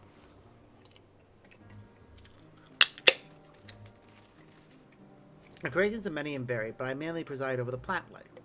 When it comes to watching certain grasses grow, one must be prepared to observe over the course of several years. In the case of trees, sometimes decades. Tedious, perhaps, yet necessary. Plants are capable of altering an entire habitat, and their presence as a food source has an enormous influence on the local wildlife. Is that the sort of thing you wish to know? Yes, that was perfect. Thank you. I think we've covered the main areas of interest. All that's left now is to speak with Overseer Sophocles. Yes, that is all that's left.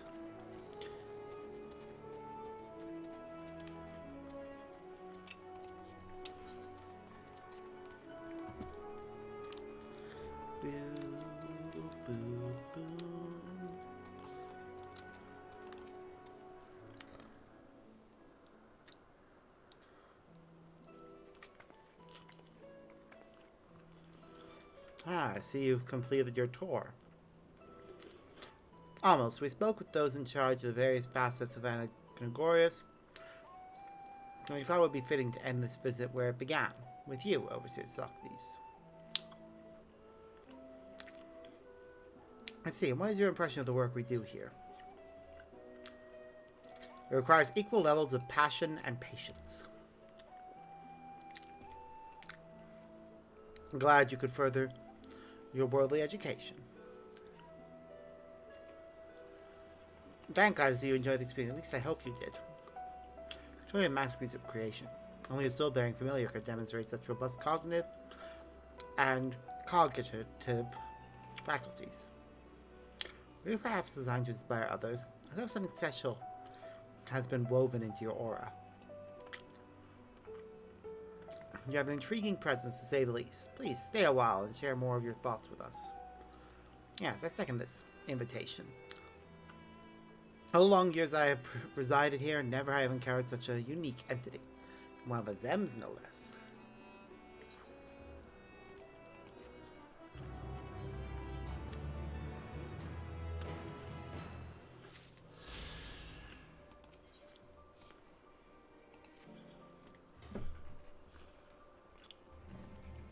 Sparks, how is our fascinating familiar friend?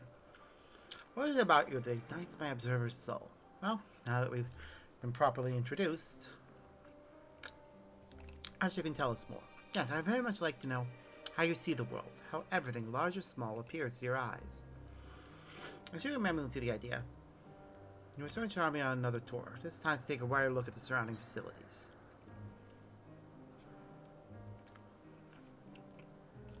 I'm interested about learning about you as well.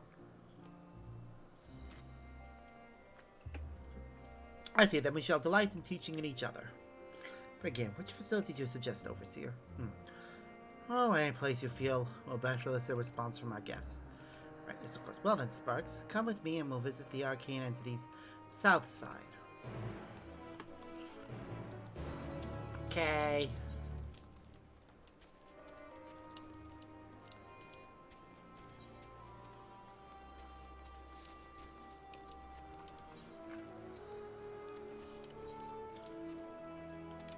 Let me just turn in this quest from this pompous creator. Your return, -3 fruit samples, I presume. Is that so? Not one of them found it to their liking. They claimed my last attempt was too sweet, and now it's too bitter. Honestly, the nerve of these so-called experts. As they shall soon learn, I am not so easily deterred. For my next creation, I'll cross-pollinate sour and sweet varieties and see what they have to say about that. That could work, actually. I'll show them it's these wildly varying results that come from adherence to natural processes that have the power to defy expectations. As a familiar of Zen myself, I'm sure you can appreciate that. As a matter of fact, yeah, I do kind of appreciate it.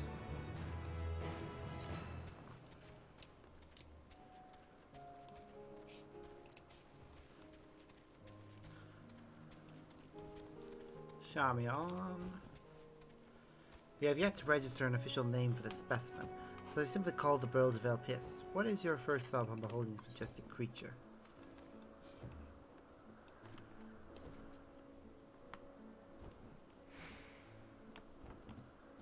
But I want to ride it into the sky.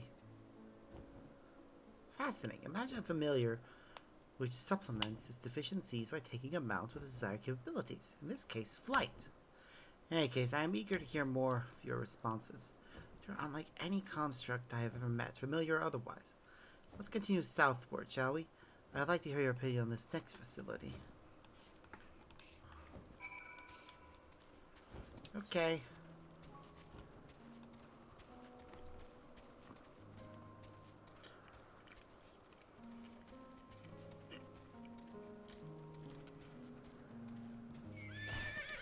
Nope.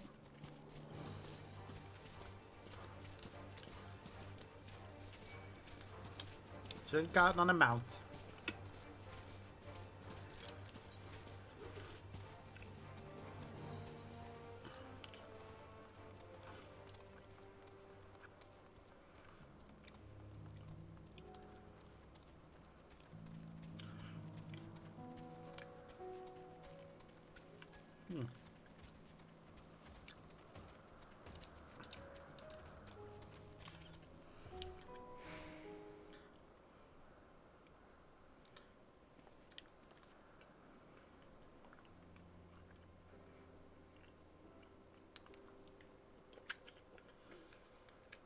That structure over yonder houses some of our more unorthodox researchers. Rather than recreation magics, they breed existing specimens in the hopes of getting new strains and species. The method is imprecise, the outcome uncertain. To my eyes, such research seems awfully self-indulgent, merely a means to sate the whims of one's intellectual curiosity. Our purpose in life is to improve a theories. In my opinion, we should steer clear of techniques which produce flawed results.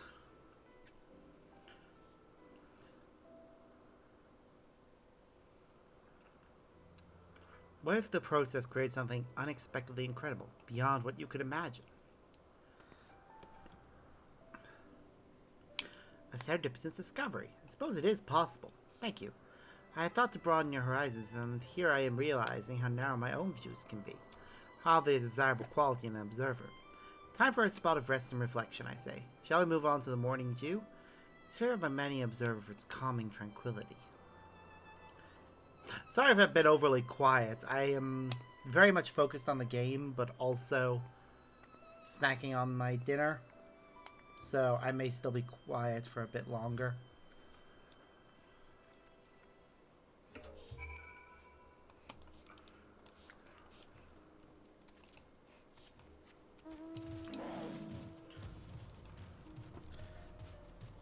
Just because I always feel uncomfortable talking when my mouth is full.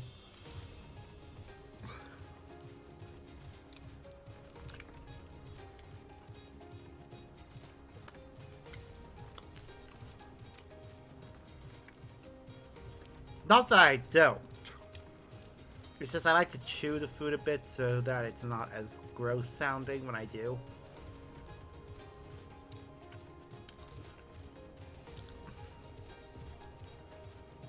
And also so you can comprehend what I'm saying.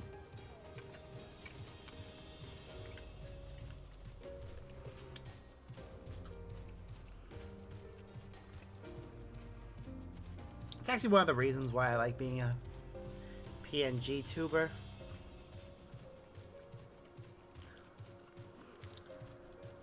Or using a 3D model when that's an option. It's not really an option right now, because I'd like to use a custom model instead of relying on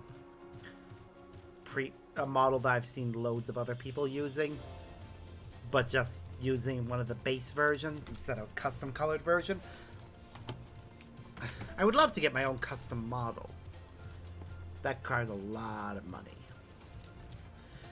And time, because somebody has to make it and do all the other things.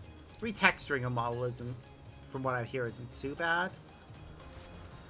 I do want to pay somebody to retexture one that I rather like, so that it, looks more like my character. But I'll do that when I have the money. Welcome to our Garden of Respite. We can explore more of it later, but first, I want to hear more of what you think, of people, of us. I've often sat here musing upon the nature of our creations and wondered how familiar I might perceive its creator. We are not so different. Perhaps that's true. We do seem far closer to us in nature than most other familiars. Well, let's just dive its musings for a moment and bask in the morning dew's serenity.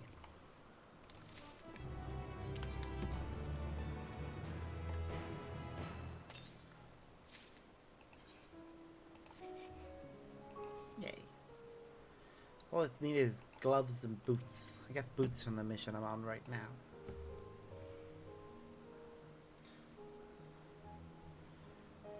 Are you well rested, Sparks? One can't perform one's best without allowing the mind and body time to recuperate. We often encourage one another to nap or try to take of some of the fruit we grow. We could conjure such treats into existence, of course, but there is something oddly gratifying about plucking ripened fruit fresh from the tree. How miss me. How exactly do you sustain yourself? Is the Zen supplying you with ether? No, but you'll fade away without the proper nourishment. Torquemway, we must feed you immediately. Would you mind picking some of the white blooms to the west of here and bring them to Overteaker Socles? Arches stores flowers, we call them. I'll have everything else ready by the time you arrive. Okay. So now we're going flower picking. Again, why did I pick run when I can go on a mount?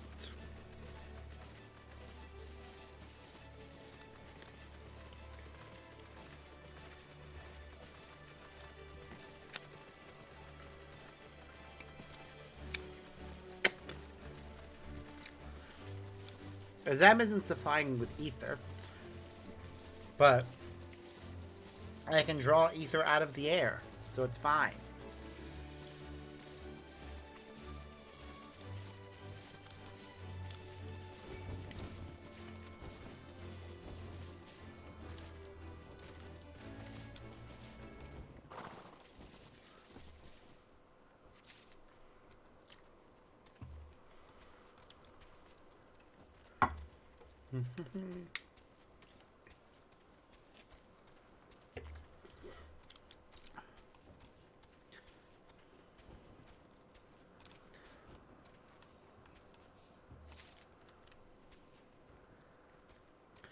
Wah.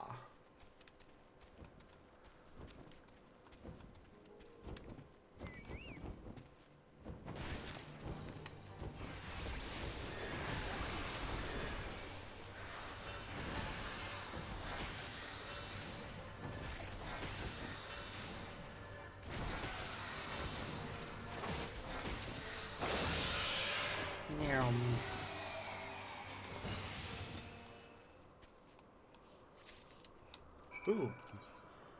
Speaking of food, my chocobo needed it. Oh, my thing ran out. I need to eat something. We'll go with... We have grilled dodo, but lentil curry has spell speed in it.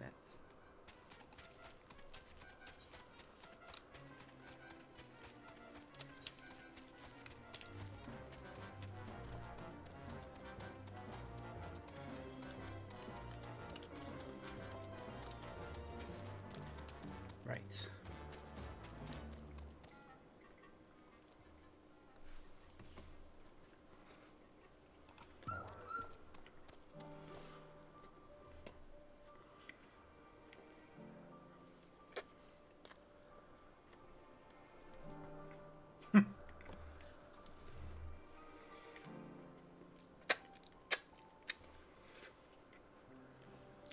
Charmian explains to me the crisis at hand. Have you brought the flowers?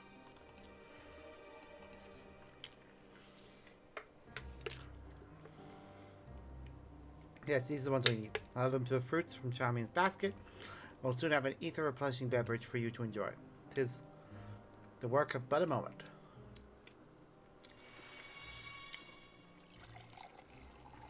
Wow.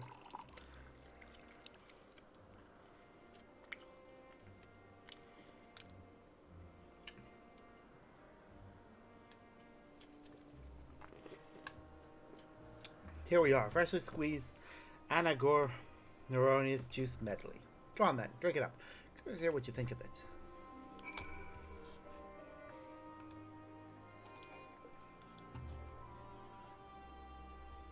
You drink the juice, noting the complexities of the floral and fruity flavors. Ah, good. It seems you're able to tolerate liquid substances. You didn't appear to be suffering from any loss of material form, but familiar must have a regular infusion of ethereal energy. Now that we know you won't suddenly vanish, please reassure Charmaine. She still looks terribly concerned. I am so glad you were able to replenish your store of ether. Overseer Sockley certainly is a wonder when it comes to food preparation. Still, I firmly believe the consumption of food should be limited to restoring one's strength. Any reason beyond that is simply wait. Wow. Eating for enjoyment alone is an unnecessary drain on living resources, and such a practice can only be harmful to our star's equilibrium. Which is why I have so much respect for Overseer Sockley and his culinary talent. He employs ingredients and methods which not only optimize a dish's ethereal concentration, but also produce flavorful results. I probably wouldn't have enjoyed that smoothie because it included floral elements, which I'm not a fan of, but to each their own. Save your compliments. I won't be flattered into making another batch until it's time for our next meal.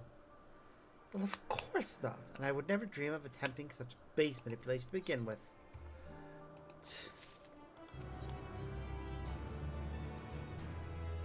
They have one last question to ask me. Sparks, I feel we've grown to understand each other, but there is one last thing I wish to know. As you've seen, our purpose is to improve life on this star, and we each have our own way of approaching that purpose. Familiars, too, exist for a reason, often a very specific one. And I wonder what you feel about your place in the grand scheme of things. Jeremy, perhaps you can provide our friend here with an example of what you mean. Such a nebulous question requires a more recognizable foundation from which to answer.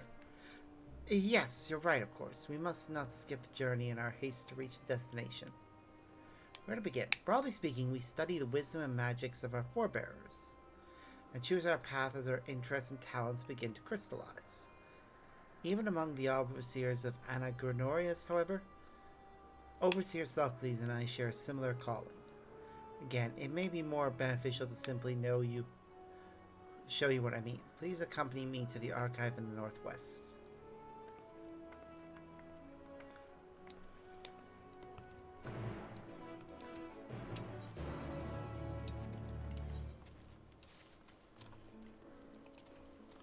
Wow. I have one more bit of leftover pizza, but I don't really fancy it right now. I'm probably going to save it to have it as breakfast tomorrow. It'll still be good for another day. So that's exactly what I'm going to do. Be right back. I just need to put this in the fridge so it doesn't spoil. And also grab myself another drink. I am ridiculously thirsty today.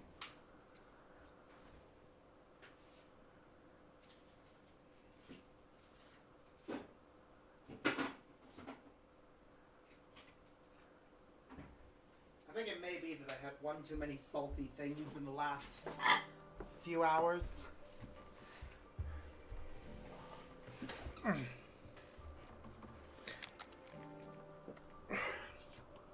had a lot of chips today, actually. This is where we keep all of the administrative records.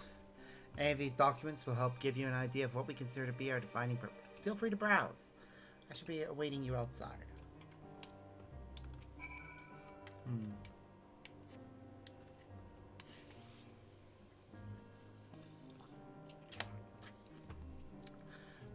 These books appear to contain detailed observation logs.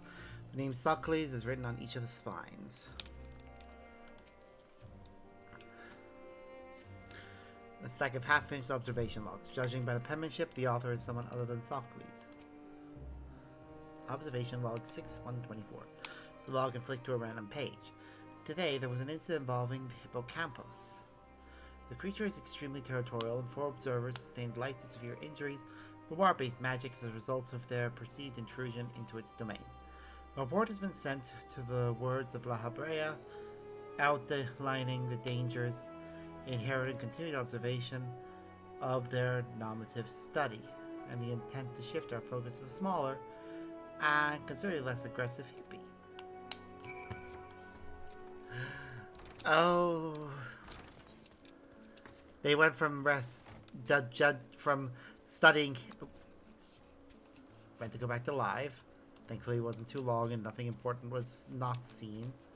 But they went from studying hippocampi to hippopotamuses. I love it.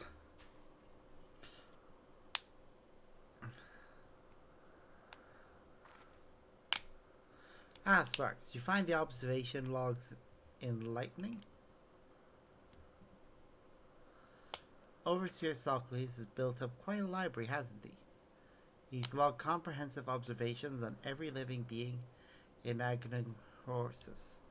Not only objective physical descriptions, but also his personal thoughts and impressions. And that's why I'm here, to carry on the Overseer's invaluable work. When it comes to the continued success of Anagonorius, our purposes are very much aligned. I can't help but worry, however, that I lack the same degree of perception and ability, that I am unfit for the task I have chosen. Even being in the same room as those logs is enough to make me feel uncomfortable. My insistence that you examine your purpose was, I think, born from competition which surrounds my own. Any uncertainty you need not feel. Overseer Sophocles, as one of our newest arrivals, you have ever been quick to doubt yourself. Yet you were able to guide Sparks here on an engaging tour through the intricacies of our duties, which clearly demonstrates the depth of your understanding.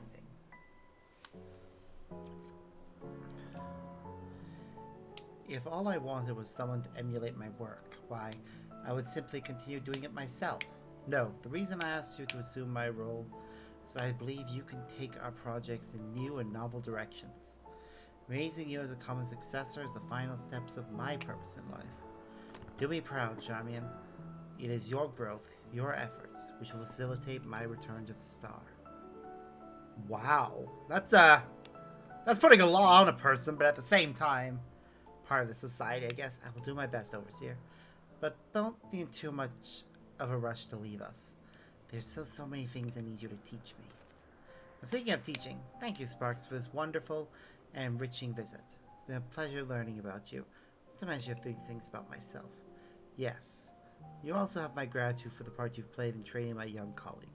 You all can return whenever you wish.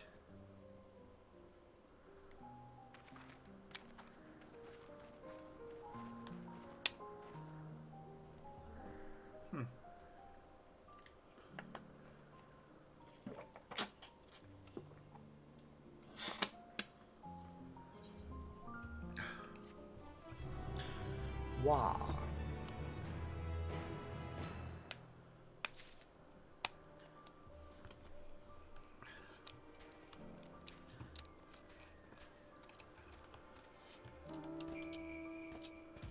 Wow. Right. Oh, hello. Huh. You look very different later. It's interesting seeing some of these future enemies that we fight in later parts of the game. Or not later parts of the game, but points further in the timeline, I guess. God, this is why time travel is always confusing and should be used sparingly.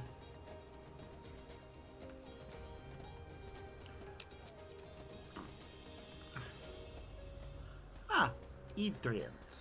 Nice.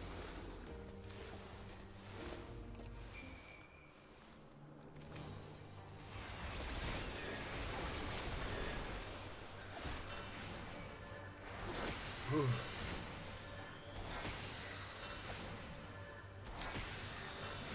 They're like treants, but older. Kinda like them. Oh, those poor burbs. The lacerations and burns are unmistakable. Lycan was indeed responsible. But the creature is nowhere to be seen. Thoros must have taken it away. The man makes his base at the 12 Wonders. I shall go and seek him out there. Amos Selk and I will search the area for good measure, just to make sure Lycaon did not escape. My thanks. Bless me of the 12 Wonders when you have finished. I'll go on ahead. Please follow with Sparks. Come. It's down this path and over the bridge. I've been there.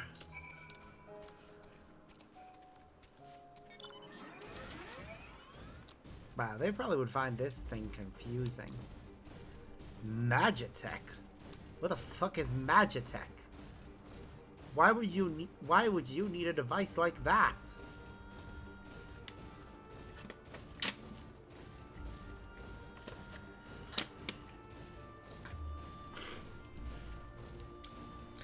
Honestly, most of our mounts probably would confuse them.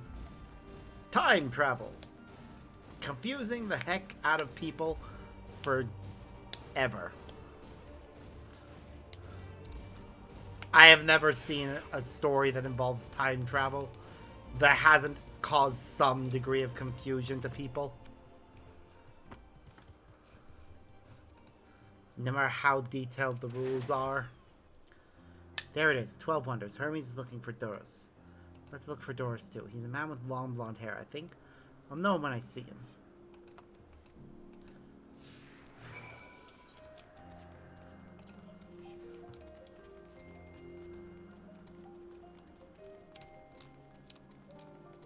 He said blonde. She said blonde, so.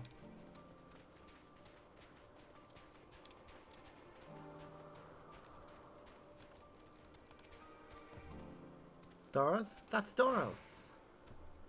On that visit Metea. What brings you here?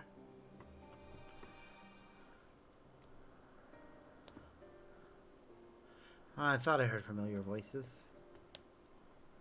I didn't realize you two had decided to help me search for Doros. Thank you.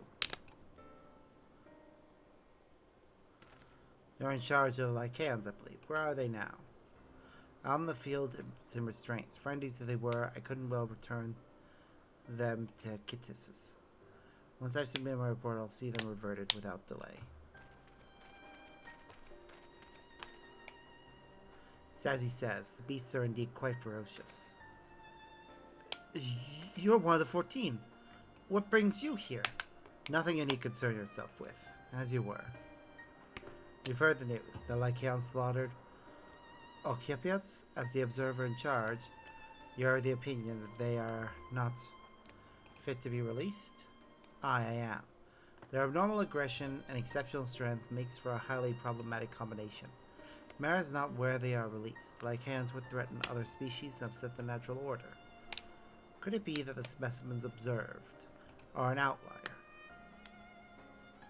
Highly unlikely. We've created a good many of them. All exhibit the same tendencies. Even when we used Kairos to begin with a fresh slate, their behavior was unchanged. Kairos? A memory reconfiguration system. The chief himself created it. It allows us to erase or alter memories. They may observe creations in different environmental conditions without needing to remake them from scratch. Quite impressive, and potentially dangerous. Depending on the intensity of the etheric emissions, Pashtarot may wish to have words with you. Rest assured, I have kept all values within prescribed limits. To prevent misuse, its implications are limited to those authorized by the Chief Overseer. Don't misunderstand. To manipulate a subject's memories is an intrusive act I deeply abhor, but it is still preferable to execution. Come now, Chief. Let's not be so melodramatic. What was born of ether is simply being reduced to its original state. And no distinctions concern you. We mustn't lose sight of bigger picture, making rational choices for the sake of a more prosperous star. If a creation cannot be properly studied, even with the age of Kairos, we remake it. If a creation is deemed of detrimental existence, we unmake it. It is all for the greater good, and none question the necessity of such routine processes. I understand these things, I would do. Never think to unleash a clear and undeniable threat onto the world. Yet insignificant though their individual lives may be, next to all creation, is all the Lycaons have. Before we seal their fates, we owe it to these beings to exhaust all options, sure that nothing has been overlooked. If you insist, let me provide you with a full report, and we may take it from there.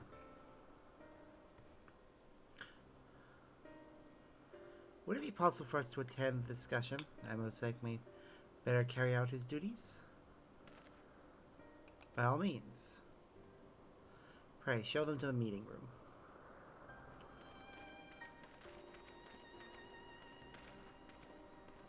I would like to take a closer look at the Lycaons themselves.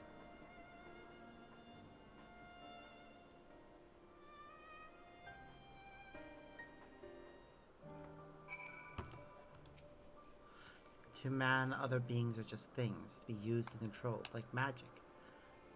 That's what Hermes told me once. Yeah, to some people, that's all that things are. Is a tragic part of reality that we don't like thinking about. Ooh, pretty. I fear this discussion may take a while, during which time...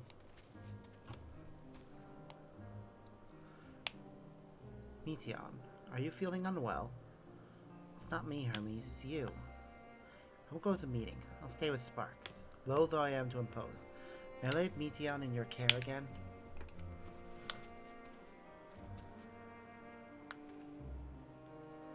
I'm in your debt, if you'll excuse me. You help me with something, Sparks? The meeting will make Hermes sad. I want to cheer him up with a flower. Hermes likes flowers most of all the creations in Elpis. Most creations are expected to be interesting, or beautiful, or strong, better in some way. Flowers are different. They're designed to suit our emotions, what we feel and what to convey. Hermes likes that. I can't make flowers, so I'll search for one. I want you to search with me. Let's start here at the 12 Wonders.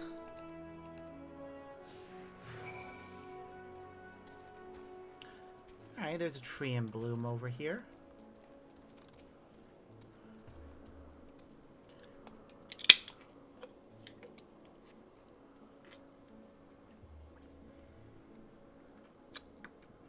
Vibrant purple flowers bigger than your hands adorn the tree.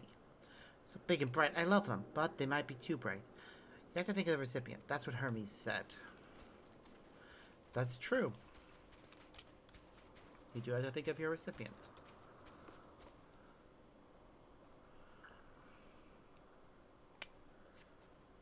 A tall sun tree rises before you. Crane your neck to look for flowers.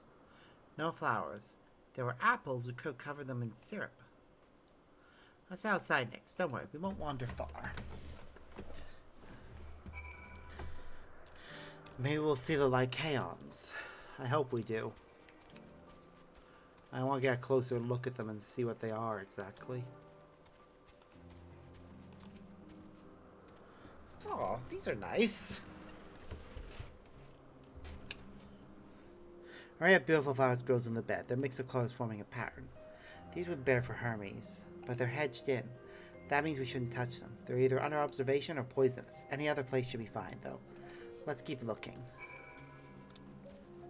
Makes sense. Wait, is that? Huh. Yeah, that is what I think it is. Set on a tall, thin stalk, the oddly-shaped flower is mesmerizing its undulations. Oh, a conium. A flower that can move. When Hermes wasn't looking, it shot seeds at him. Not a good gift, maybe. We're good spark spying flowers. We'll find something soon.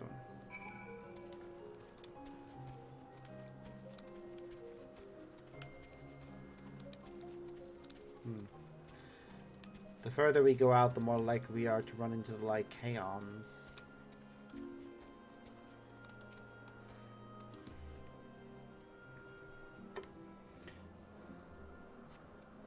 You spy nothing promising nearby. At best, common-looking grasses with some few tiny flowers. Nothing around here. Ah! Over there, Spot. Something big, huge.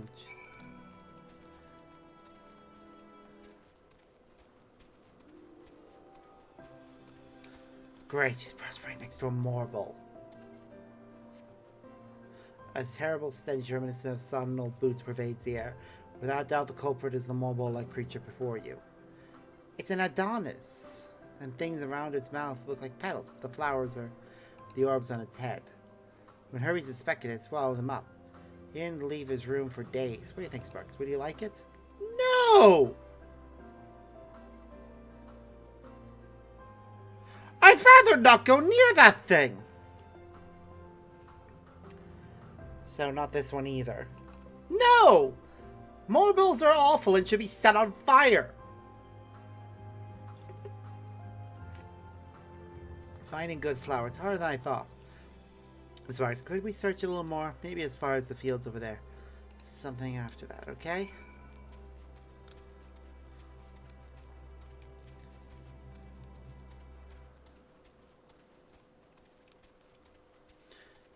You better. Also, what level is this mission? 86. Okay, we're fine. If it goes beyond 86, we'll have a problem. Speaking of which, though, we do have a class that's level 87. Lush green fields stretch out before you, ending where the sky begins. There's nothing... the shiny thing over there. What could it be?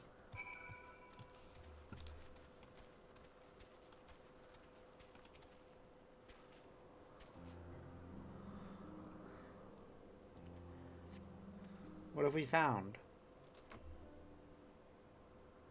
Oh, these.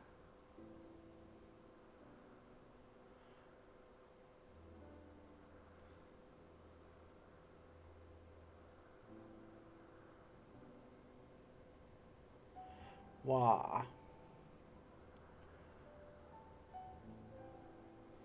Ba ba ba da.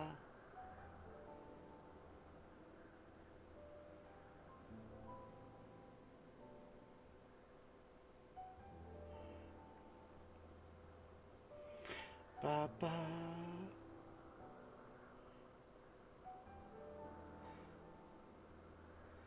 Boo doo doo doo doo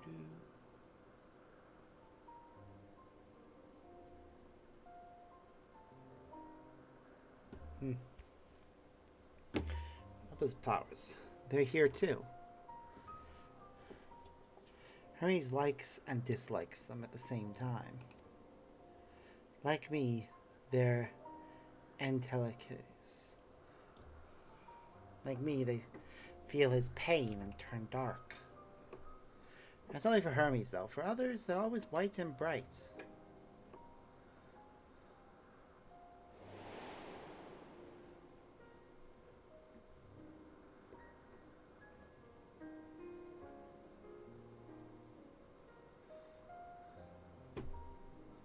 Truly, the flower was dark in your home?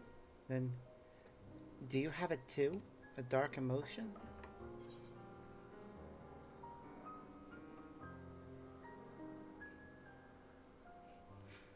I dare say I have a few.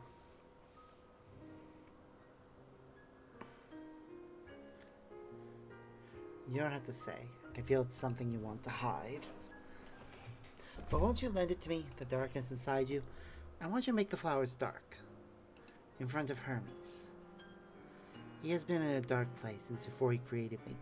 He needs to know that he isn't there alone. The others are sad too.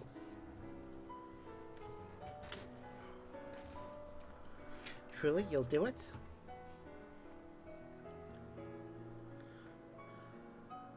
Thank you, Sparks. Thank you. It means more to me than I can say.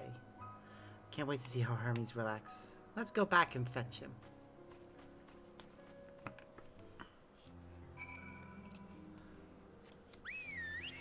Should be interesting to actually see what happens.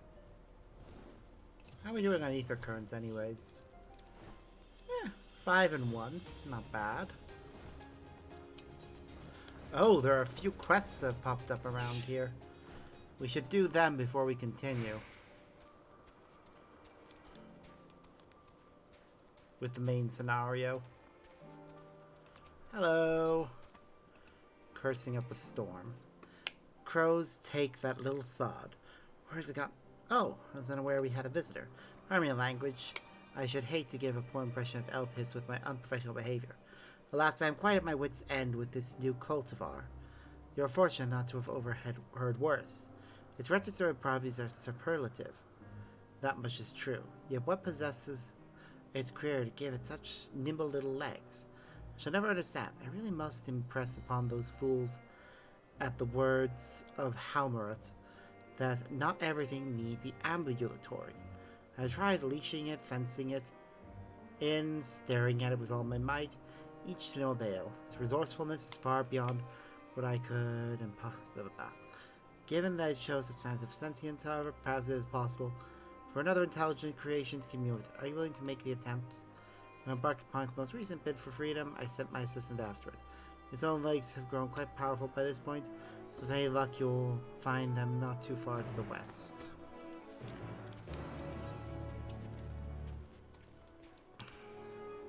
Ooh, and that's another blue quest. Yes, that's an ether current. My, what a familiar essence you have. Like that of a familiar, if you're familiar with the concept. Oh, just my little joke. Sparks, was it? I am Hippothoi. Meow, meow. Oh, she's made the back cat. Yes, we're getting that. Sparks, say hello to our familiar friend here. She's an Alioris. The Aliore are one of our newest creations. Highly attuned to abnormalities in their environment. At the first sign of danger, they'll sound the alarm, by which I mean meow loudly. Though we do our best to observe all of our creations, Elpis is simply too large to maintain a constant vigil over each and every temperamental species. A more efficient means of detecting conflict between creatures was in order. Thus have I taken this Ilorius under my wing to further develop her capabilities in this area. And she does enjoy our little walks. This morning, we are testing her ability to pinpoint sites of conflict. Would you like to observe? Simply tell her that her task is begun, and she'll do her utmost to locate disruptive creatures. Please do subdue any unruly subjects. Once you found them, we can't have beasts running amok. Okay, I just had a thought. Before I continue, I need to share this thought.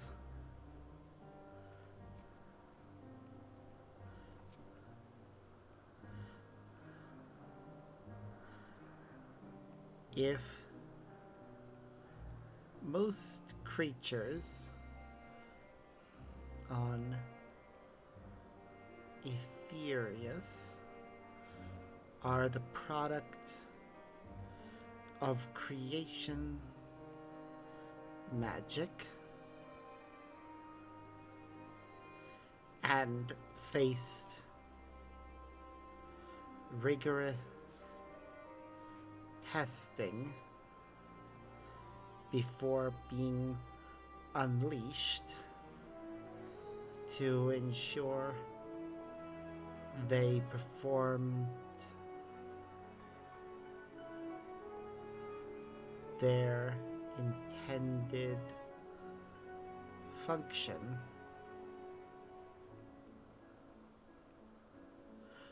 what purpose do more bulls have other to make people want to set them on fire?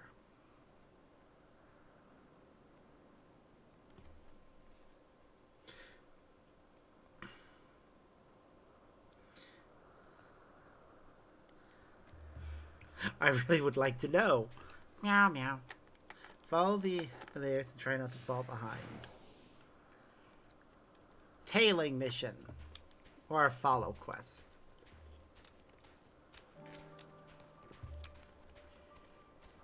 I guess.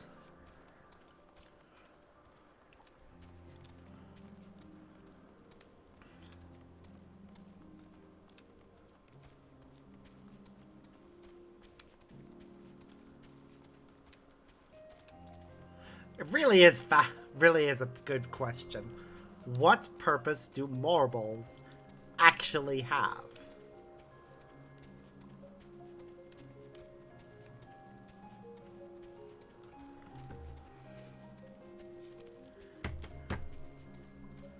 Because they're plants. Meow meow. The alerts you two nearby creatures that are facing one another down and look at you expectantly. God damn it.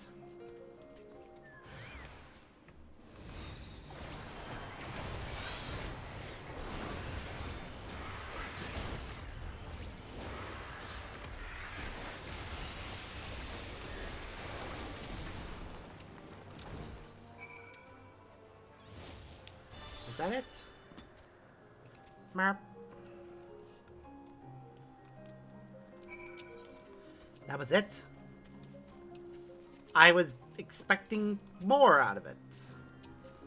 Okay.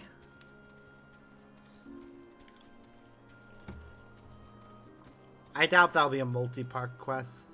Oh, some of these hedges are heart-shaped. Or maybe they're meant to be arrow-shaped? I don't know. Send you to commune with the Mandragora. Best of luck. They made Mandragoras! Emits a screech not like a sound of a Magitech airship's hull, rending in twain. Unclear what this is meant to convey. Did that help? So even its fellow creations can understand it. What a pity. Granted, spec its vocal organ was unique. If you took the same form, that may be less of an obstacle. Though I'm admittingly unversed in the original design specifications, I should have looked at transforming you into its mirror. Shall we have a go? Wonderful. Now stand still. Oh my god.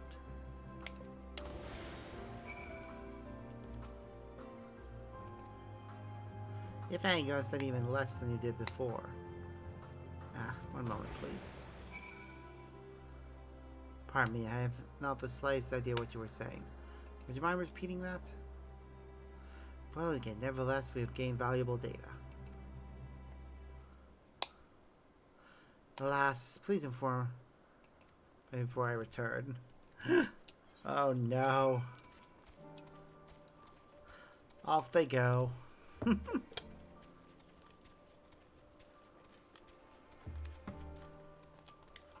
Well, it's not getting disassembled. We know it survives into the next cycle.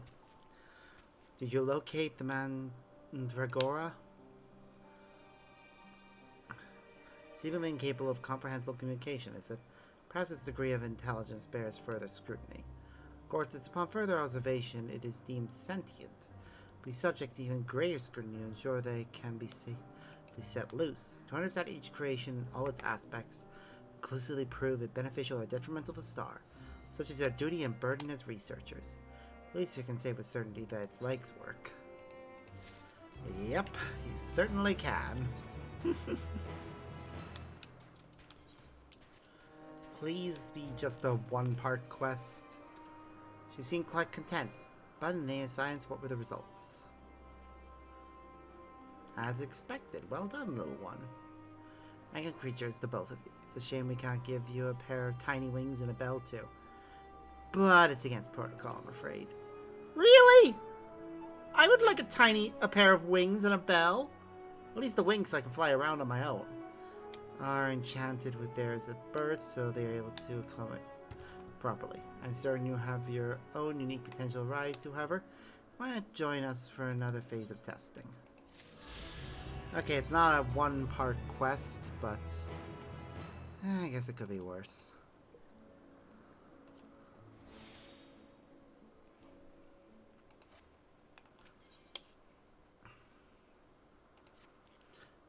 I am so pleased that you're willing to join us in further research. Thus far, you have noted this Earth's response to stimuli. However, I have one more very special capability. Aren't you curious? You are pleased to know that I have dispatched one additional to fly above the 12 wonders that, if she is working as designed, should be clearly observable. I expect you will be able to evidence of it from my fellow researchers, say Loris, Deucalion, and Chloris. Do present your conclusions to me when you're finished. I am concerned, but also intrigued. I would advise you to keep your head down. I saw some manner of creature darting about in the air just now. If it carries on like that, it's only a matter of time before it collides with somebody's skull. So bad that I accidentally created a winged fish of all things, which itself escaped to the skies ere I knew it. Though, now that I have a moment to reflect on speedy departure, perhaps the ability to fly is not so wasted upon aquatic creatures as I believed. Surely such a boon would give them heretofore unknown capacity to evade predation. The recent fashion for flying concepts may have something to it after all. I must pay a visit to the Bureau of the Architect next time in Amaroth. I doubt anyone has registered a winged fish yet. Everyone certainly seems content to allow their familiars to wander about unattended of late. I must say, it's become something of a distraction. I've been attempting to prune this bush for ages. Who is responsible for you? A Zembuse. In that case, I suppose some degree of independence is to be expected. I take it you're the Brazilian sort as well. I mislike where this is going, but you name it, I've been punched by it. It's funnier. That's wonderful to hear. The Acantha population around the Wonders is in need of culling, you see. The appropriate number of specimens has been moved to the Hungering Gardens and far more suitable habitat, but the remainder needs to be cut down ere they harm the local environment. You can track one by applying this nectar water to yourself. Perhaps over by the beacon to the northeast. You should hate for the creature to lumber over here and mistake one else for a tasty snack after all. That is fair, and I respect that.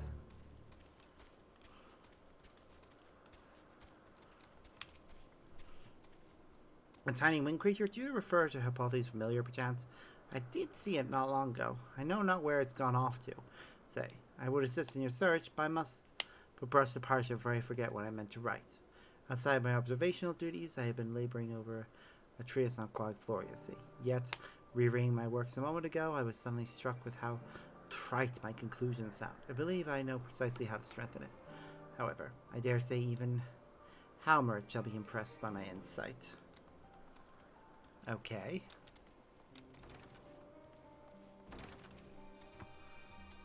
Isn't this the most darling familiar you have ever seen?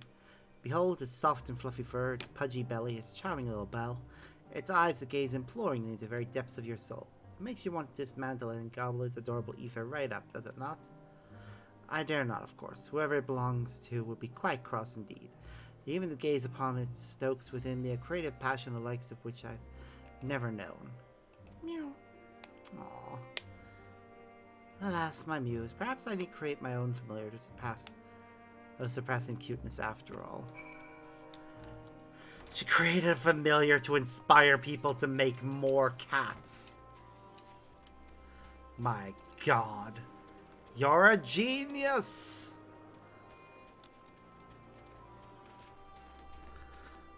I see you have spoken to everyone. What are your findings? Exactly right. The Lord bless those they meet with inspiration. After all, we are at our best and our brightest when our hearts are at ease. With clarity of thoughts and faith in ourselves, we can do anything. And what could possibly quell inner turmoil so well as a lovable creature like this? Meow meow meow. Ah, it seems duty calls. She sensed another irregularity. Off you go then, dear girl. Today's results, the concept will be approved in no time. I am truly fortunate. Such wonderful familiars to work with. Yourself included, of course. Woo! And we got another ring. With this, all we really need is gloves, a hat, and a weapon. I wonder what the next part of our outfit will be. I'm personally hoping for gloves, and that the hat is the last thing I get.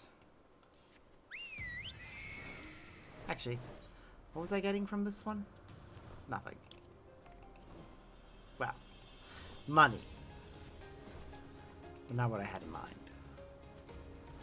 Hello. Destination. What? Oh, right.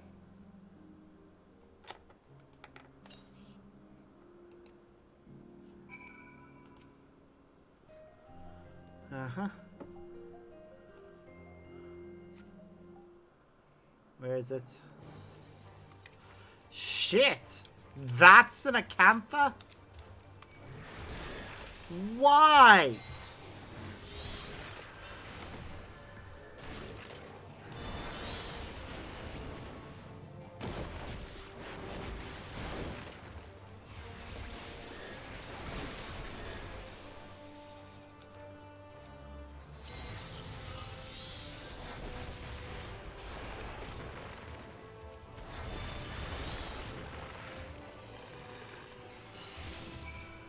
Okay.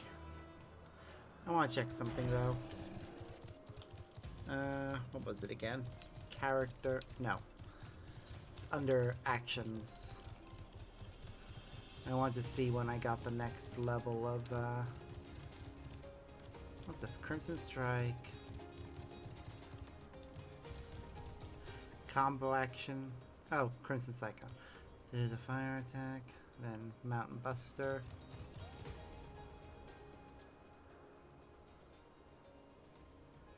Titan's Favor. There. So level 90 I get those? Okay.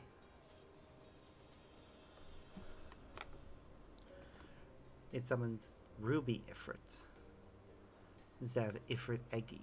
And this summons Topaz Titan, and this summons Emerald Garuda. I'm going to be intrigued to see what those look like when I do unlock them. Should be very interesting indeed. Nectar, water, and fresh cut vines. You did as I asked.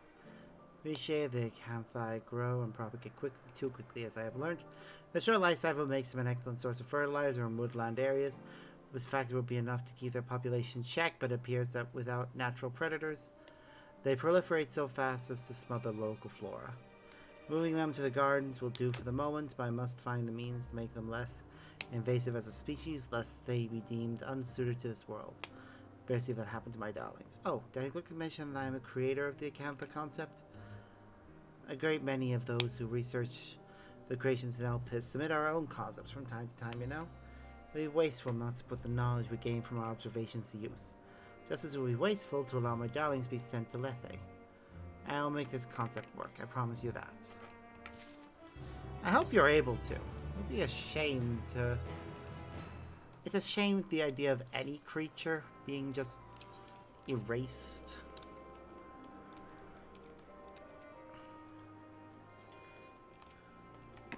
It seems they're still talking. Let's wait until they're finished.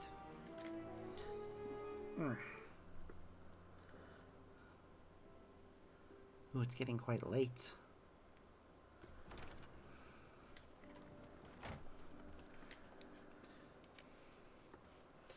Well. Hermes! Yes, it is Hermes.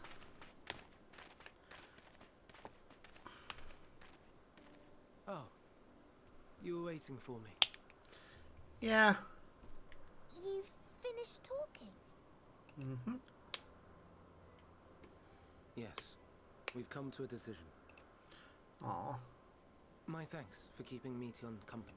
Emmett Selk and Hythlodaeus have already retired to their rooms. There is room for you too, if you would follow me. Wait!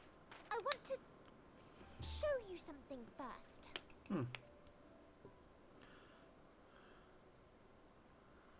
Oh.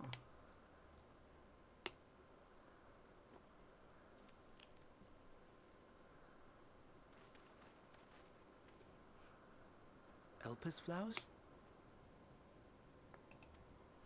Yep. Go on.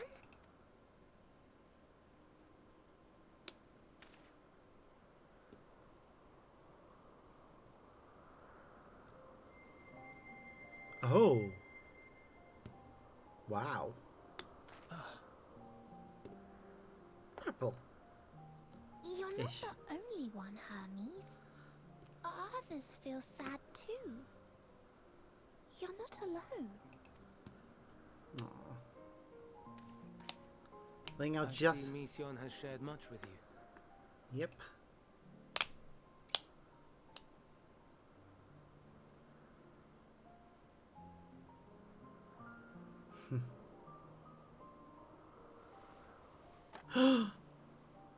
Yes.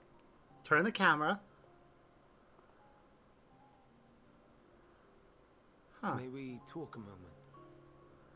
I thought there'd be something special about his face, but... Nope. I'm not really seeing anything special. I don't see any reason for them to have kept the mask on aside from, like, the cultural aspects.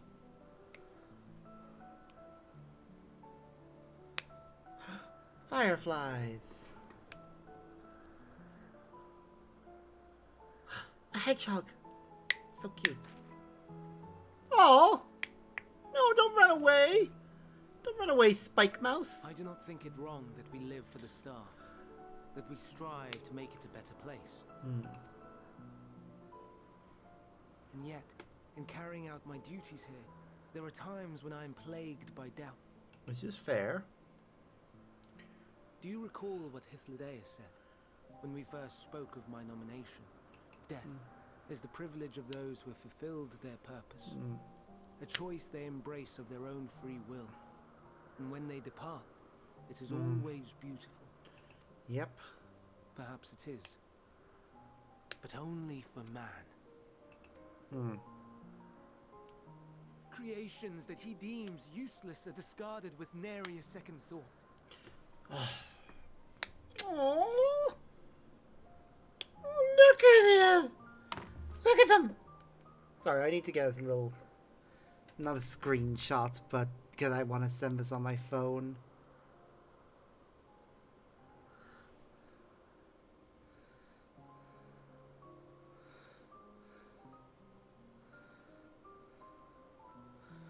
Aw, I want to send that through one of my group chats.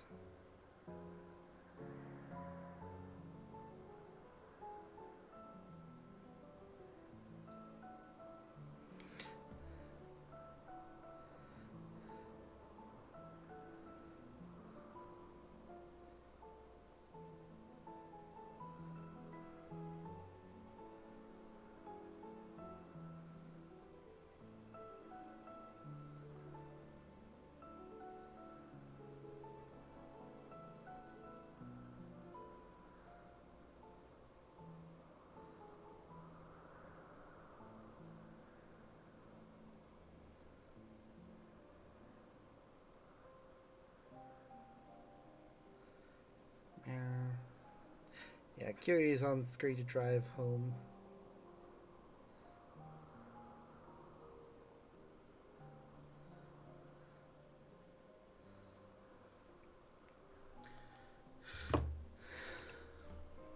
Some scarcely born into the world, afforded a handful of breaths before life and potential are abruptly extinguished. Yep. We make Still an effort to spare them Kitty. pain. They sense what awaits. Oh. Rage and anguish and cower and fear. And it is not beautiful.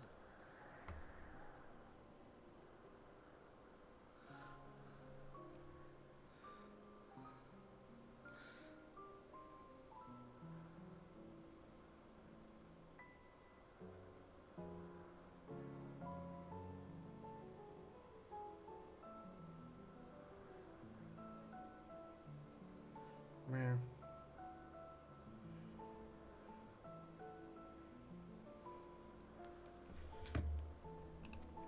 So cute. Yet no one cares. No one. So fixated are we upon the duty that we do not pause to question the method. Wow. I kind of get why Fandaniel is the way he is. This is his original incarnation. So Pain and it makes suffering, sense. confusion and despair writ plain in the eyes of those poor creatures. Yet no one sees. We turn a blind eye and carry on in blissful ignorance. Not a miss. And always, always the blossoms shine pure and white. Ooh, okay, wow. Really starting to understand how Fandaniel became the way he is. Like,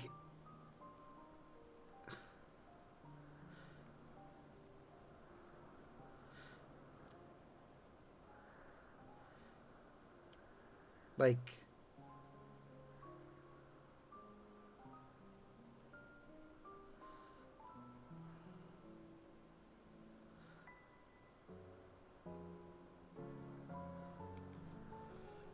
this is his original incarnation. And he had to deal with all this. Then in his next life, he gets influenced by somebody who wants to see everything end.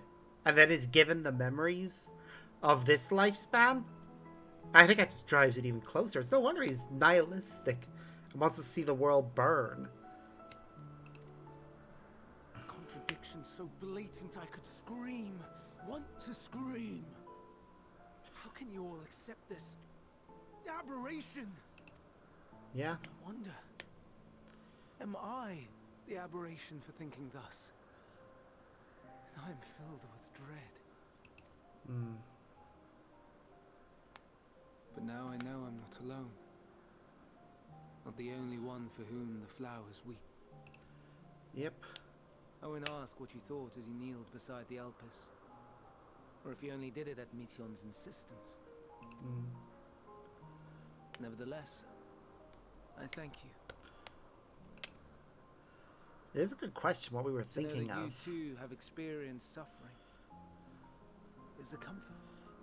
It can be comforting, though, if you're experiencing negative emotions, to know that others have experienced that.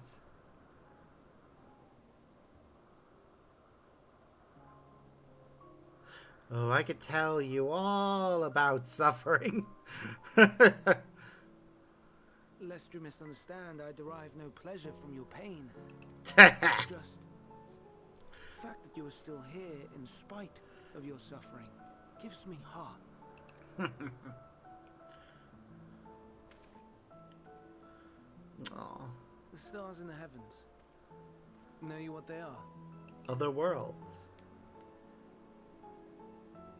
Though it is too far to tell, each glittering light could be a world not unlike Aetheris. A world filled with life. Could be. So many stars, so many lives. For us, there may be no higher purpose than to live for our world. But what of the other living beings out there? If they exist. What is it that gives their lives meaning? That drives them day after day after day? Good to pose question. that question to our undiscovered cousins. I created beings of dynamis, who can traverse the vast emptiness between the stars. Meteon and her sisters. Huh. Aye, sisters. She has a great many of them. And they have already departed on their journey, traveling to one star and then the next in search of life, as one might expect. Okay. Exploration on such a grand scale is rife with difficulties, and thus far I've naught to show for it. But I have faith that we will make some manner of discovery ere long. Yeah, I have a And when we bad do, feeling. I should be glad to share our findings with you, in gratitude for your kindness. I have a bad feeling that the sisters he created may have absorbed too much of this dynamis stuff and been corrupted beyond recognition. It's getting rather late. Wouldn't surprise you if it turns out that you're responsible for the final days just because your curiosity got the better of you. Come, Meteon. Let us head back. All right. Which in turn would technically make Hermes the true final antagonist. Whoa, what's happening?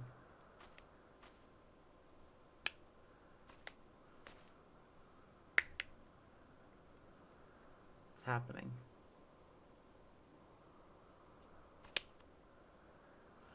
Oh, she felt something.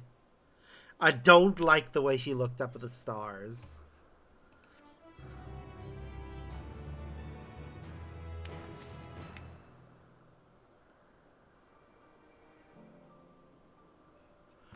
Yeah, I have a really bad feeling right now. Are we going to be part of the final days? Like the actual ones? Oh, that'll be horrifying if we are. You are a Zem's familiar, are you not? I pose to you a question. Imagine an object you truly desire lies before you. What do you do? Shout need! I see. As rumored, you do show a glimmer of intelligence. Avarice is a mark of sentience, you know. Speaking of which, my pot of nectar has recently gone missing, along with the nymphi I was observing. Welcome as this confirmation of their intelligence is, they aren't meant to eat all of that at once. Of course, should I pursue them, they will like as not hide for fear of reprisal while I devour the lot. However, they may respond if a fellow familiar expresses doubt that so much nectar truly belongs to them, if you take my meaning. Yeah, I do. I'll deal with it. Fortified enclosures? That would be dreadfully dull for all involved. If only there was someone who... Ah! You have impeccable time, my friend. I am in need of a bit of assistance, you see. If you insist. I assure you that I do. Now listen. We have been asked to design a new island for the purposes of containing and monitoring poisonous specimens. Alas, we know little of such concepts, and last I attempted a bit of research, I woke up 3 days later with far too much information about gryphs. You, however, have the look of a familiar that could not easily care less about the subject. Thus do I require your services. You need only ask the researcher for a brief introduction to poisonous creatures, and steadfastly ignore any niggling curiosity in favor of reporting back here.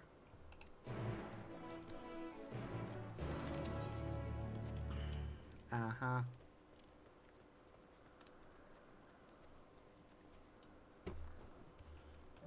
Oh. Where'd you come from? Get back quickly. How odd. Generally speaking, this griff would sooner gore you than look at you. Did your career imbue you with a special talent for soothing savage beasts, perchance? Nah, I'm just good with mounts. Curious indeed. I dare say this calls for further experimentation. I don't suppose you'll be willing to attempt a flight on its back. Hope the griffs will find use as mounts, you see. But its aggression towards unfamiliar faces has precluded any real trials thus far. Please, consider it. You're willing to ride the griff? Splendid. We can begin immediately. Assume you have preferred riding trousers on. Are you and your trousers ready to ride the griff? Yes. Yay. Majestic.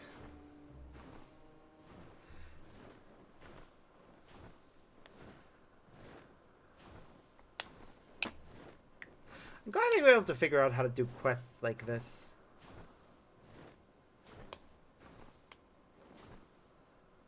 But both of you have wonderfully relaxed riding postures. Let's say you do a little tour of Elpis. Sure, why not? An aerial tour would be nice.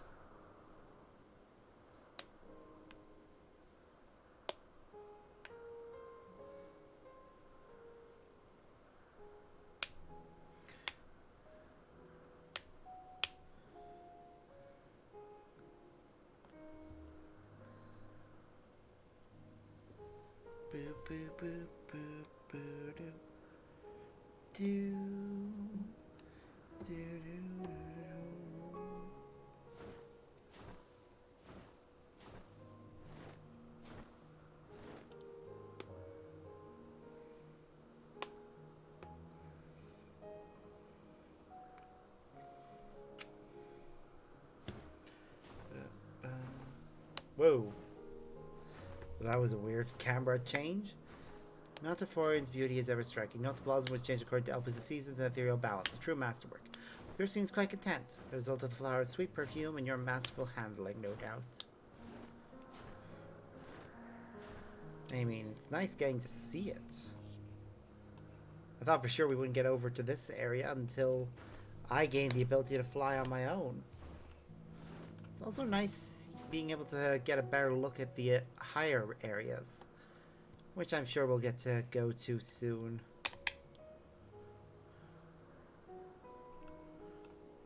Where are we going now, I wonder?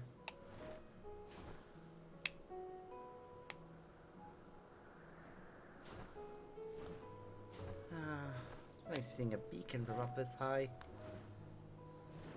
These beacons are crucial to our operations here. Make convenient lodestones for flying specimens under observation. Successful concept sites. Sight them from a distance and can approach without hesitation. Chris has passed that test with flying cars, so let us return to solid ground.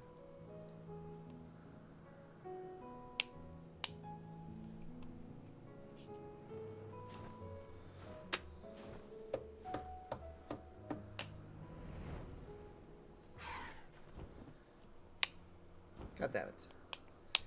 Sorry, I try to keep... Well, when I don't need both hands for playing the game, I try to keep one of them busy. An elegant landing. Another mark in favor of the Griff's utility as a mount.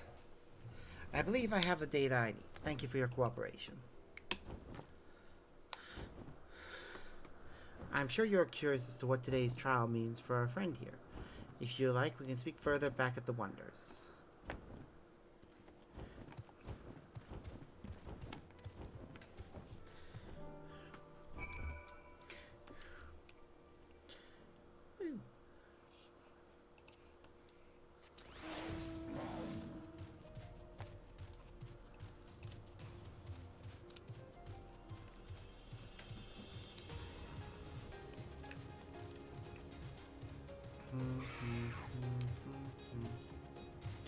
That Griff made a weird noise.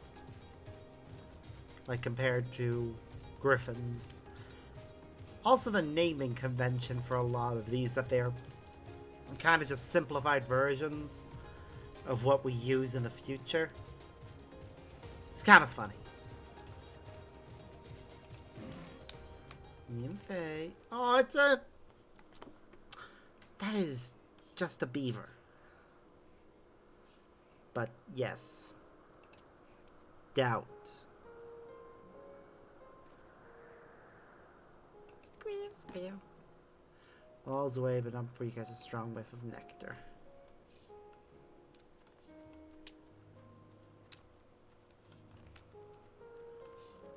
There's another one.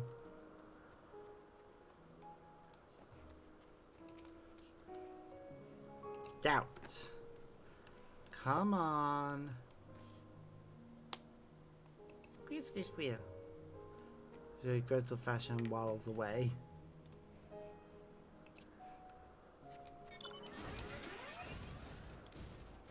Where's the last one?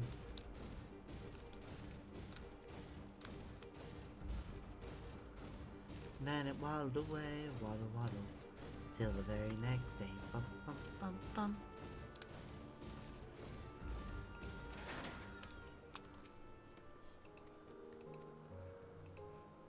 Doubt.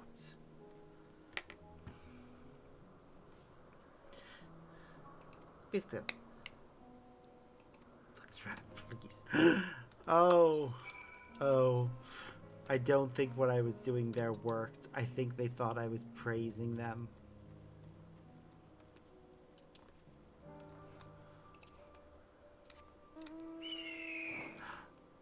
Oh, I love it. Wait. Where am I? Should I be on its back? Did we just turn into it? Or is it carrying us? Given Hermes' own expertise, flying creatures is always subject to immense scrutiny before approval. Even so, I have no doubt that our proud friend will pass muster.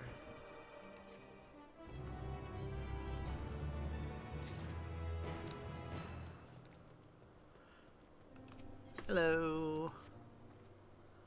Aw, aren't you just adorable? Yes, yes you are.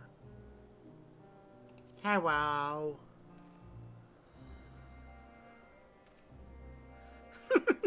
So familiar, so whimsical. I have a task that is perfectly suited to one such as yourself. I would like you to inspect the flower beds north of here. I suspect we'll have killed some ethereal masses. Should you find any, please bring them to me. Do look carefully now. If I need someone to wander off the task got finished, I would have asked one of the other researchers. Well then. We better go turn in this other quest.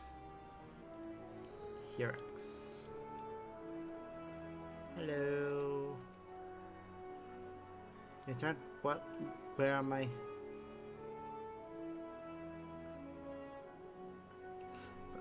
Beavers.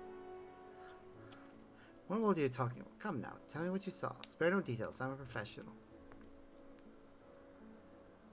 Strange brown fur creatures that waddled?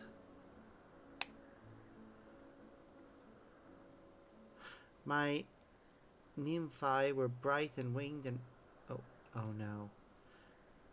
No, that's absurd. Tell no one, I was assuming things are better off lost.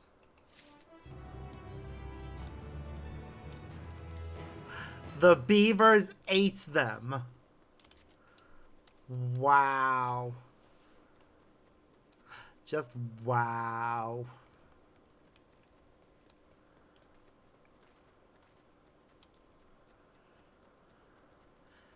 I have no words.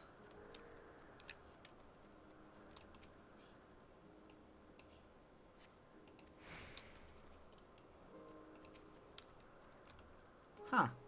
Looks like an elemental.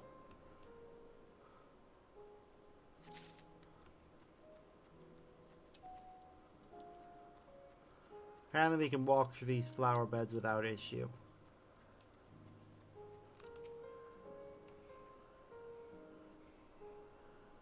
It's also interesting that there appear to be two batches of the same flower, and then one of two other types.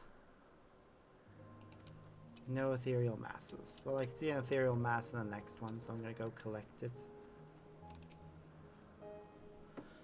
Butterfly. Big butterfly. Ah.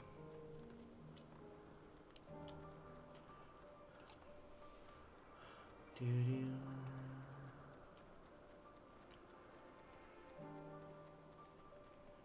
Hello. Squares every corner? Yep. As expected, masses of earthen aspect. Gardens 12 ones reflect the balance of dynamic and stagnant ether of all 6 aspects. An excess of activity in a single aspect leads to this type of agglomeration. Tis these flowers' way of bearing fruit, so to speak. Ill as that may sound, ethereal masses indicate they must adjust the ethereal balance and help us to maintain an ideal environment. But it's not for your worry, your dear little head about, of course. Such magic is as simple as breathing for us. Run along now. Wow. Bit condescending, but moving on. We're doing well level-wise. I think we're very close to leveling up again. I think I'll keep going till probably around 10. At which point I'll want to take... I'll want to stop for the day and do a few off-camera things. But we'll see how far we get.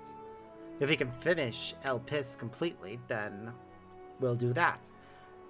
So we'll see. The quintessential example of a poisonous specimen is a mobile marquis, of course. Never was there a creation so foul, so pungent, hence the name. Indeed, the concept has lately been adjusted to prevent any further accidents. But the Marquis, oh the Marquis, blinds the eyes and paralyzes the body, even as the mind desires nothing so much as to vomit continually to purge its stomach. Why did they ever make that thing? Why did they? Seriously, that is actually a very good question that I would love to know the answer to. You're soliciting ideas for an isle of poisonous concepts? In that case, you might ask after the new cultivar. From the corns, I'm told it bears poisonous fruit.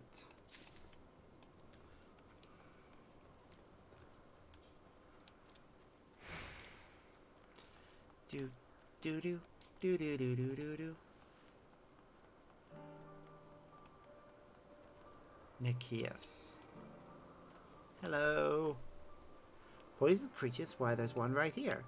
As you can see, its skin is translucent. The body within is, shall we say, squishy. Fortunately for it, those beautiful sleeve-like appendages conceal countless minute stinging darts. Most other creatures cannot so much as touch it, let alone devour it. It will be fascinating to see how it fares against non-aquatic concepts. Perhaps it could even fly, should a light enough gas be incorporated into the membrane. Staring fact about stinging invertebrates.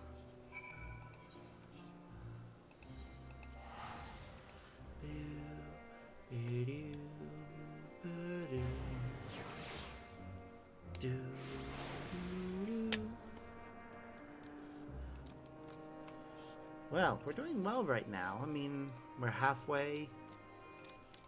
We're at least halfway through, I think, the story right now, because usually the collection of etherite or ether currents tells you how close you are. There you are. I began to worry you'd become mired in the minutiae.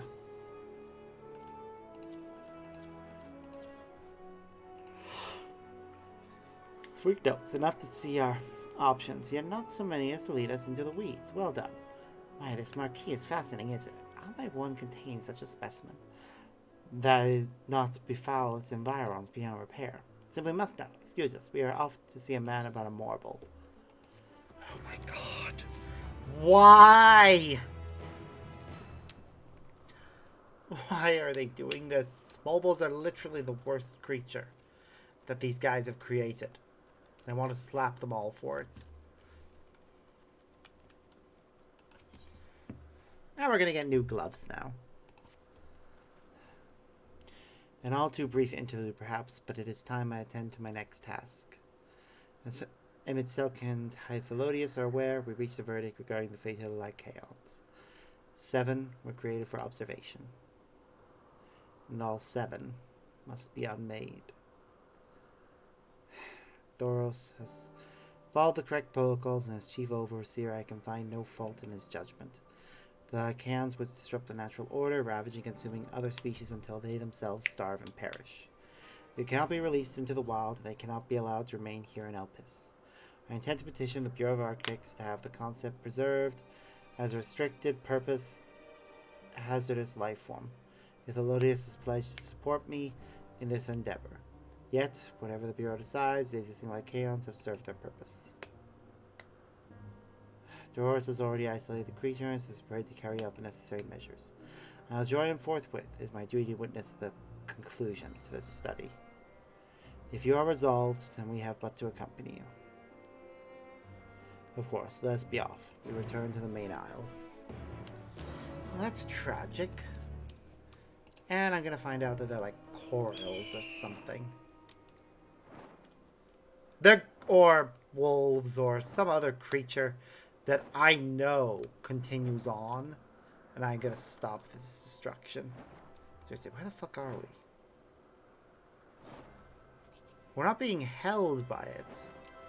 We're not riding it. So the only conclusion is we either are inside it or we transform into it. Which, you know, both options are fine. It's just, you know. Also, I do like the song that plays when we take this form. I know it's just one that's... Whoa.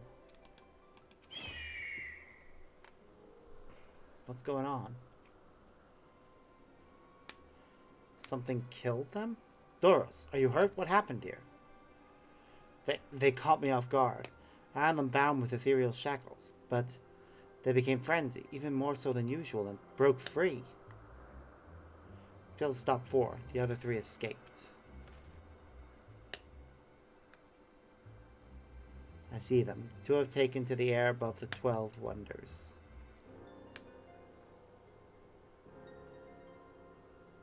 The last is up ahead, lurking in the fields. You and Sparks handle that one. The pair in the sky you can leave to me. If this is how it must end, then so be it. I will render assistance to Emmett Selk, unneeded though it is.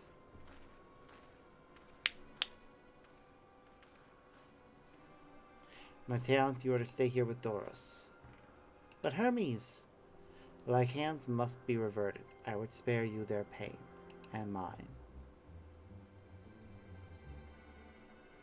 This is my burden, not yours. But if you are intent on helping, then please follow my lead. Mateon.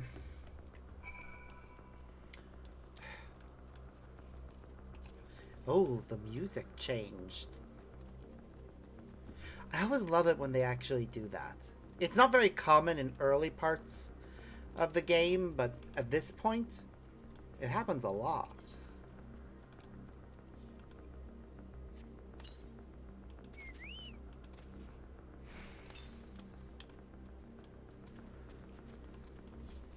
Nobody really notices the chocobo following me, and I'm okay with that. I appreciate your help and lament that it is necessary. There it is, our quarry, within striking distance at present, but if it feels threatened, it may well flee beyond our reach. Here is my plan. You will approach slowly, in full view, and draw the Lycaon's attention. Now I warn you, its abilities are as fiery as its temperament. Once it spots you, it will unleash orbs of flame. But fear not. By my measure, you are more than equal to the task. Withstand the onslaught for a few brief moments that will give me time to catch it unawares. Ready? Then let us begin.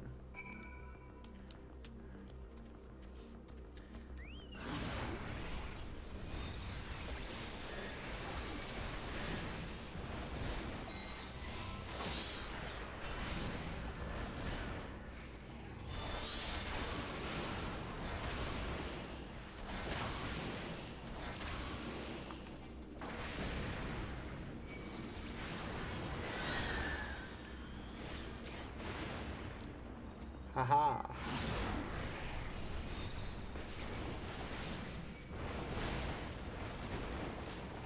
Die.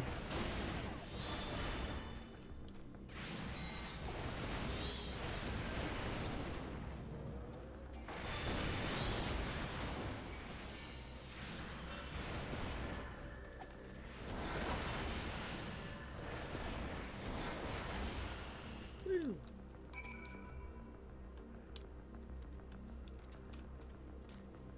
What? Oh, stand in front and keep its attention. Okay. Easy enough done.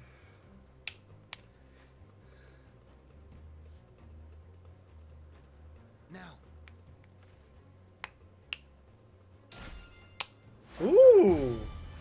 Okay. I like that they gave him a caduceus. Referencing his,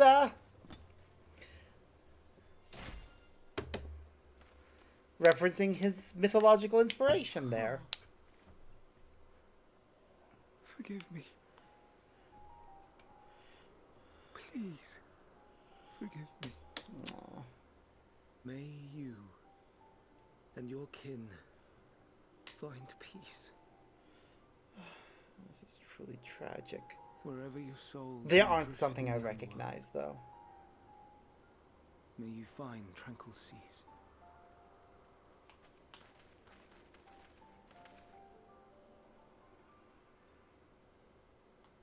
Be not forgotten. In concept endure. To reclaim form and one day live again. Serve not the star, or any purpose save your own. Live again, if that be your desire.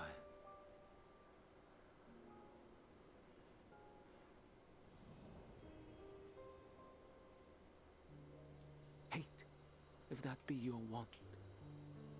We are worthy. But leave your suffering behind. Poor Hermes. Lay down your burdens, be born anew. Fly high, fly free.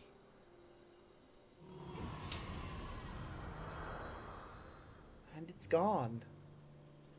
So that is a concept being unmade. And everyone just heard what he said. But he did not enjoy that.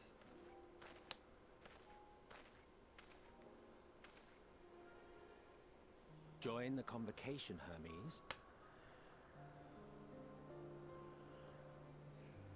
Why? You do not belong here.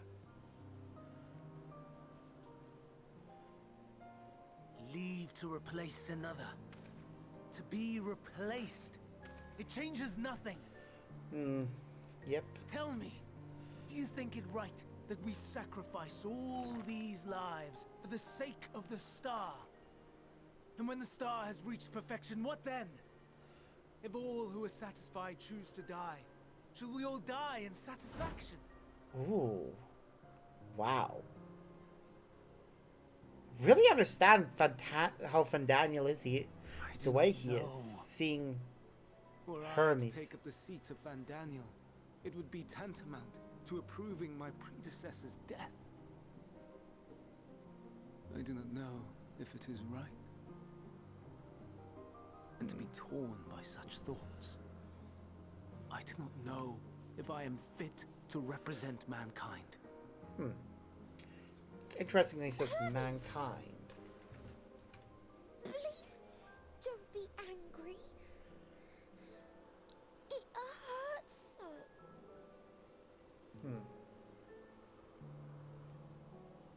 Forgive me. If you would still consider me in spite of everything, I beg some time to gather my thoughts. Meanwhile, Hythlodaeus, I fear I must trouble you to attend to the others. 'Tis no trouble at all. Take as long as you require.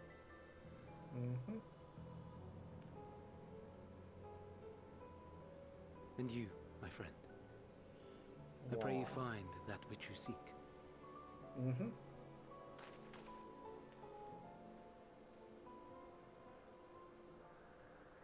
I expect we have some few matters to discuss.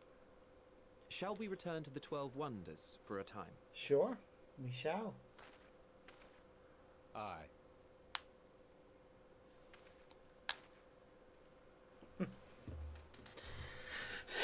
Whoop.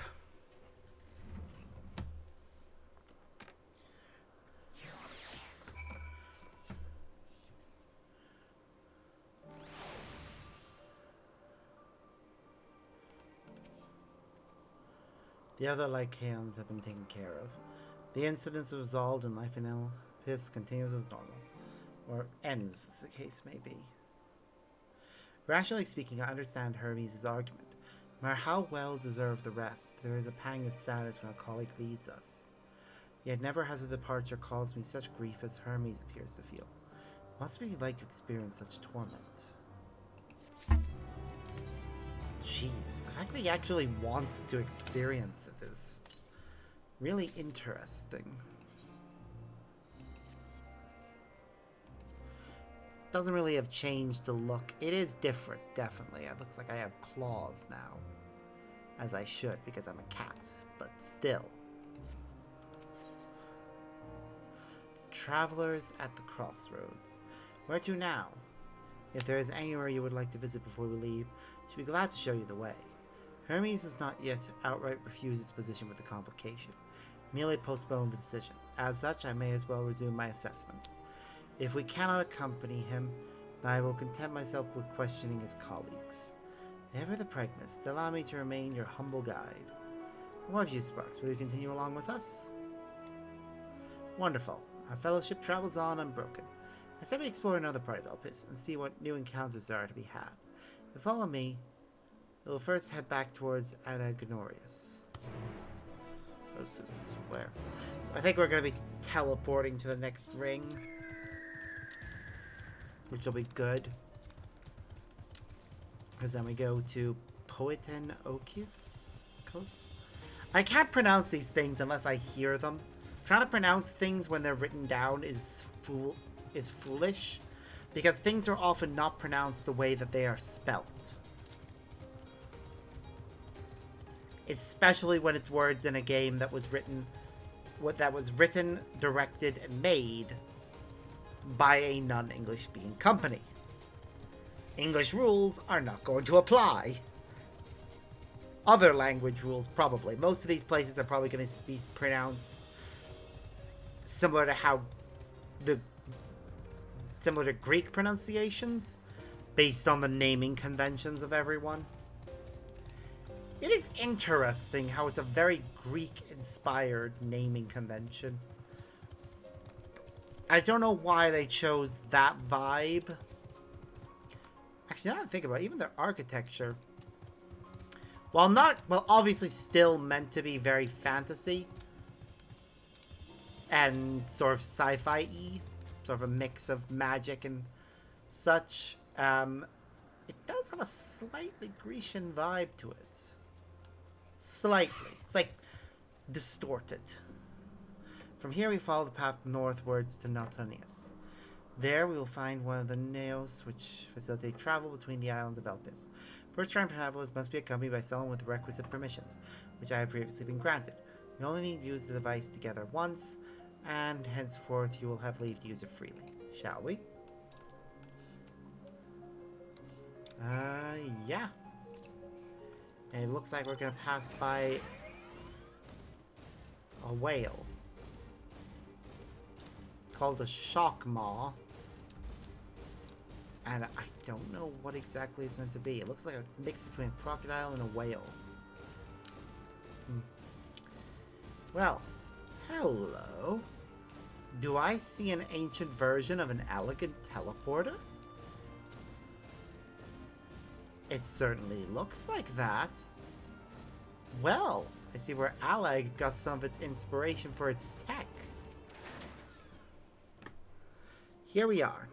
This news will take us Kalmezephoros, the western island. That's it right there, looming large over us. Step this way and we can soon admire the view from above.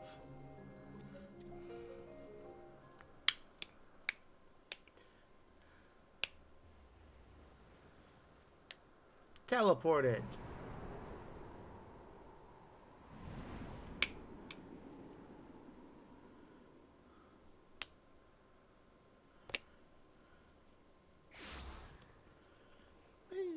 We're here. I present to you Kalamelios Zephyros.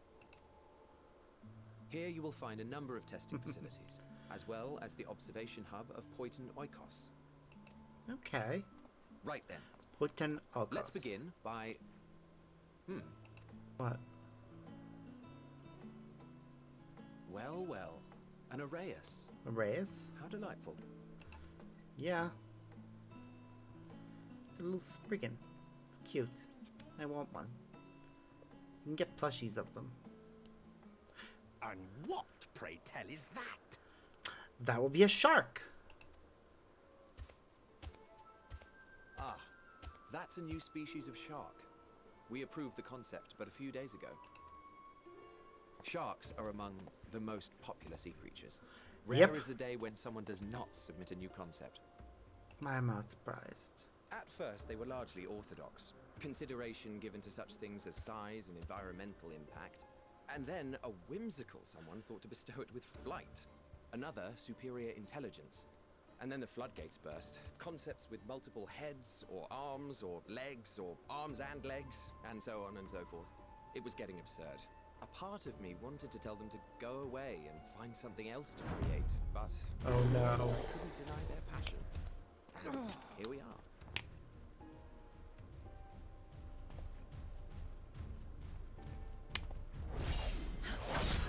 Whoa, hello. Just knocked it out. Like your weapon, though. That was pretty cool. Is that? Holy shit, it's Heidelin's... Too close. Are you unharmed? Okay, wow. That is Heidelin's host.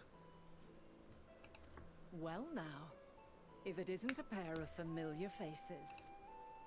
Benar, that we should meet you here. Well.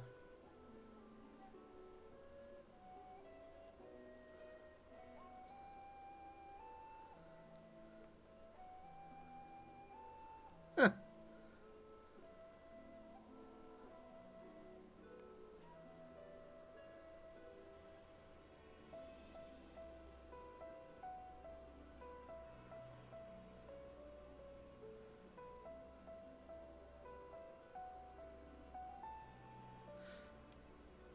I am actually very surprised, but also in a pleasantly surprised. Yep.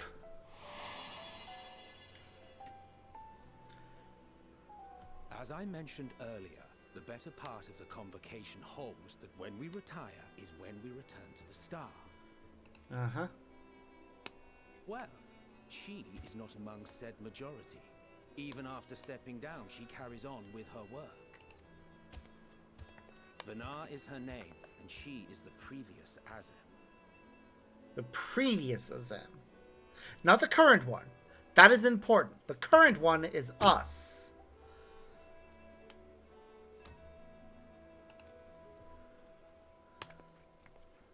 It has been a while, Hythlodaeus. You look well. Less so, Emmet Selk. I dare say the lines upon your brow have both deepened and doubled in number. Wow. A shame for one It's so also young. interesting that she wears white. You must make an effort to frown less often. Everyone else is wearing black, but she wears white. Curious choice. Easier said than done, thanks to your unruly successor. Ta! How is he, if I may ask? Incorrigible as ever. Rushed headlong into a volcano on the brink of eruption just the other day. I should be glad to share the tale in its entirety later, if you're so inclined. I'm pretty sure she would be. Oh, you know I am. Now then, you are? Sparks Narrowed at your service.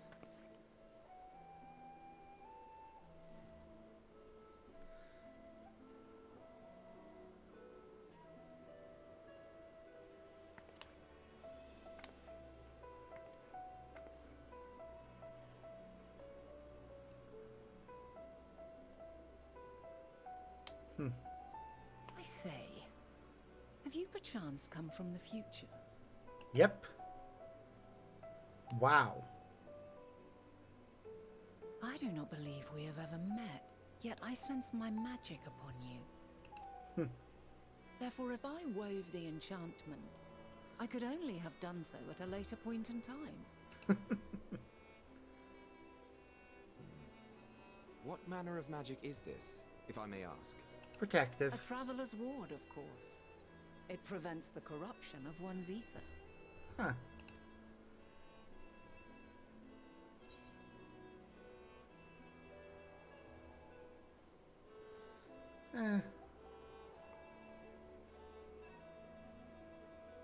That sounds rather like the Blessing of Light.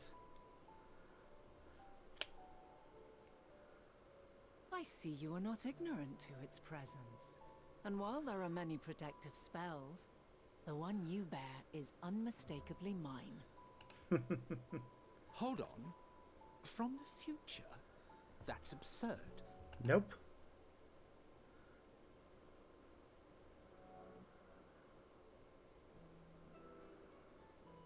What is it? you unable to speak of the matter? Yep, exactly right. The reality to which you must return exists as a result of the final days. You cannot reshape the past to undo the tragedies of the present. Yep.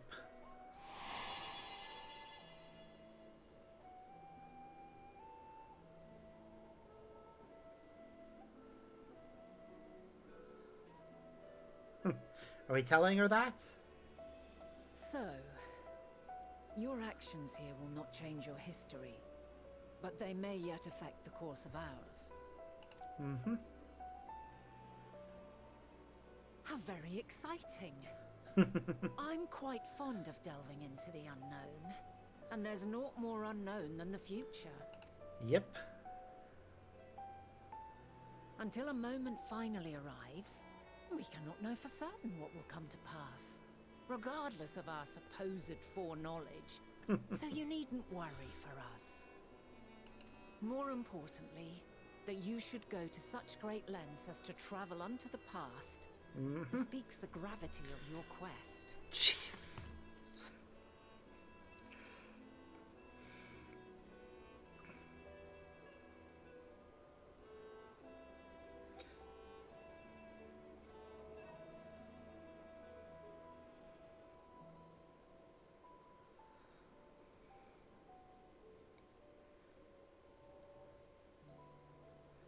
Vana, calling out our time travel shenanigans,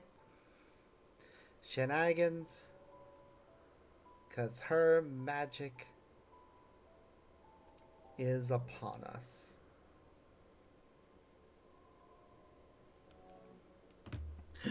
I love it. Will you not reveal it to us? Mayhap we can be of aid to your cause. I mean...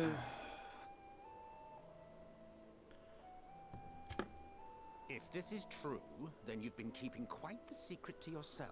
Had to. Sorry. As a representative of the Convocation, I will hear it all. Your identity, purpose, everything.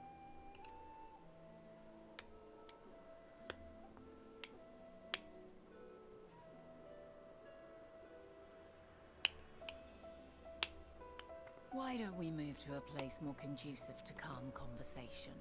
Yeah. I've been working here for some days now at an old friend's behest. If it is agreeable, we may make use of my accommodation at Poiton Oikos. Yep.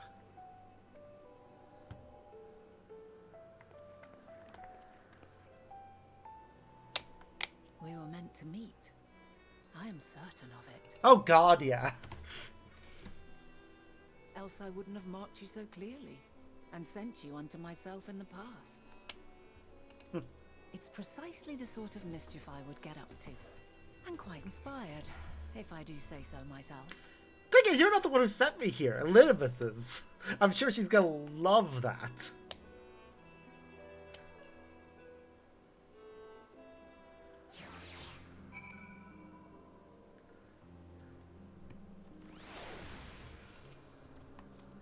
My apologies. Before you move along, colleague has asked me with a matter which I'd rather not leave unresolved. It involves finding a certain concept engraved crystal, and the quick-fingered Aureus which made off with it. Say, I think you might have seen the culprit before being distracted by that business with the shark. Would like us to follow its ethereal trail?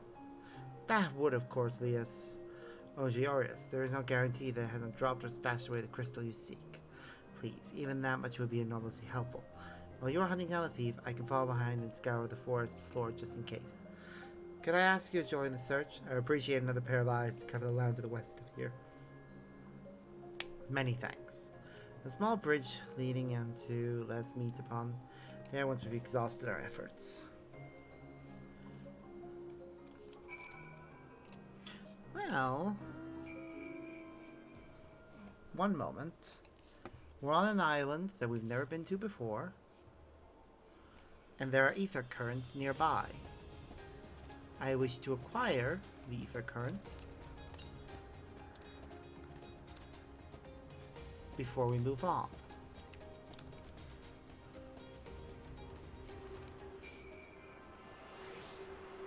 There we go. Nice little ether current.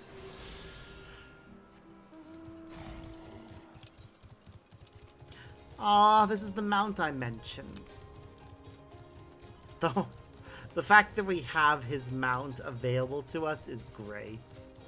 Okay, the one that I need appears to be around just south of the big red marker that we're heading to.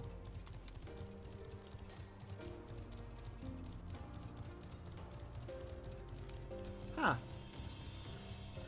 It is interesting seeing different versions of creatures. I saw the ether current there.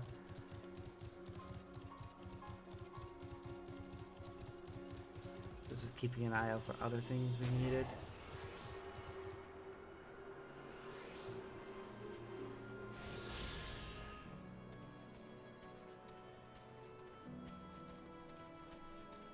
I guess I could.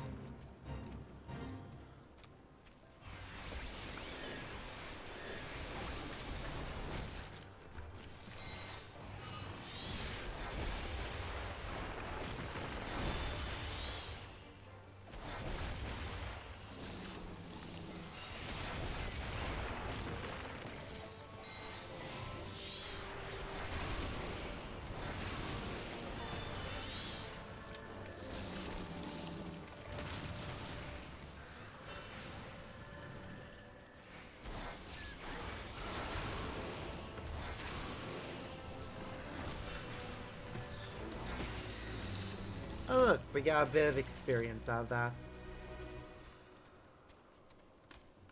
Anyways, I found the concept crystal.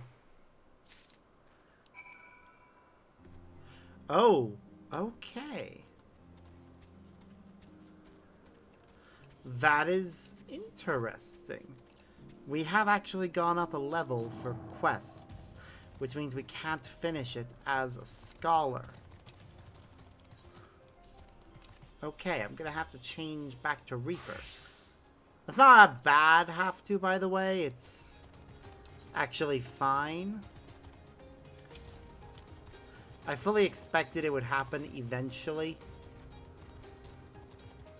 Just if we get any side quests, I'm gonna be doing them as a summoner, just so that we can get the class up. Actually, I should probably do them as a Reaper. I'm not sure, actually. That's the problem. Level 87 is probably going to be the level where we do a dungeon.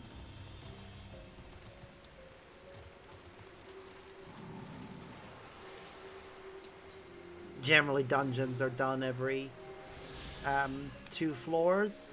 Or 2 levels, rather. I just love how this one gets its own song. Like, I don't think any other mount really gets its own song. All the others, their song is shared with someone else. But not the, Fat Chocobo. No, no. The Fat Chocobo said, "This is my song."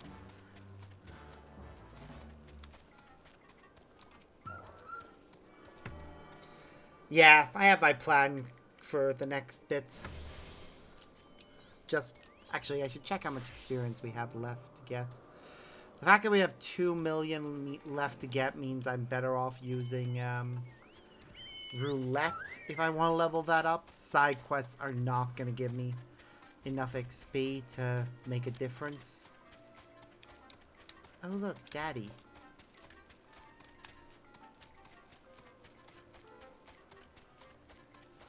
Yeah, we're all thinking it. Don't pretend.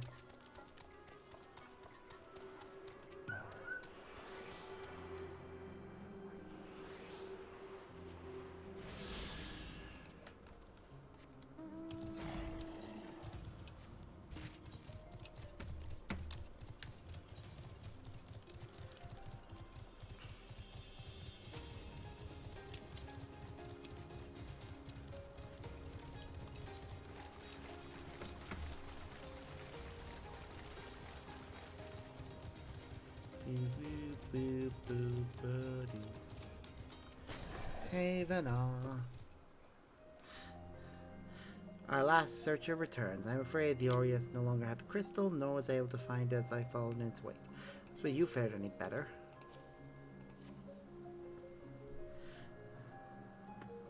The crystal, well done. Wonderful, now I can focus on your tale without that missing concept nagging at my mind. Have you always had a knack for finding things? I've often been asked to do so. Oh, you two, some of us seem destined to always be searching. For ourselves and for others. Long ago, when I held the seat of Azem, I was forever trekking back and forth across the star in search of answers to people's problems. Naturally, the need for such journeys has lessened considerably since I entrusted the position to my whimsical successor. Yet I'm still eager to come running should an old acquaintance or new interest require my personal attention. That is what brings me to Elpis, in fact. Many times has my presence been requested.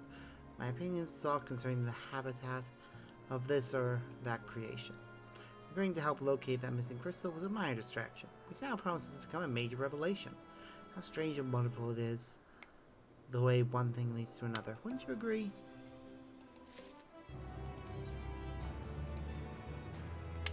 Thank you again for your timely help. Now then, 'tis time I return this stolen property. If you would go on ahead to my accommodation, I will join you as soon as I have attended to that task. Follow the path straight ahead to the building at the top of the slope. I have the entire place to myself, so we can speak without fear of being disturbed or overheard. Good, good. I won't be able to tell them too much. Like telling them about Heidelin or Zodiac would probably be a bad idea.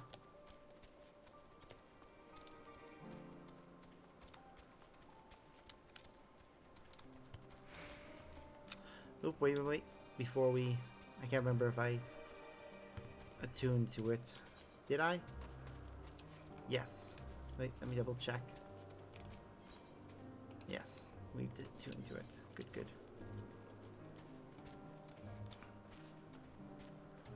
I should probably repair my gear, though. We've done a lot of stuff. So...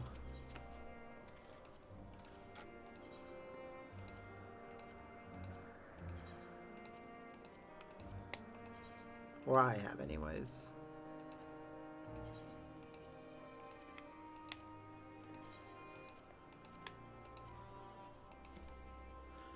Well then.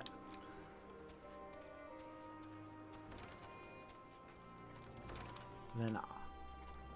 Welcome to my temporary abode. Please make yourself at home while I put on some tea.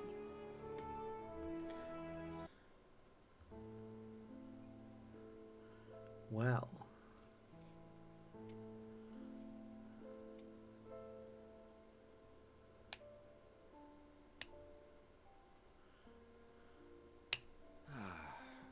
Wonderful aroma. I feel more relaxed already. Mm-hmm. Would that I had sweetmeats to offer, but I travel light out of habit. There's plenty of hot water though, so please have as much tea as you like. Now then, will you tell us your tale?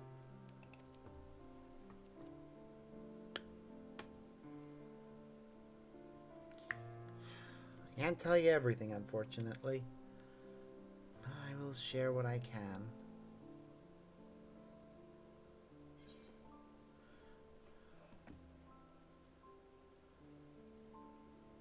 Calamity called the final days has befallen the world.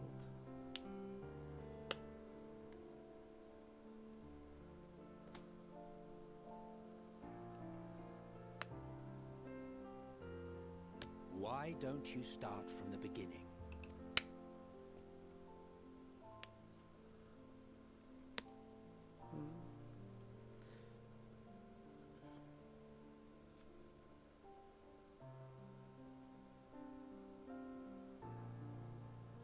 So we're sharing the entire story, apparently.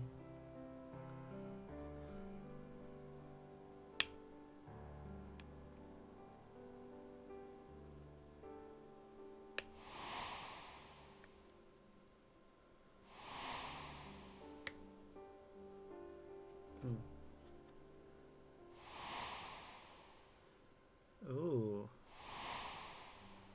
Hydaelyn, the Ascian.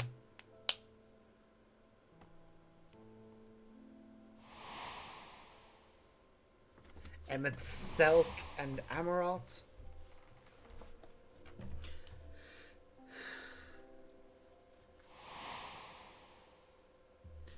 Zodiark. Our dream about the world's destruction.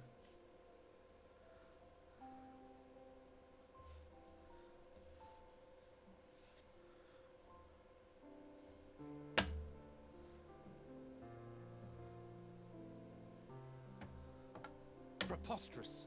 Utterly preposterous. While not the words I would have chosen, I too have my doubts. Much of it borders on the incredulous. And yet, here we are. What of you, Vanar?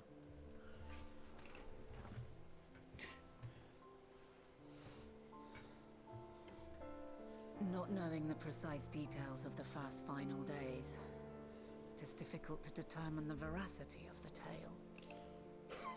Supposing it is all true, I must ask myself why I would do what I did. Yeah, good question. Why would I feel I had no recourse but to oppose the 14 and create this Hydaelyn? Circumstances change, of course, but it would not have been an easy decision No. There must have been a reason. One compelling enough to force me to take such drastic measures. Then there is the Elpis flower, which I said would serve as a guide. That it's of import to your mission is plain. But your presence here leads me to believe that this place also holds significance. But what could it be? What are we meant to accomplish? Might it not be simply thus? In the future whence he came, the final days could not be averted. Mankind has no choice but to flee the star. By alerting us to that eventuality, perhaps you wish to pave the way for other futures. Theoretically speaking, it is a possibility. Yet if that were my primary objective, I see no reason to guide our friend to Elpis specifically. Unless there's something here. The capital and Amarot, or even my own home would be more logical destinations.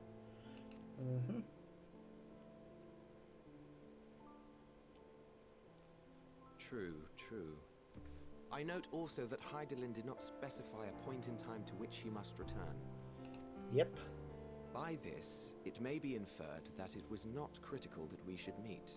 No, I don't think we were supposed to meet at all. Alternately, she had reason to believe that our paths would converge, coincidental though it may seem. Oh, okay, actually.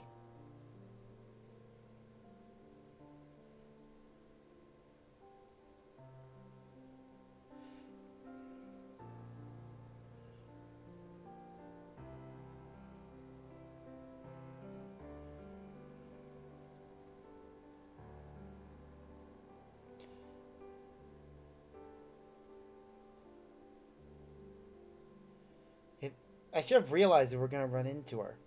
Because if she remembers us...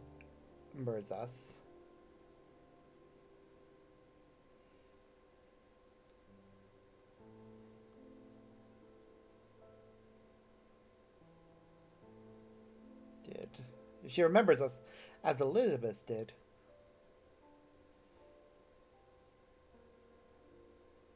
She knew we needed to come here.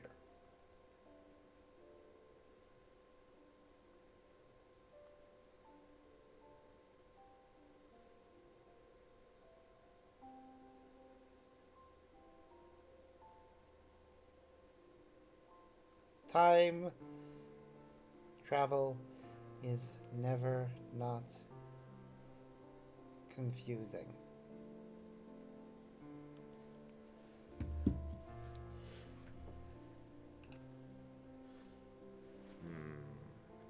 This is quite a puzzle.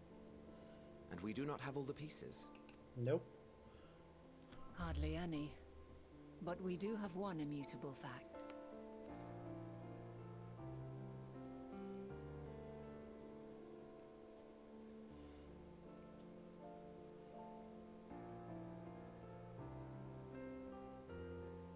Yeah, it's not impossible to do time travel correctly if you have the right set of rules in place for it. Just responding to messages, and this is actually a good thing to talk about. FF14 is a 14 appears to operate on the predetermined time travel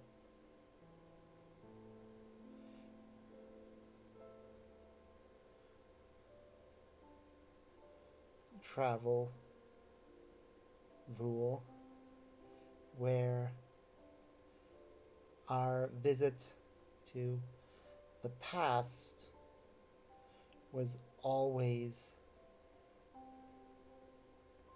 meant to happen, and our actions can't change anything as they are already part of history.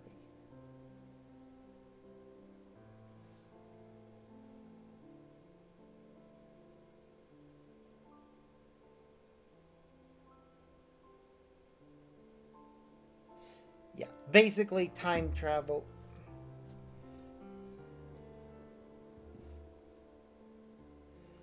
At least in this circumstance.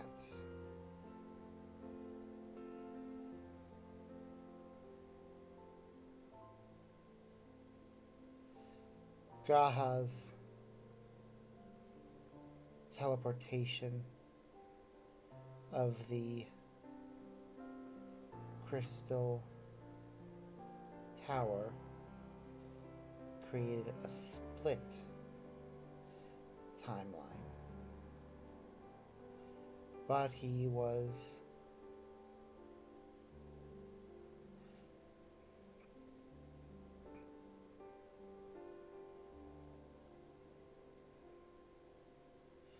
split timeline, but he was trying to change. He was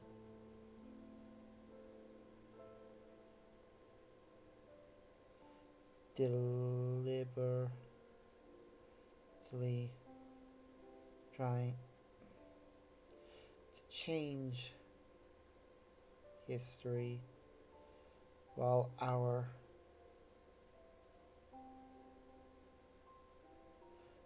we're just trying to learn information that will help our present.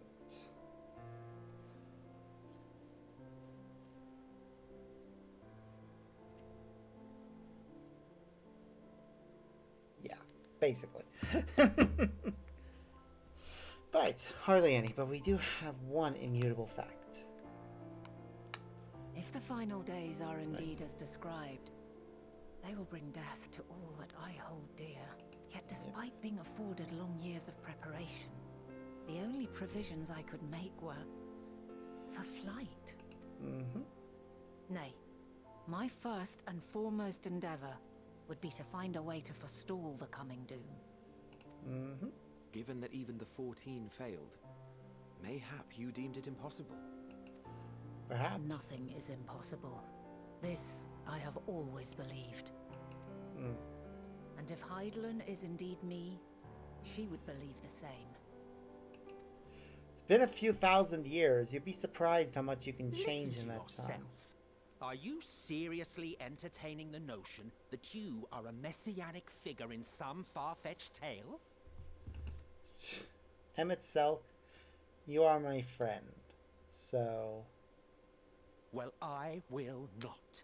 I refuse to accept that our world could be undone by some unforeseen calamity. I also take offense to my portrayal as a megalomaniacal madman. Again, Emmett Selk, few thousand years have passed.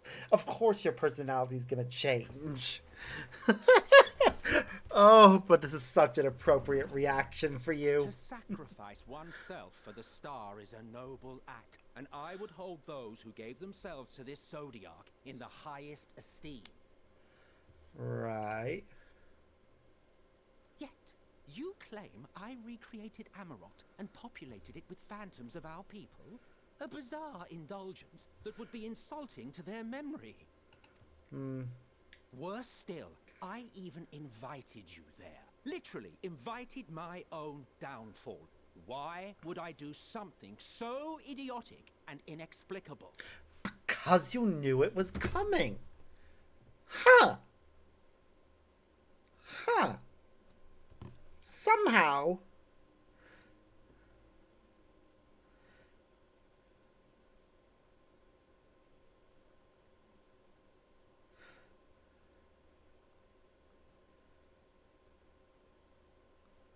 determined time travel is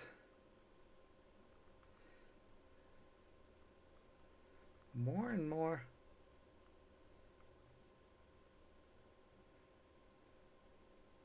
it's feeling more like it's been planned for a long time.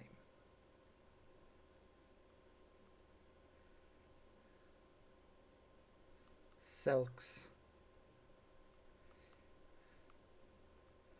connection to his future self speaks volumes towards that fact.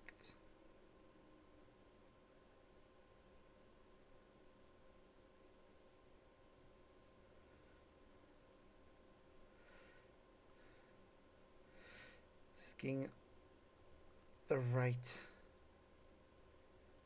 questions.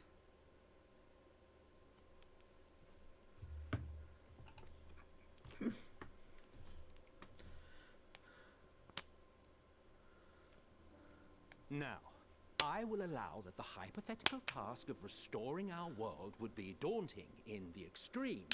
The thought of having to bear such a burden for 1,000 lives horrifies me.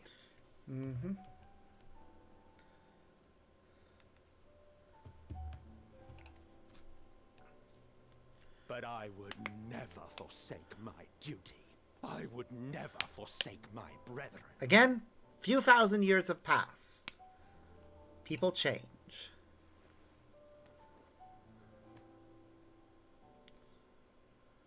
You do not know me. I've had my fill of your fiction. I will return to my duty, and you will not bother me again. Yeah, hard to accept. Wait! Yep, it's hard to accept the truth. And yet here we are. You've seen much of Elpis already. If you have any observations to share, I should like to hear them.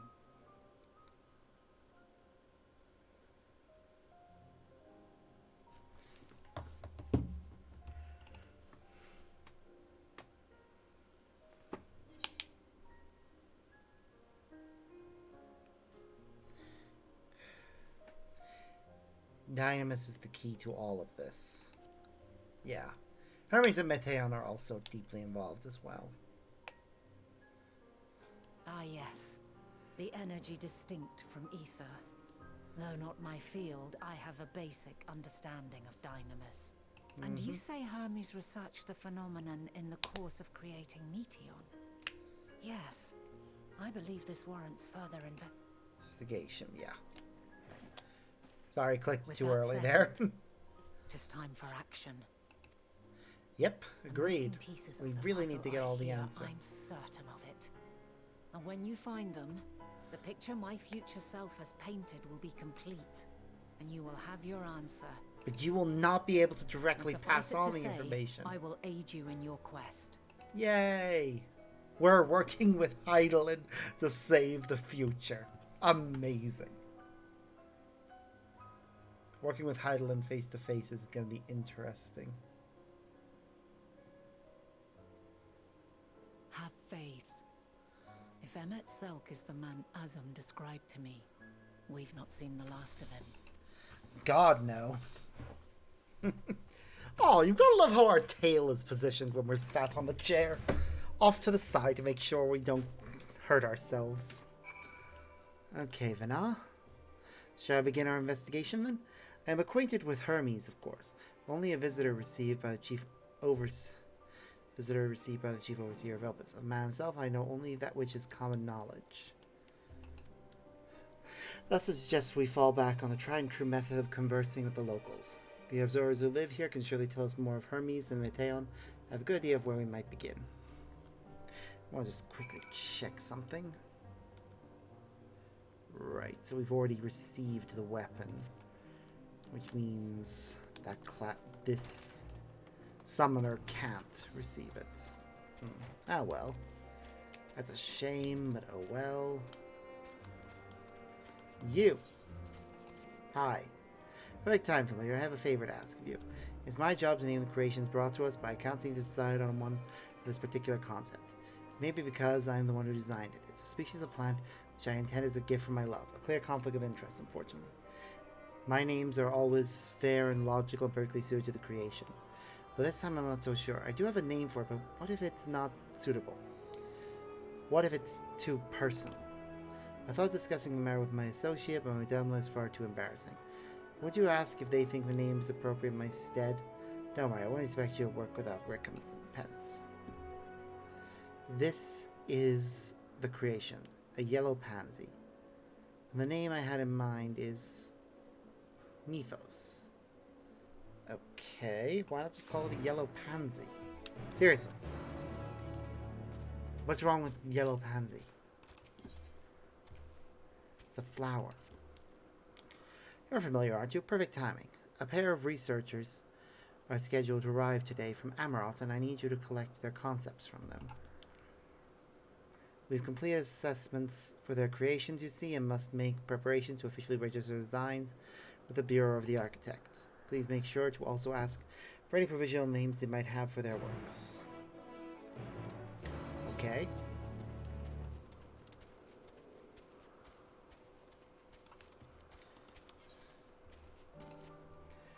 You're familiar, aren't you? Have you any prowess in battle? A bit. Good. I could use your help with something. You see, I was asked to assess a one-eyed giant created as a facility guard, and so put it against a lotus to test its fighting skills. Not only did the giant fall to a single blow, the lotus went into a frenzy and escaped. In my opinion, compact familiars like you are far more effective than these overly large brutes, and this is my chance to prove it. Do you think you can handle our runaway combatant? Fine, I'll help. Of course, you'll be well rewarded for your efforts. Our experiment was conducted east, so that's a good place to say start looking for the lotus.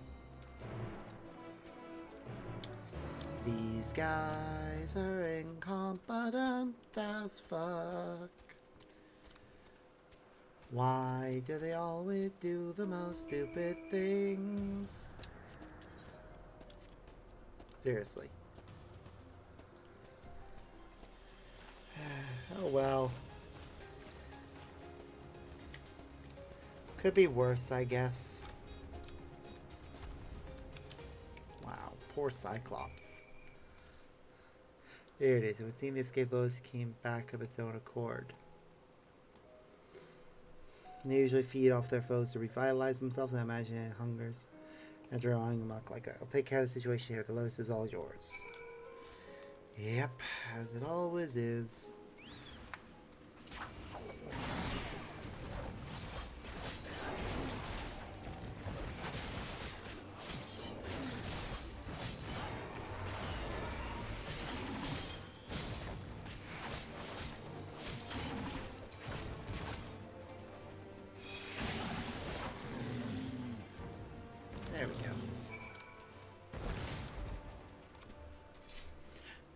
You certainly made quick work of that, Lotus. I feel I can count on you.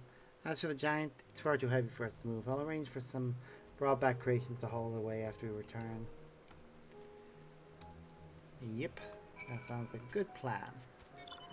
I need to feed my chocobo when I get back. And yeah, I realize I made a mistake when I was assigning gear. Oh well.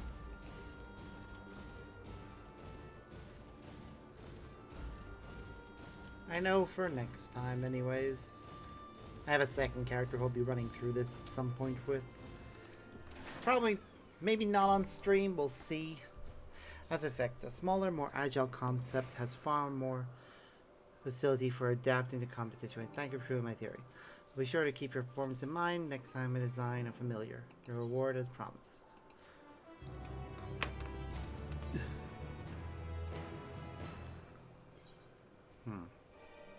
Come to think of it. Just checking to make sure that we have the recommended gear equipped.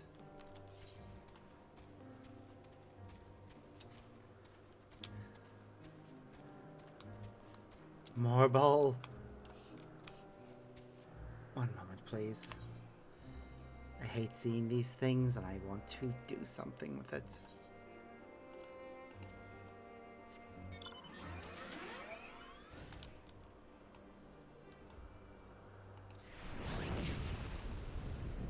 Ah, that feels better.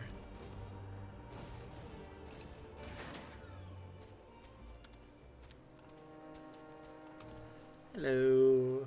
Philly, do you need something? A flower. It's beautiful. It smells so lovely. Is it for me? Oh, you just want to know if the name is suitable, do you? You tried asking... no one knows as much about naming as them. Here's a guidebook on the subject. Take it with you and let your master decide what to do from there.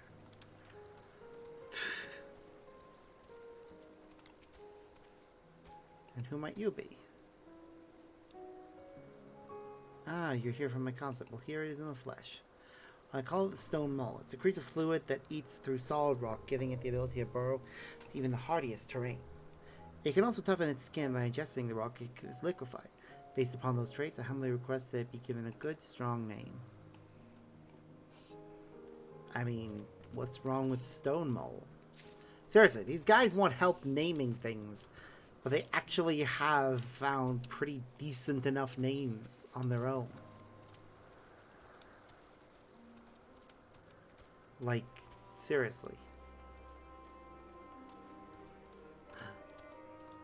Oh, look at it. It's so cute. Yes, what is it? My, what a pretty flower. And you said it was called Mythos. A fine name. Many flowers are named with a special feeling in mind, so going by what you've told me, this one is in good company.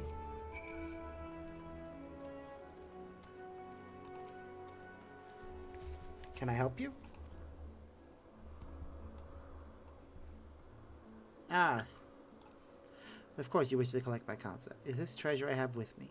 It doesn't have a proper name as such. From what I hear, the observers have been calling it Notice 642, a nod to the island it resided on. Right, well, I'll trust you to put this in Meleagros's hands.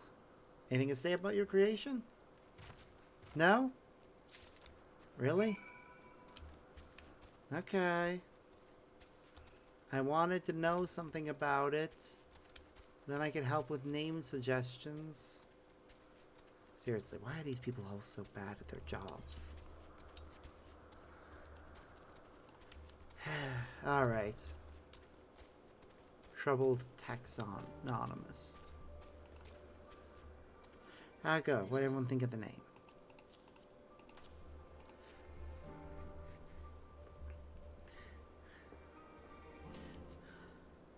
I see. Well, that is good to know. I won't be needing this guidebook, of course, as I can't very well ask myself for my thoughts. Perhaps I should. It wouldn't hurt to have some confidence in the work I do, after all. As I created this flower, I thought of my beloved, an artist, and the story she seeks to tell through her plays. My hope is that much like a myth or legend, her work is told and retold down the ages, hence mythos. I decided I'll keep the name and submit to Bureau of Architect. Thank you for your help. Yay! You brought the concept I asked for? Yep. Very good. And did you ask for the provisional names? The Stone Mole and Notice 642. The Mole's creator requested that it have a powerful sounding name. When renaming consists of the utmost importance. Let me explain. Once it has been determined that creation is meant to be a star, we can proceed with right strength creatures design with the Bureau of Architect. First, however, the approved concepts must receive their official names, and as a taxonomist, my task bestow them. When naming, one must strive for elegance and simplicity, all the while taking care to adhere to existing conventions to avoid repetition. The more creations we name, the more difficult it becomes to maintain this high standard. It is a demanding job to be certain, but one which I am proud to do. For as long as this precipice guides me, I will fill this world with the most marvelous appellations I can imagine. Please, take this in exchange for... Right. Take pumpkin orange, seeing as we're close to Halloween. Alright, so we've got 2 more side quests in the surrounding area.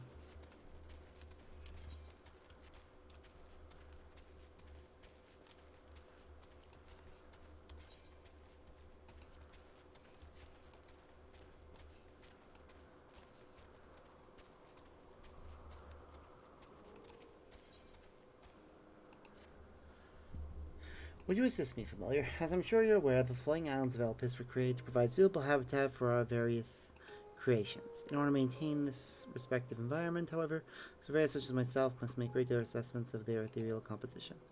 To that end, I was planning to take samples from the Melanian habitat with my partner, but it seems we had an urgent engagement. Something about an unscheduled meeting with a member of the Convocation of 14. Though I am now faced with handling this rather grueling task alone, waiting until he returns is simply not an option. As I said, it's important to gather data at regular specified intervals. Thus am I requesting your help. So, what say you? Would you be willing to accompany me in place of my partner? Certainly. Many thanks. I'll be sure to reward you for your efforts. Right, let's hurry along then. We'll need to make our way to the south.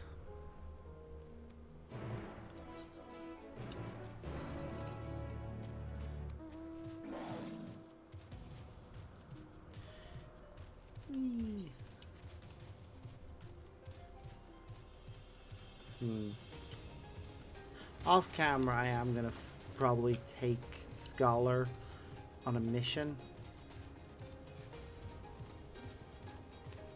One of the dailies so that I can level up more, but we'll see. The rocks in this area contain ores that can tell us about the environmental ether.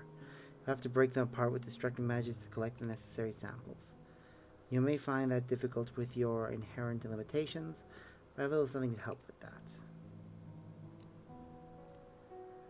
Here, use this constant crystal to shatter an outcrop of rock, then bring any ore fragments back to me.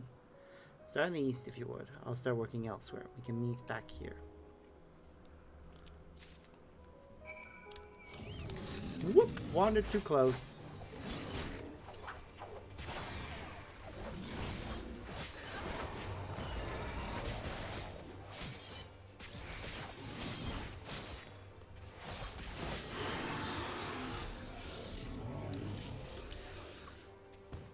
Ooh, and my companion needs help. There we go. That's better. We also need something. Let's see. This one.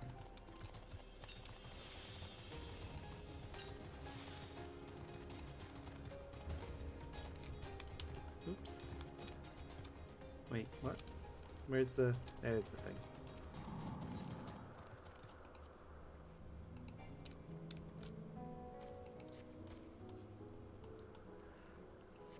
Boom.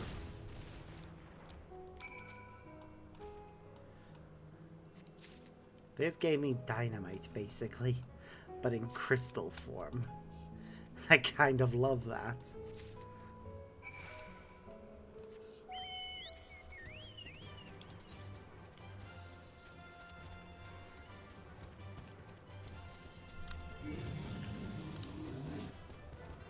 I mean, it makes sense lore-wise that that's what we ended up with, but it's still funny.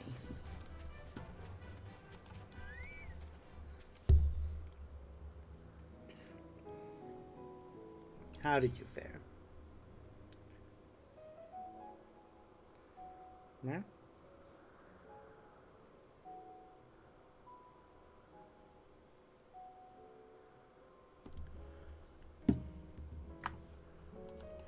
Here's the ore fragments. Excellent. This should give me all the information I need. Let's head back, shall we? Yes. Let's. I still have one more mission to accept, and it's right beside Vana. So we'll probably also continue Vana's mission while we're there.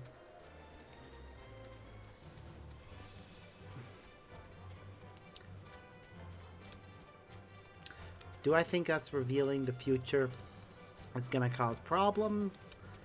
No, if anything, it'll just firmly lock things in place more. Because we've said we can't change the past, which means nothing we do here is going to do anything, really. Thank you. Without your aid, I wouldn't have been able to properly observe how the introduction of memories affected this habitat's ether. It's important to keep careful track of the environment here to make any necessary adjustments. The terrain, the floor, everything that makes up the habitat must be meticulously controlled to fit each subject under observation. Though I applaud my partner's enthusiasm for learning at the foot of a convocation member, we cannot neglect these fundamentals, albeit tedious facets of our work. Yep, that's true. Can't ignore any aspect of your work, otherwise your work will suffer for your negligence. Now we've got a calm observer over here. We'll go talk to them first. See what they have to say. May I ask a favor? A colleague of mine from the Thalassai is overdue to make his report. I need someone to give him a gentle nudge. He's currently over at Rumination's Ramble, observing some life forms newly hatched from one of our creations. Afraid I'll skew the data if I show up and startle them. A familiar like you, however, should cause much less of a disruption. Would you be so kind? Sure, I'll do it. But first... Lena, what's up? What are we doing? See you the woman standing in front of yonder building? Her name is Ismene. Where's Minnie? She is the one who made arrangements for my stay in Elpis. From what I recall, she has held her position here for quite some time. Chances are she could provide us some insights. Go and ask her questions. I will help with drawing on answers if I need be, but I leave the choice of topic up to you.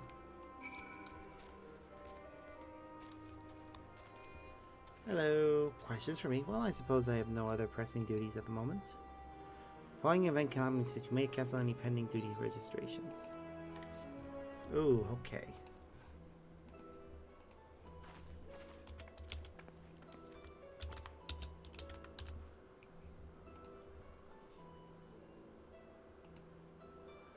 Okay.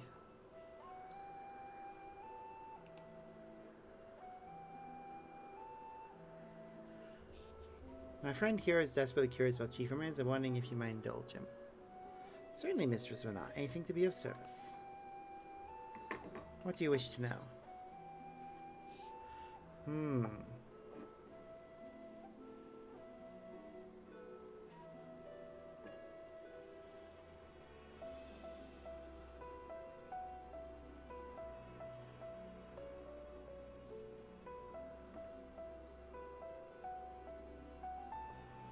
Okay.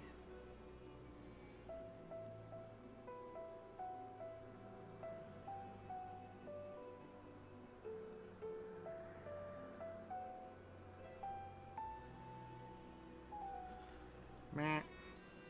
Okay. Baba. What kind of person is Hermes? Well, I can only answer from my own experiences, but...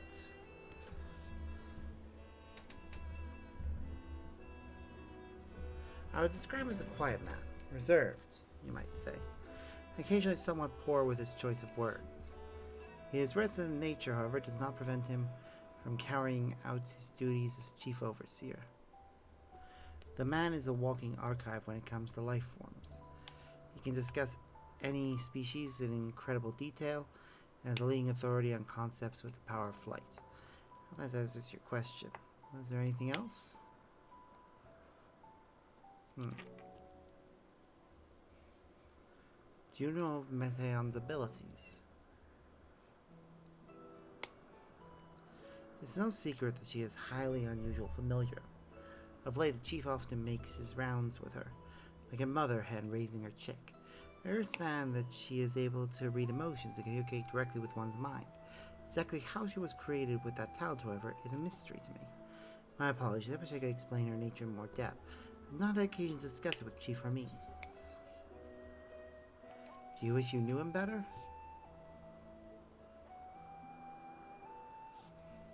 The chief may not be the most gregarious individual, but he engages with us as is necessary for everyone to perform their duties. I wouldn't want to intrude upon his privacy for the sake of curiosity. Though if you wish to learn more about Meteon, you could try speaking with Tiamos, another expert in the creation of flying concepts. He should be conducting his observations on the bank of the stream, somewhere to the east. Unless you take a particular joy in rambling discourse, I suggest you keep your questions concise.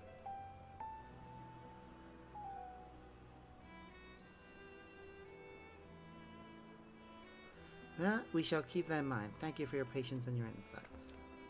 Think nothing of it. If there is aught else you need during your stay, please do not hesitate to ask. Tell Sparks, I think we've taken enough of his mini's time.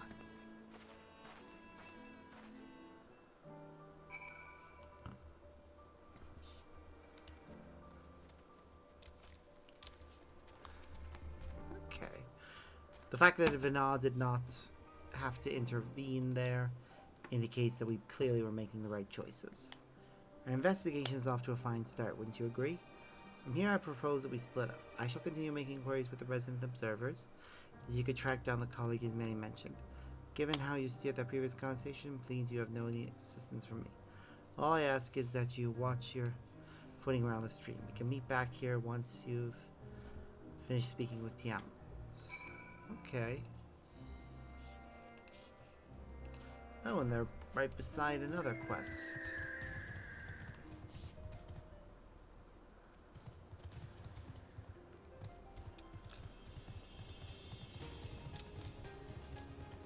Okay.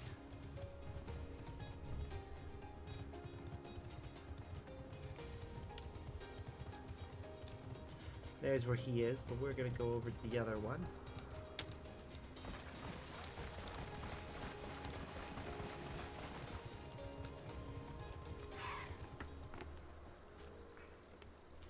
Familiar, can I help you with something?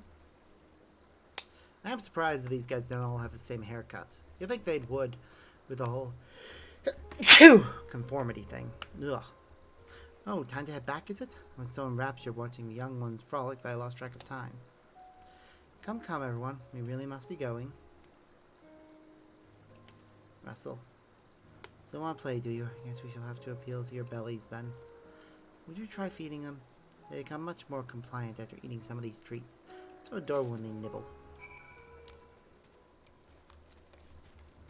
What is it? I am not sure exactly what that is.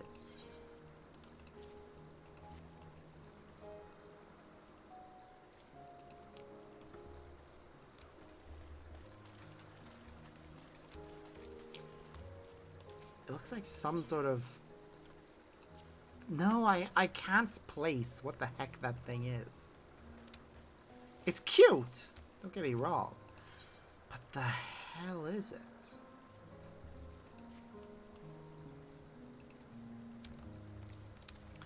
We feed them and then they hop into my bag, of course.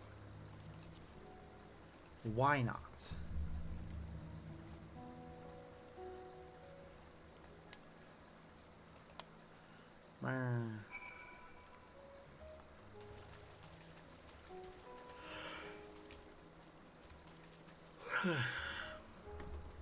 Isn't it fun watching them romp around?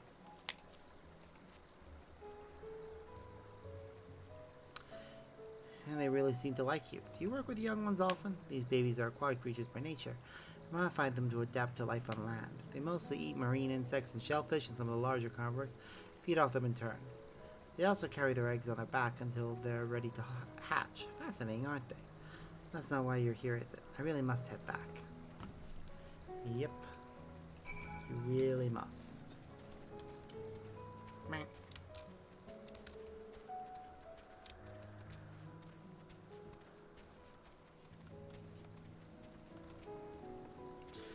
Yes, yes, I am Tiamos, and please keep your voice down. You'll startle the birds. And another one of these. Okay. So, what is it you wish to speak about? What do you think of Chief Hermes' flying creations? Hermes' work? A worthy subject indeed. Those beings which soar through the clouds, majestic and graceful, are ever a favorite of creators. Even now, with so many variants in existence, the flood of newly imagined concepts continues unabated. What sets the Chief's creations apart, however, is how they benefit from his boundless knowledge of the celestial realm. Birds that climb so high that they disappear from view, others which traverse the boundless sky in moments, and all without riding the currents. I know of none save he who can conceive of such marvels. Even we who prize elegance of form above all else are confounded by its genius. Meteon too is a marvel, then. My opinion on that matter would be superficial at best. Despite my admiration for Meteon as a concept, I have never delved too deeply into the inner workings of her nature. I know that she has a gift for communicating via emotion, otherwise her abilities are a mystery to me. If she means would choose to submit Meteon's concept to the Bureau of the Architect, then will the design be registered for public scrutiny. Analyze the color's creation before that step is frowned upon, to say the least.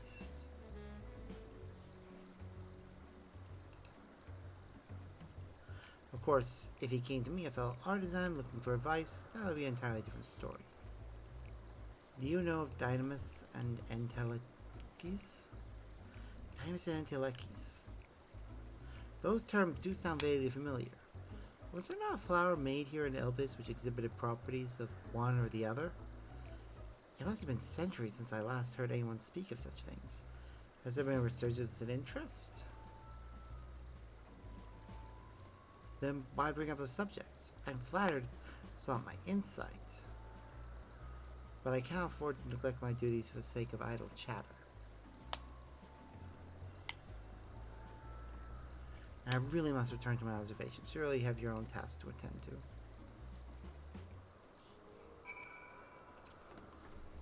Yes, I do. And thankfully we avoided him rambling. So, yay us. Also, how are we doing for ether currents? Right. Two more from quests. One more from... Oops. We pissed off one of the daddies. We must run away before they smack us up the side of our head. Or bend us over their laps and smack us on the butt. Whatever you're into.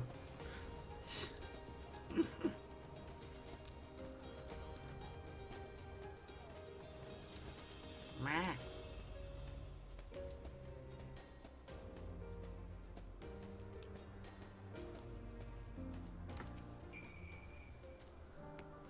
If you hadn't been sent to fetch me, I might have been out there for days. In any case, it's only a matter of time before our creations are approved for release to the wild. What name they'll receive. Thank you for all your help today. Here as thanks.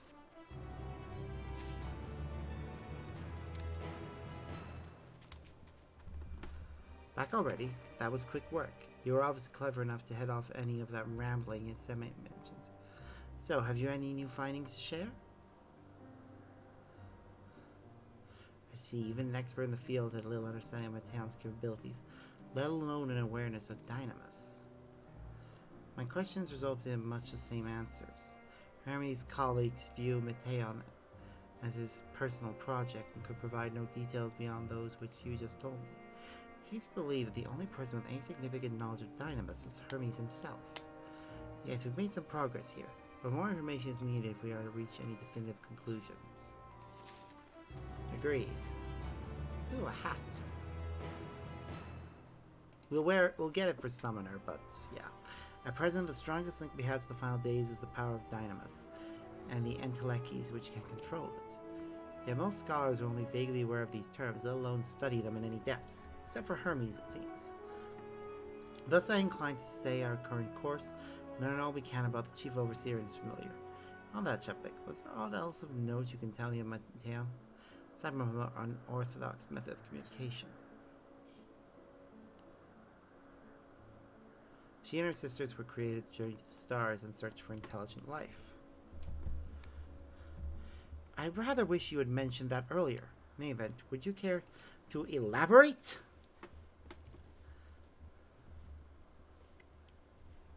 So these siblings of hers now travel the great expanse in search of deeper meaning.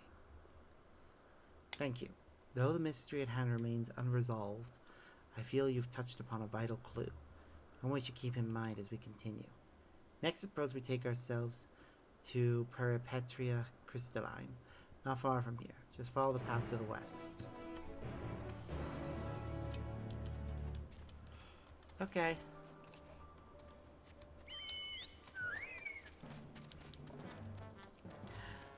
Thank you, Fat Chocobo, for giving us a smile. The story gets very serious at times, so whenever we get a little chuckle, it's nice. Primordial Hippo Surf. Wow. Okay, so where are we now?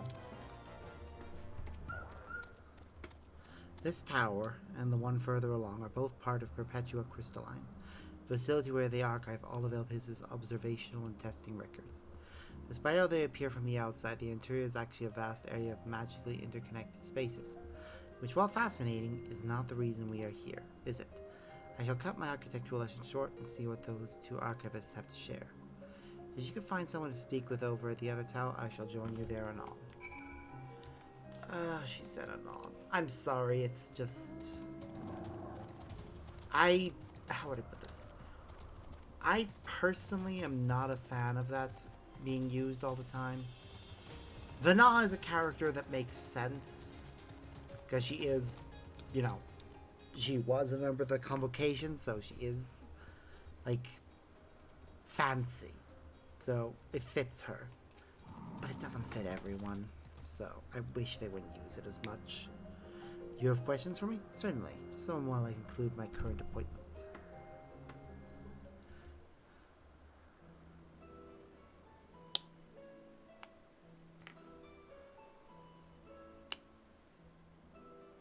Indeed. So if you could provide a comprehensive log of those behaviors, we should then have sufficient data for our official records. Hello. Now, what was it you wished to speak with me about?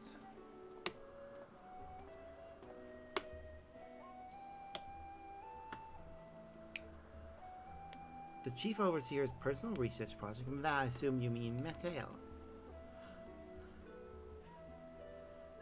Such undocumented studies are difficult to track. After all, hardly a day goes past without seeing a researcher trailed by one creation or another. I'm afraid I cannot tell you exactly when Mateon appeared, only that she now spends much of her time at Chief Hermes' side. Although I do recall an interesting tale my dearest Galen shared with me.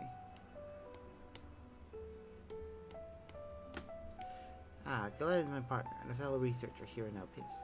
She was returning late one night when she caught sight of Chief Hermes sending Mateon heavensward, a host of them. For several days she would speak of that scene with wonder, describing it as one of the most beautiful spectacles she had ever witnessed. That sounds like a story I should like to hear. Mistress Vana, I thought you had already returned to the surface.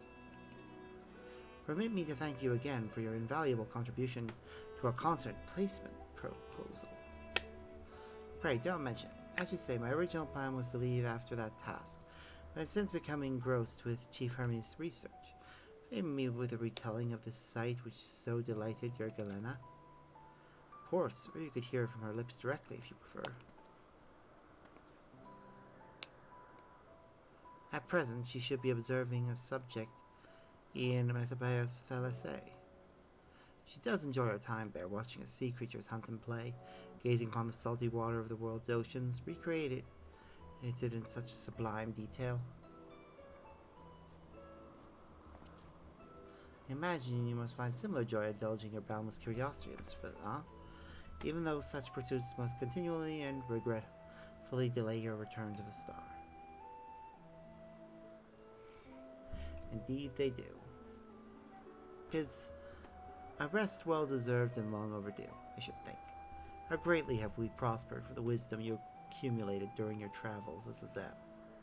And what would Elpis be without your earlier academic work? The theories you developed served as the basis of many techniques still in use today. Man is a creature of contemplation, but none embody that nature with as much enduring passion as you. I dare say there is not a soul alive more worthy of a return. I shall rejoice the day you depart on your final journey. I will be honored. Well, shall we take this opportunity to meet with Galen in person? Allow me to reconfigure the door to the archives here. It will take you up to the Skyway and spare you the need to avoid hostile concepts on the ground. That would be most helpful, thank you.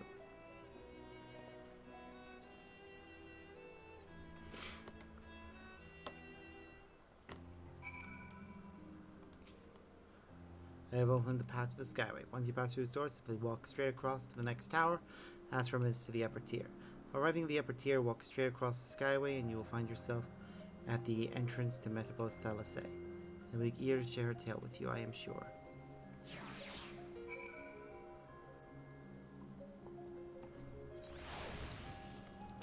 Oh, this is so pretty. Okay.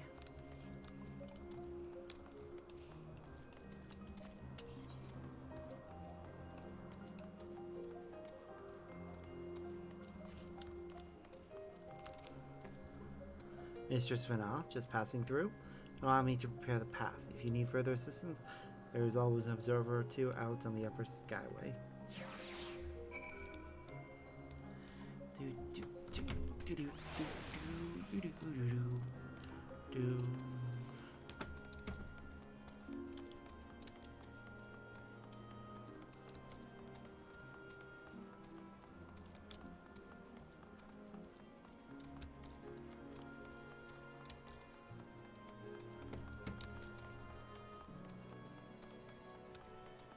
Hello.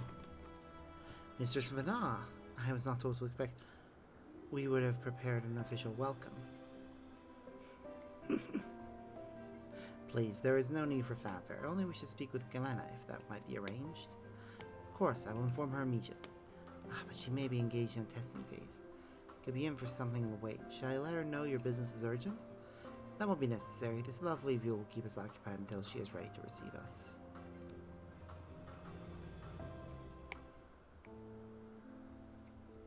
Wow, we got the sunset.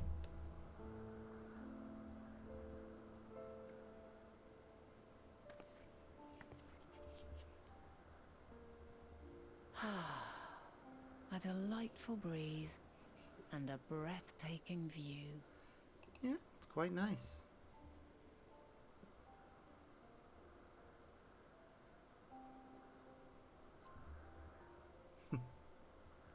What is it like in the future? Is the world still a beautiful place? Oh, well, that's kind of a loaded question. Some parts, yes. Others, not so much. Dark, hidden places, rife with danger.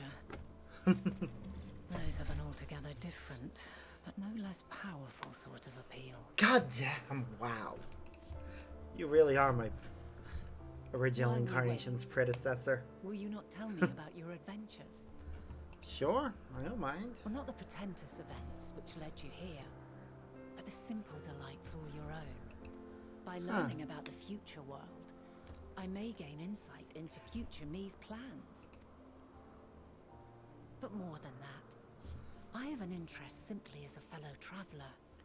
Short of going somewhere oneself, there's naught more stirring than hearing another's account.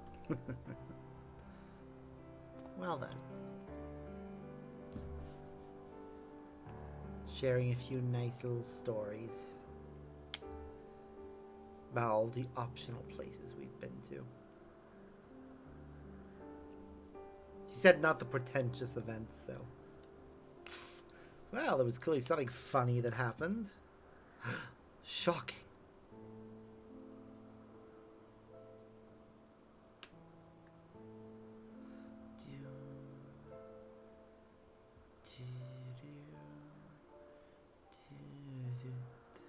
Incredible.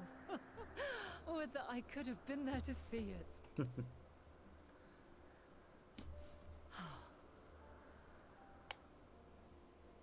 Yours is a harsh and unforgiving world. Yet in spite of this, your brethren hold fast to their virtue. Yep. To know that the light of mankind's potential still shines, even in that faraway place, it gives me heart. If you hear a cracking thing, it's me playing with a snap band that came with my plushie Spencer from Extracurricular Activities, which is a visual novel I recommend if you're into horny furry romance. It is definitely not safe for work, so keep that in mind. To know that the light of mankind's potential.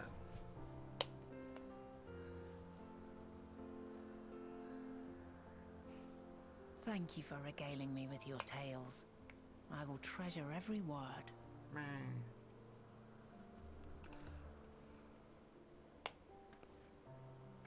As you know, I was once a scholar. And among other things, I sought to understand the workings of the world. What exactly is ether? How formed the laws of nature? Whence sprung mankind? All very valid questions I would like answers to. Riddles and mysteries beyond counting. Over the years, I have managed to find answers to some few of them. That's Yet rather good. than attain a sense of mastery, the more I understood, the more I came to hold the world and its miracles in awe. As it should be. We too are miracles, each and every one of us. Born of the warm breath of life that traverses the heavens, swirling through eternity. When I fully grasped the improbability of our existence, nothing felt impossible anymore. If it could be imagined, it could be done. Oh, that's a sweet way of looking at things. A passion swelled within me. An epiphany dispelling all preconceptions of what was natural and true. Need to be careful. I think I might have played with snap band too much. I'm gonna put it away. I fear I may have damaged it slightly, and that's a problem. And a presence without. Immense, yet intimate. Fate, perhaps, holding us in its tender embrace. As reassuring as it was intimidating. How keenly aware I became of creation's fragility. Built as it is upon precarious happenstance. I was overcome with an irrepressible urge to know the world more intimately. To hear its voice, feel its breath. That's fair. I ventured forth on a journey that very day. So very long ago now. Freed from presumption and prejudice, I saw the world through a newborn's eyes. Everything fresh and new, and so beautiful. Lands that stretched on forever. Skies one could drown in. The heartbeat of nature, silent yet strong. And amidst it all a people. Beacons of light and life. Laughter that warmed my heart like naught else before. They are my meaning and my purpose. Okay. My love. And so long as they need help, I cannot return to the star. I respect Perhaps my that. That's a future very self valid is still reason. waiting for it. The moment she can let go and walk unto the end. she's a primal now. I don't think she can do that. Safe in the knowledge that man will find his own way.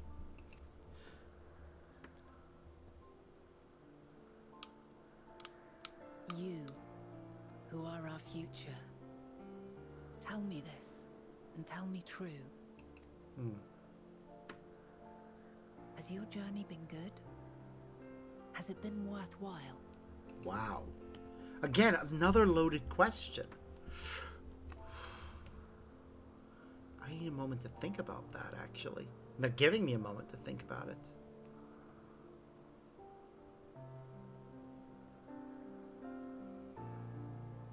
Pray forgive my lateness. I couldn't answer her, which is a shame. I wanted My to. observation subject was rather irritable, and it took a while to settle it down. That's No fair. need to apologize. Your work takes precedence. Besides, we had a pleasant conversation in the meantime. You're too kind. Now then, I'm told you wished to ask me some questions. Indeed. I've an interest in one of Hermes' creations. Meteon. You witnessed a host of them take flight, yes? Uh-huh. Sure did. Oh, that! Yes, yes, I did. 'Twas in the dark of the morn. I'd left the Thalassai after nocturnal observation. As I walked along, I spied a bright light climbing high into the southeastern skies. Then, in an instant, it was gone, like a shooting star, only rising rather than falling.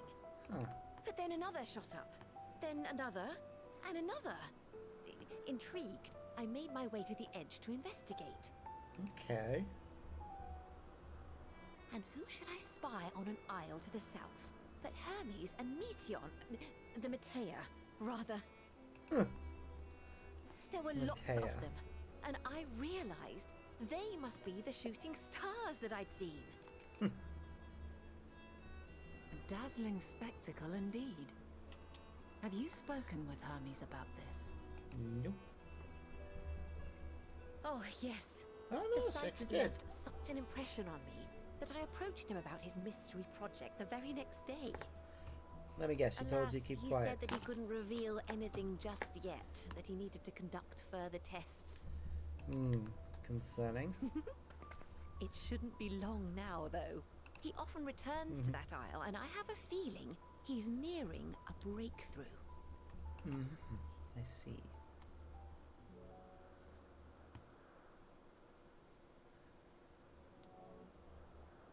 Splendid. We are likewise eager for the details. Well, Agreed. that is all we wish to ask. Thank you for taking the time to indulge our curiosity. You're very welcome. It's always a pleasure to speak with other inquisitive souls. Oh dear. And will you be descending now? If so, I shall link the doors for you. Please. So that door there will become a way out. That's nice.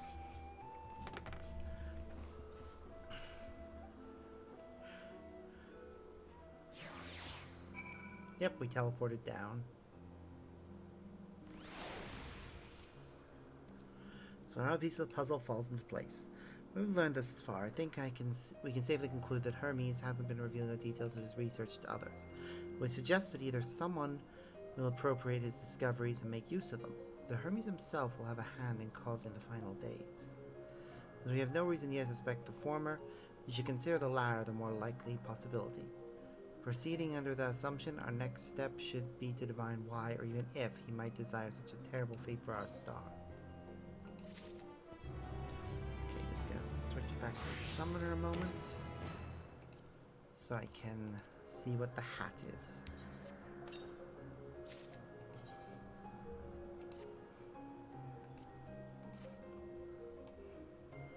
Huh! That's interesting. This is a Girabanya outfit.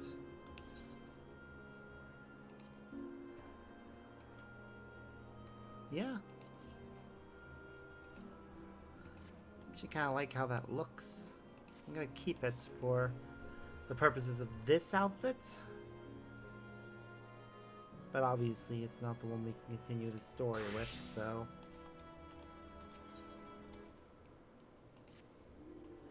I should like to visit the site from which Hermes sent forth the Matea.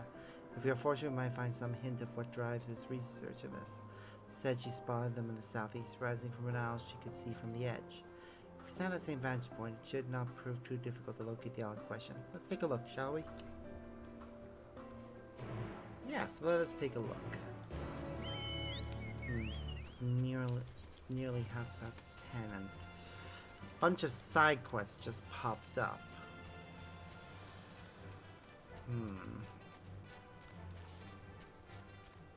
Okay. Yeah, I'll try and get as many of these done. And depending on what time it is when we're finished, we'll see where we go. What's the site? And below sneezing and saying toss of cloud, mellow, flying which way, but while highly amusing, I'll be able to gather them all up alone, unless you're willing to lend a hand. Sure, why not? Let's go up and start looking for them. Be on the lookout for fluffy white plants floating around, and bring any you find back here. Okay, will do.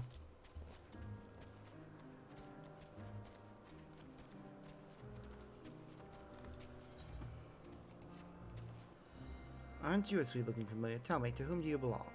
Azem? Oh, you're Azem's, are you? He's a goodly sort, wouldn't you say? Disappearing in times of trouble to extend a hand to those in need. And given I am one such, I'm sure you wouldn't mind if I borrowed you for a bit. A lengthy debate was held in Kisses of Giboria regarding the evaluation of creations. Meticulous minutes were taken during said forum, which I would like you to fetch for me.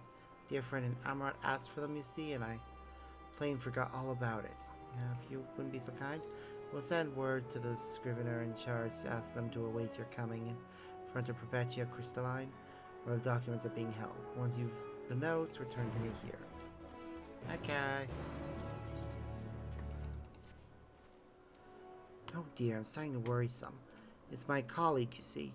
We heard this horrid screech from Melianon, and he went rushing off to check what all the fuss was about. I was thinking of following after him, but, well, just look at me. You have appeared well versed in combat and all such a sanguinary exploit. Perhaps you might see if aught is amiss and ensure my co-worker hasn't come to any harm. Sure, why not?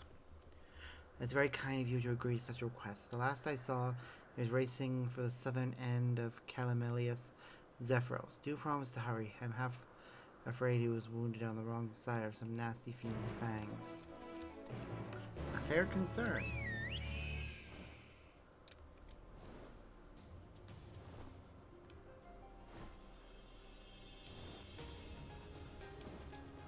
Oop, there's the cloud mallow. How many of these were meant to find? 5.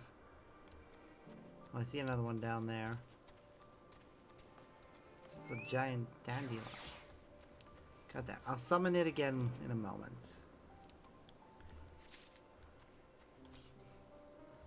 Alright, let's resummon it now.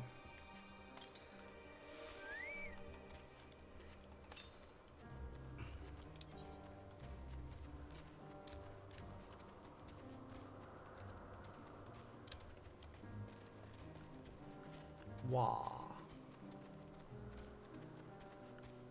There. I see one over there. But first, priggish. Ugh.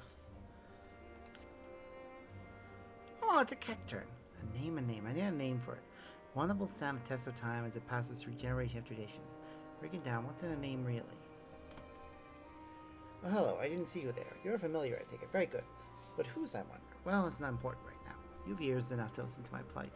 I tackle a job of great import. Nomenclature. Sure. Currently, I find myself facing down a sort of creative blockage in regards to this fellow's name. This is a creature who has not only survived the vicious wilds of the Hungarian gardens, but has thrived in them thanks to its ossified spines. Thus, it deserves a name fitting its rugged tenacity. Despite its singular, unique physical properties, its creator never bothered to refer to it as anything besides its designation. Euros 310. I cannot abide so inspired a name for a creation as remarkable as this, but therein lies the rub. For all its captivating qualities, I have yet to hit upon a captivating name. I was just on my way to take a turn about the grounds to stimulate the correct juices, so to speak. But seeing you, I realized 2 heads may be better than one. What do you say? Would you care to join me on my walk? Sure. Excellent. You have my quick-witted familiar friend will be able to my magic. What say we take a quick Montauk today before beneath that large tree is south of here? Okay. We'll do that in a moment. First, Cloud Mallow. There's another one around here somewhere. There it is. Mine. I have a giant dandelion and a person to talk to. Hi. I hope she's alright. Oh, I want to go after her, but what if she comes back while I'm away? Oh, you must be familiar. Can you help me deliver a message? If associate works much too hard, I want to tell her to take a break and join me for a nice relaxing meal. I sent another familiar already, but it's failed to return. As an experimental entity, it is too simple to handle more than one order at a time, so I might be stuck attempting to fulfill my request. Would you mind checking on them both for me? I can give you a little something if you're willing to help out. Wonderful. Knowing my associate, she's probably dozing off somewhere around the trees to the north. It wouldn't happen if she get a good night's rest for once. To give her a poke to wake her up.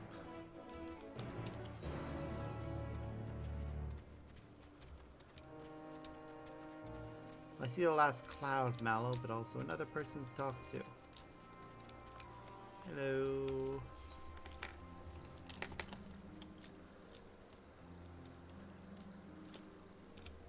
You're familiar, aren't you? Then perhaps you might be able to help. I received an appeal for assistance from a colleague of mine. I'm up to my eyeballs in work as it is. Might you step in where I cannot? Your relevance does your credit. The researcher I spoke of has striking red hair and is likely lingering on the south side of Melius Zephyros. Wait, what am I doing summoning amounts when I'm just going over here? Pick up the Cloud Mallow first.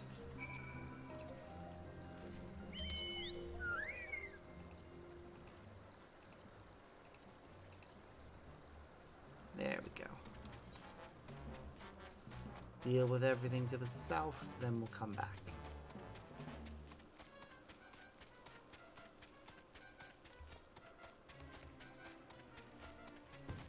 There, I see the person. Red-haired researcher. Hello.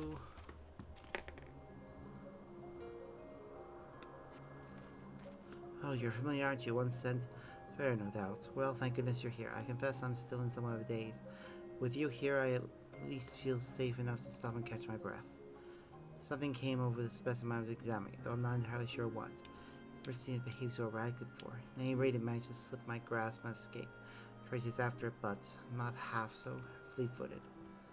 To complicate matters, the thing has a very nervous temperament, and will flee if anyone so much as approaches it. I considered imbuing some sort of sleeping spell into a dart which one might shoot from a height, but who has such impeccable aim? Not I, to be sure. Do you? Yeah, you do? I admit that proposal was made somewhat in jest, but this works out perfectly, so it's settled. You shall put our skittish beast to bed.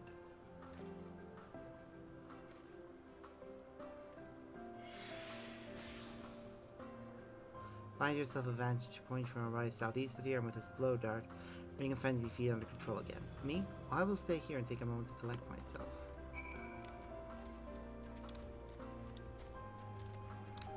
Well then.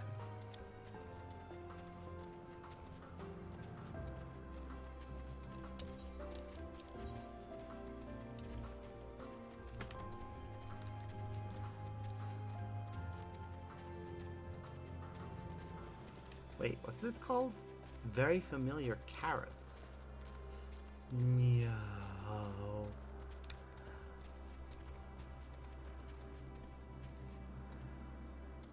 It's an earlier version.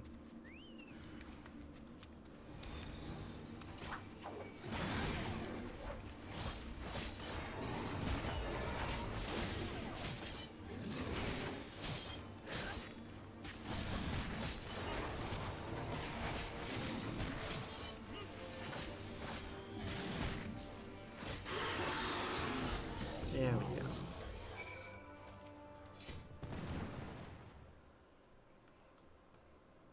Oh, look at it. was much too close to my liking. Your timing was truly immaculate. I was quite trapped and would have gobbled up if not for your timely interference. It was the agitated cries of the Melanian which brought me here. When I arrived to see what inspired such howling, I discovered this fellow being set upon by that raging creature. I didn't hesitate to insert myself into the fray, of course. I should be fine, but it's the civilian of whom I'm more concerned. Could you make sure it's unharmed?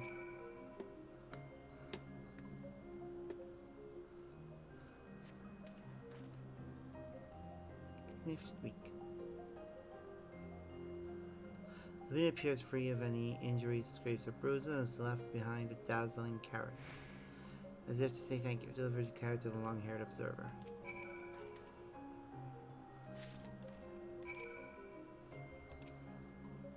At least you know they are not vegetable. But what is that? A root vegetable with such an uncommon luster that one might think, oh, that's not edible. Well, not only is it safe for consumption, it imparts joy to those who have partaken of it. Is the creature left it behind? Striking color for a carrot, would you say? Perhaps this way was its way to show its gratitude. What a thoughtful creature. One I've never seen before. Whose familiar could it be, I wonder? Before investigation upon my return. Now then, shall we head back? I'm in a rather sorry state and would like to get up as soon as possible. Yep, that's fair.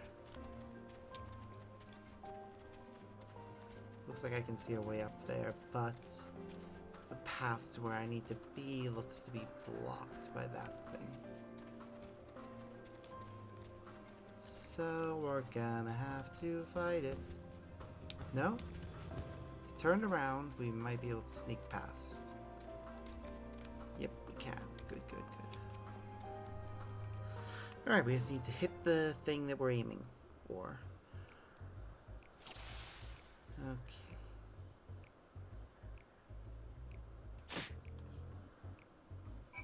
Yep, we got it.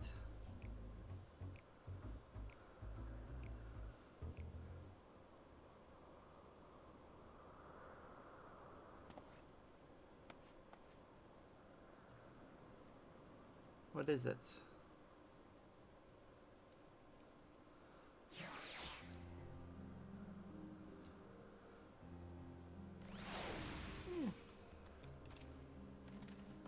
Looks kind of cute. Looks like an elephant. Is it an elephant? I wouldn't be complaining if it is. We've seen elephants elsewhere in the game. So it's not like it's out of the realm of possibility for it to just be an elephant.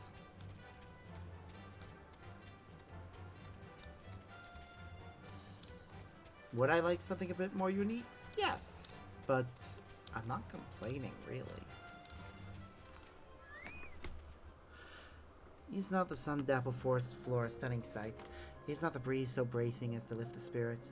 Is not the sort of Melanoi's whiskers so pleasant as to do its great thoughts? Sure, with all the inspiration that surrounds us, you have been stirred into contemplation too. Tell me, what is it you now focus so squarely upon?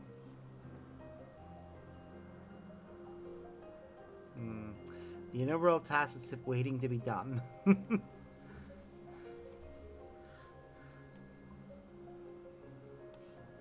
So even familiars have their fair share of woes. Might I suggest you take this moment to relax? Just think. Just think, you say. Just think.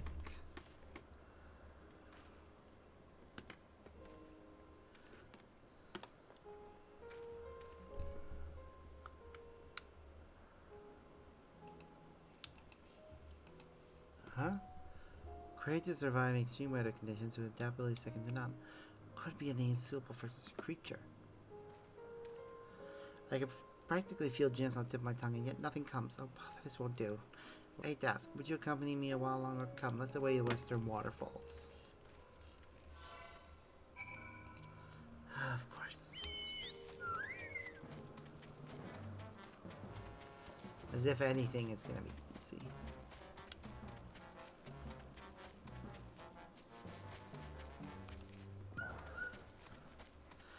How directions need to hit a moving target with so small an object. Most impressive. Well, I mean, dozing specimen.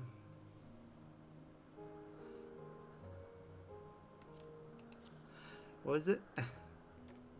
Yep, that description is fair. It's describing a child. Why, what a precious sight a little beast makes when it's not running amok. A shame it can't be this adorable all the time. This was in fact one amateur career's answer to the walking shark it recently gained approval. Somewhat hasty and ill-advised attempt if you ask me. Credit where credit is due though, the specimen is bipedal despite its base being that of a quadrupedal beast. Its predilection for being an excitable nuisance, however, means it cannot be of any real use to our star. What it needs is a healthy dose of intellect. Variety reports stating as much. Will I do that? Return to the Galvier and tell the assistance you rendered. Oh, and offer her my gratitude too, would you? I think we just helped deliver the prototype for the Matanga, which, okay, we helped that entire species become a thing. I am very much okay with this fact.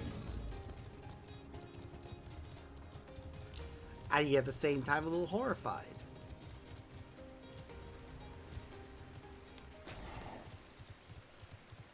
Listen close, can you hear it? A waterfall whose stream is at once fearsome and tender, whose spray kiss its surrounding in an affectionate pitter-patter, deed and like to give rise to brilliance. Yes, think on it. Think on whatever we shall name this thing.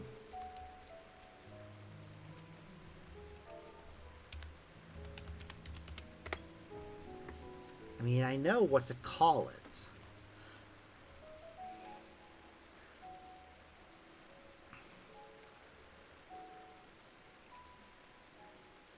The eyes appear to scan its surroundings. He's a creature that bears a strong contempt to a plant, so perhaps Planticus? It's also a deal similar to a succulent. Succulum. Oh, goodness gracious. No, that's just foul.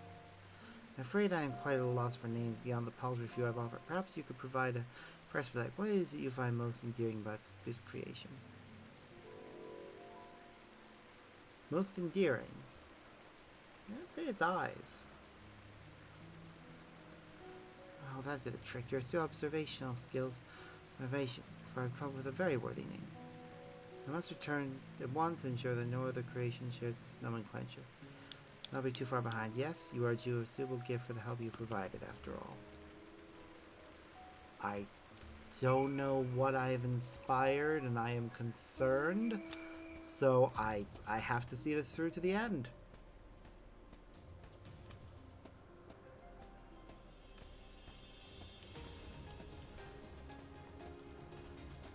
As tragic as that is.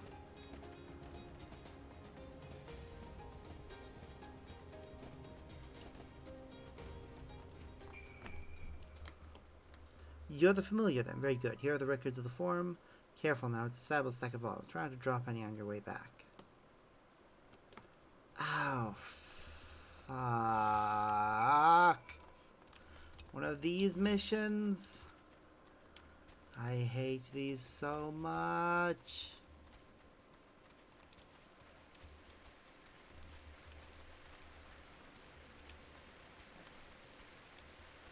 Only because one, any damage received reduces the timer. Fuck.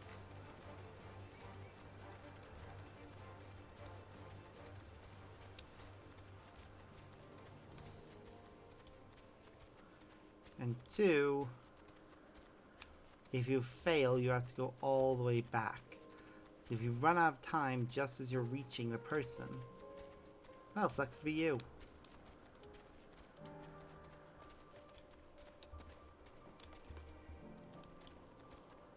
Oh, we're fine. These are the documents I requested. My word, they must be terribly heavy. The friend I spoke of is involved in the operation, which houses myriad concepts, cognitions, and ideas. He felt that certain procedures, especially the ones concerning living creations, were lacking in information. Thus he sought detailed records. I fill in the blanks, so to speak. I believe you're owed a little reward for help. I'll think over what to offer you while I pack my belongings for a journey ahead of me. Come see me at the entrance. I have everything in mind by then. You better not screw me over for a reward.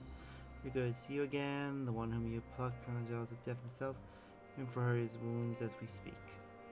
Heard the entire tale, however, it was on scene. Mistress Vanilla was said to be researching one such familiar story. Anyway, perhaps the one who came across is related to that business. Well, regardless of its origins, it sounded like a rather polite creature, as I was told it left behind a sort of gift. Yet I shan't be outdone by a body, charming though it surely is. Here you are, present. It's nothing special, but I hope it proves as scrumptious as the carrot our mysterious familiar bestowed upon you and my colleague. Noodles! Nice.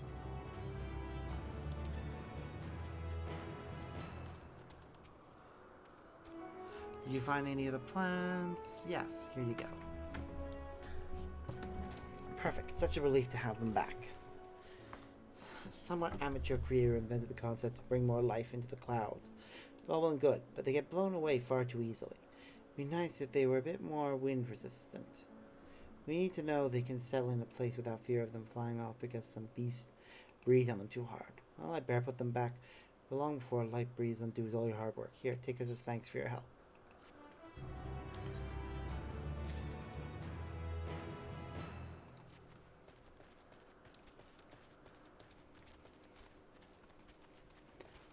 Alright.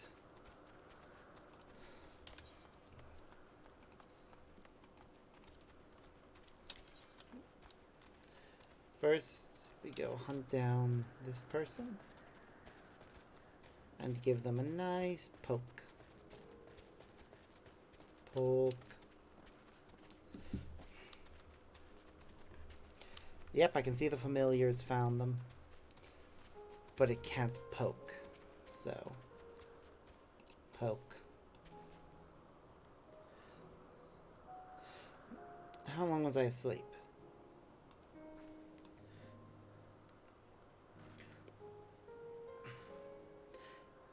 If a friend sent you, just to invite me to eat, maybe for something so trivial. Although, come to think of it, I could use a meal. Let him know I'll be along soon.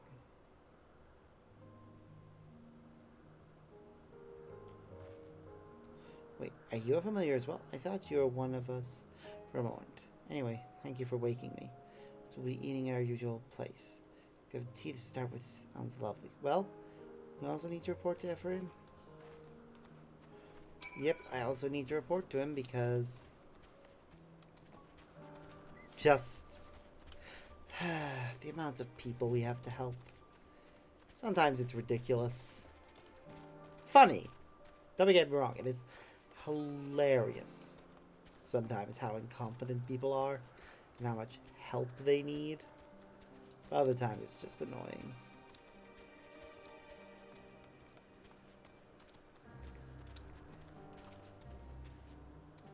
I must say, I'm greatly enjoying our time together. I believe nothing cultivates creativity quite like sharing ideas. So often I am forced to work alone.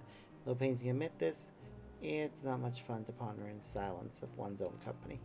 In fact, I credit you for the name I devised. All that remains now is to go to ensure there is no record of any similar name creations. That point, official name. And should I hit another roadblock, remember to always ponder while perambulating. Thank you again for your help in the matter. It was most appreciated. I can only hope that the name that he came up with is the name they actually have. Cactors.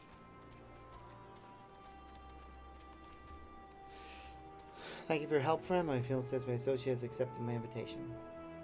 What happened? Yes? Good.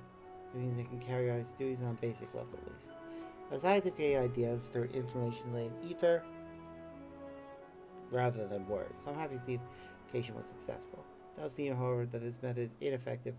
Recipient of the message is asleep. I'll have to work on fixing that. But not now. Enjoying some time with my associate is the priority of the moment. Thank you again for your help.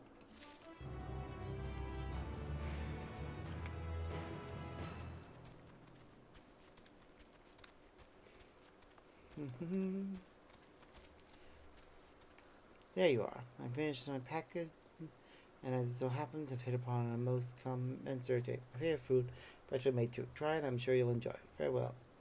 I'll give my regards to Azam.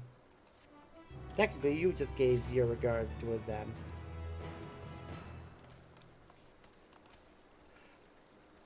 There you are. Thank you for tidying up that bit of a mess. Speaking of which, what was the mess exactly?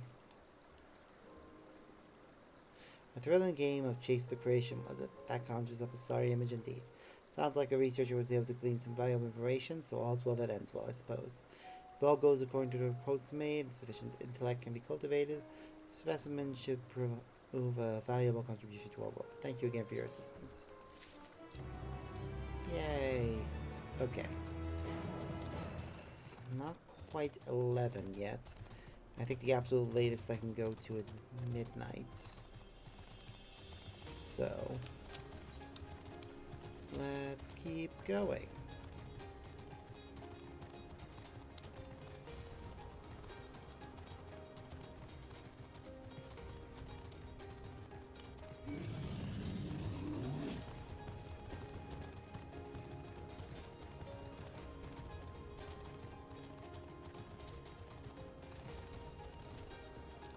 Well, here's our vantage point.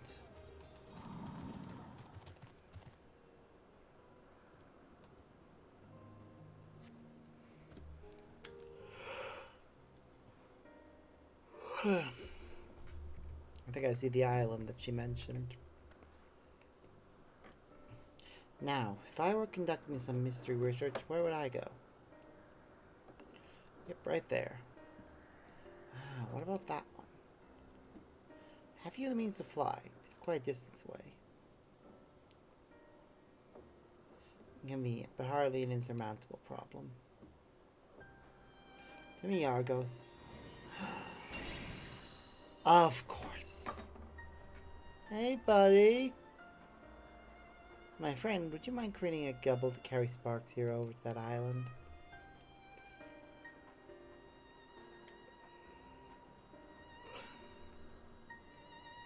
Stubborn creature, there is no place on this great star we have not together traveled, and still he remains obstinate to the presence of strangers.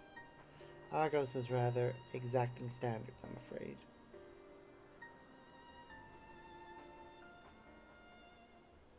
What? Give rid of him before? Ah, your before meaning my after. Not at all confusing that. Time travel be like that. We've met before, but after.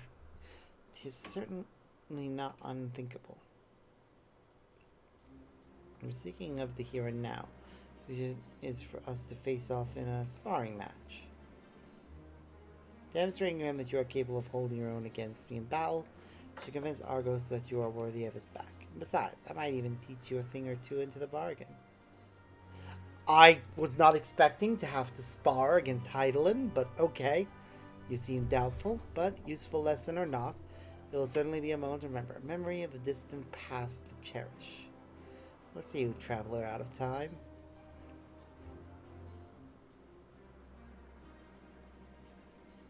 And if this memory turns out to be a bad one, that's up to you, isn't it? If a loss would sting, then you had better win. Clear your mind and prepare your weapon. I will await you at the clearing over yonder. I'm sorry, it's the idea that we're gonna be sparring against fucking Heidelin. Oh. I know she's not Heidelin yet, but still.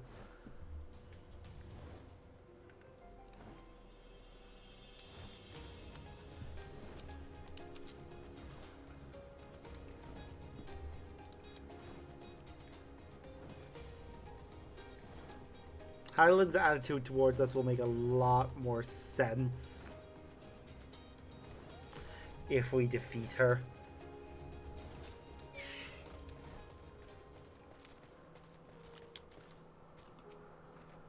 Shall I begin? Be warned, I'll not go easy on you.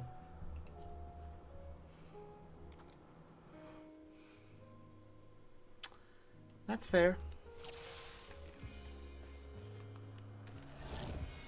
Let neither side hold back. Oh, I never hold back. Oh shit.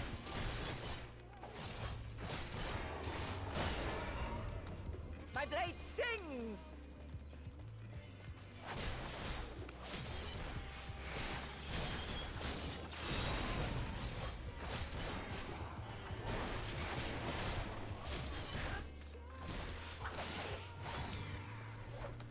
Wait, what's her skill right now?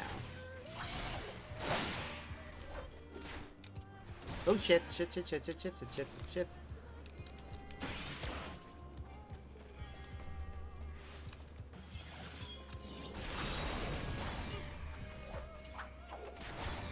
Wow. She is, certainly interesting.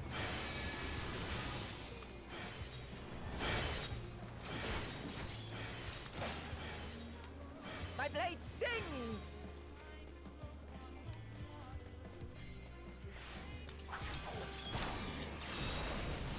Well, thank you, Heidelin, for terrifying the shit out of me.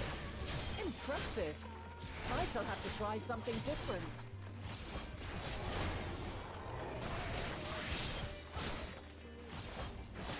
Wait, she changed? She's a dancer now. That's interesting that she can change her fighting style so easily.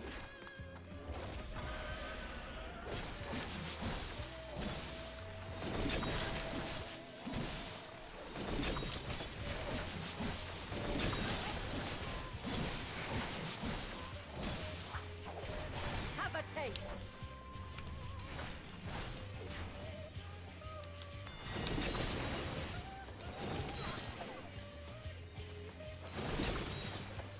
Damn it.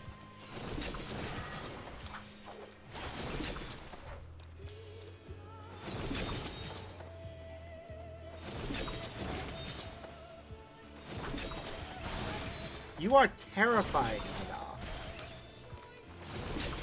Can you stop? I see you won't be easily overcome, but neither will I.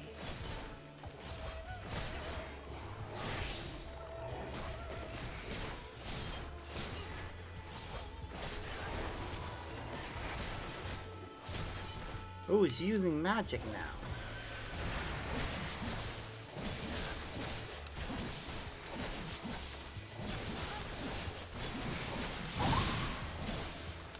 Fuck. Prepare yourself! Fuck. She does not make this easy.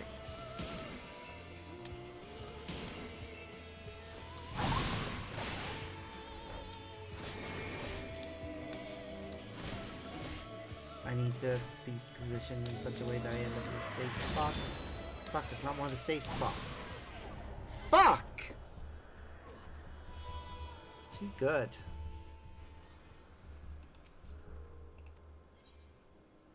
Yeah, I'll take very easy, thank you.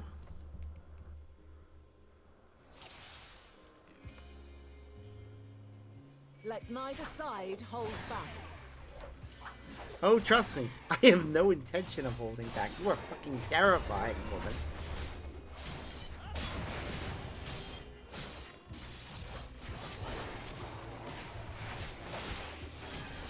My blade sings! Yep, I am aware.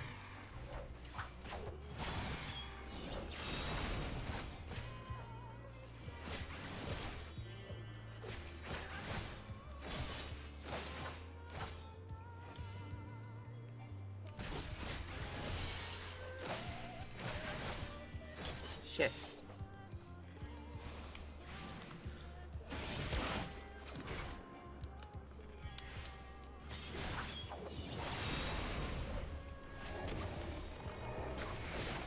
Honestly, it's a good thing I've managed to get as far as I have.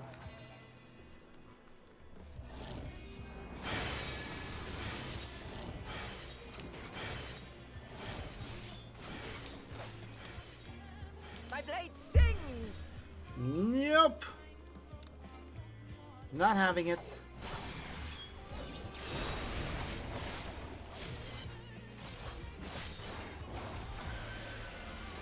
Impressive. I shall have to try something different.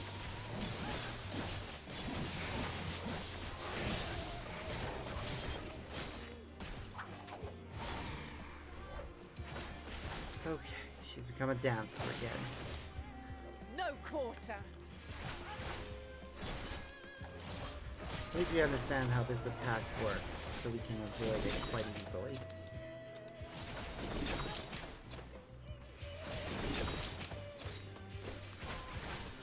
The song that's playing here is pretty nice, by the way. Oh shit.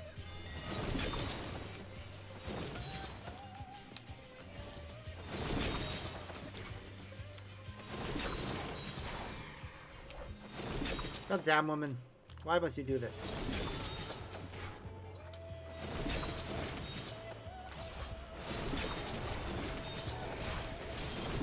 Ow. Why?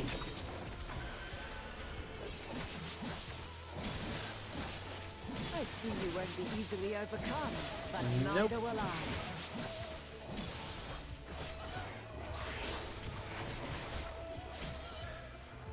The only reason we're making as much progress as we are right now, though, is because we had to resort to very easy. That's fine.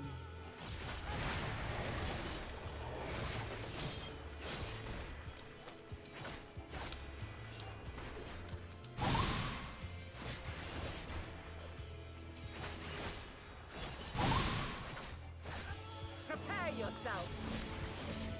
Fuck, fuck, fuck, fuck, fuck, fuck, fuck, fuck. The spell that follows us.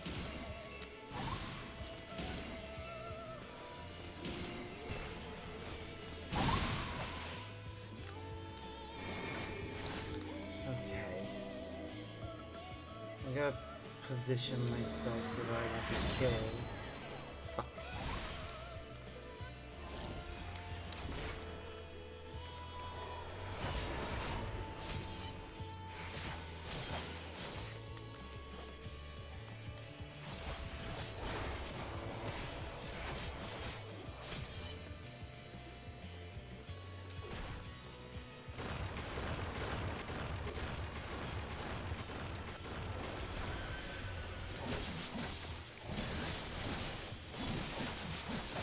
We're almost there.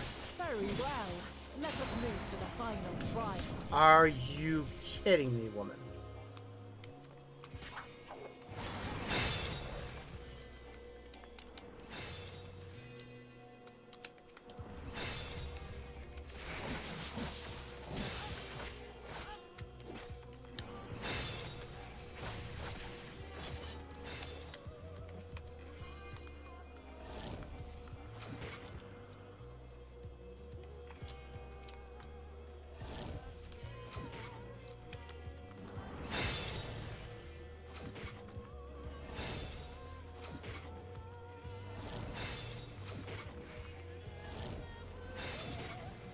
Fuck.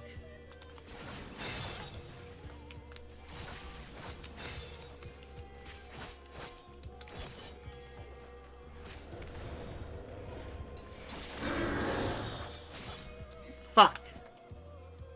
Need to move faster.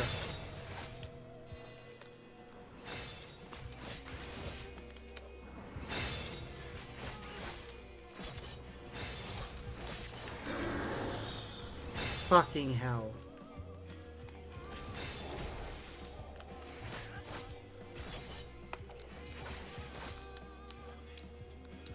She's 42%. I think we're fine.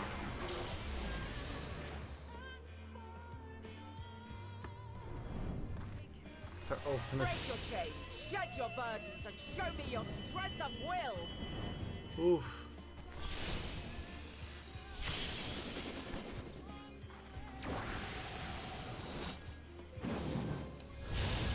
That's her using her limit break.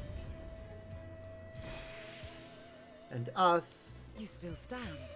The people of your time are more resilient than I had dared hope. I've Damn right seen we enough. are.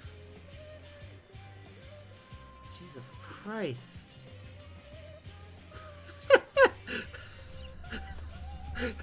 We could have died. Oh, we did die. Oh, God. I wouldn't want to fight her as a primal. It Yeah, at the was my same time I intent to do. finish it, but clearly I underestimated you. Damn right you did.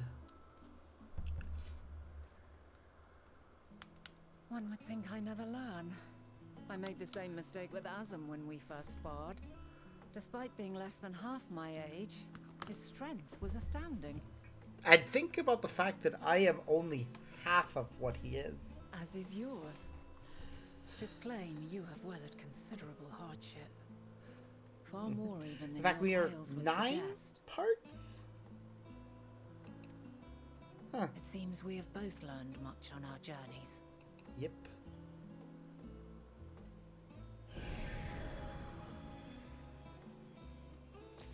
Just getting our attention and letting us know that they like us. Yay!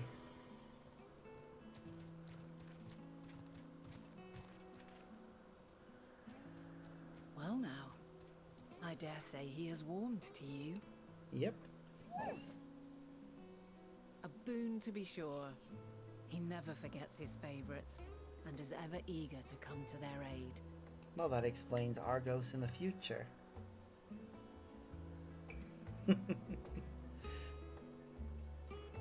God, time travel's confusing.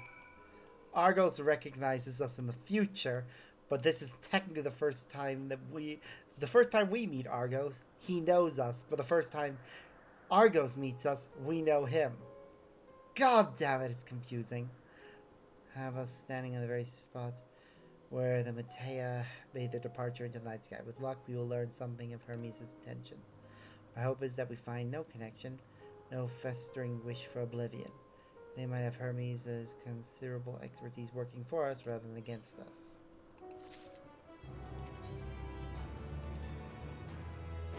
Let's move over to the edge before mounting, shall we? I'll allow Argus to catch the current rising up from below and give us a smooth ride over to the isle. Just an excuse to have less flying.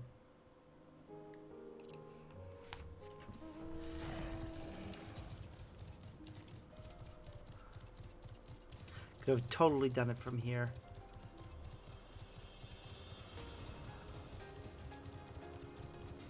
Wah. Oh well.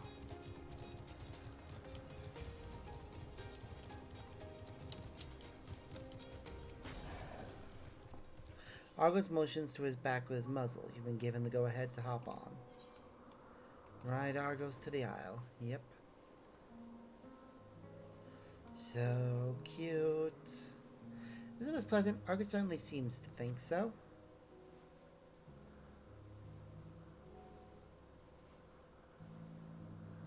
That certainly is a pretty little island. I wonder what the purpose is. Decoration? Like, I only assume that's what some of these are. Just there for decoration. Now, what was the name of that tree? No something. Ah! Porphyron, quite a striking specimen, is it not? It is. It looks like a cherry blossom tree. It's absolutely beautiful.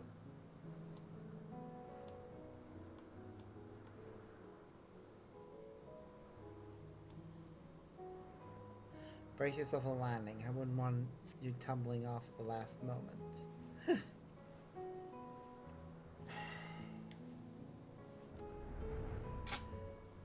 Whoops. Ah. Playing with something that's sitting on my desk. Quite a small place, lacking even the most basic equipment. Yep.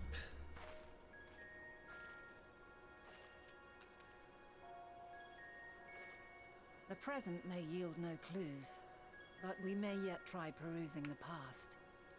Have you done this before? If you're talking about the Echo, yes, many So times. you cannot control the power freely. Worry not. I shall assist you. Huh. Come and stand before me. Wait, is she gonna help me learn how to control the Echo? There are two ways to see the past. Uh-huh. The first entails peering through the walls of the soul in the moment a subject is recalling a memory. The second requires no subject, and is instead a process of piecing together an event from ripples left in the ambient ether. I think we've done As both. memories are etched upon the ether of the soul, so too are they etched upon the ether of the world. In this way can history be preserved. Such memories are given to fading, however, and can prove challenging to visit. But come, let us try. Close your eyes. Here we go.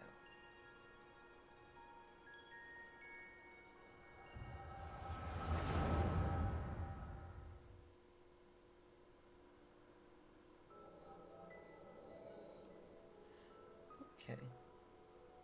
All units fully functional and proceeding on course towards their respective stars. Nice. Estimated time to completion of survey is 108 cycles. Is that 108 years? End of status report. Severing connection with shared consciousness. Oh, they are one mind. They're a hive mind. Did you hear that, Hermes? All is well.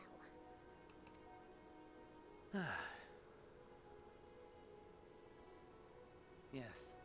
Good tidings at long last. Every step of the way, I've been reminded how little we understand creation. How the universe defies imagination. But soon we won't need to speculate. We'll know the answers. What others live for. Aww. Indeed. And we'll owe it all to you and your sisters. I wonder what answers we will get. Good question. Whatever intelligent beings that exist out there are bound to be vastly different from us. Diverse in form and culture.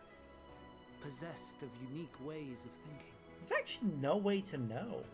For all we know, all planets could have developed along the same path and be Their exactly the conception of same. life and its purpose will be no exception. Completely and utterly unlike ours. Maybe, maybe not. That's the problem with infinity. Eventually, there will be duplicates. I have no idea. Aw. Yet whatever answers we receive, I will not dismiss them out of hand. No. I will think earnestly on them all, and I will share them with our people, that together we may contemplate our own existence. Perhaps then our star will become a better place. Not only for man, but for all life.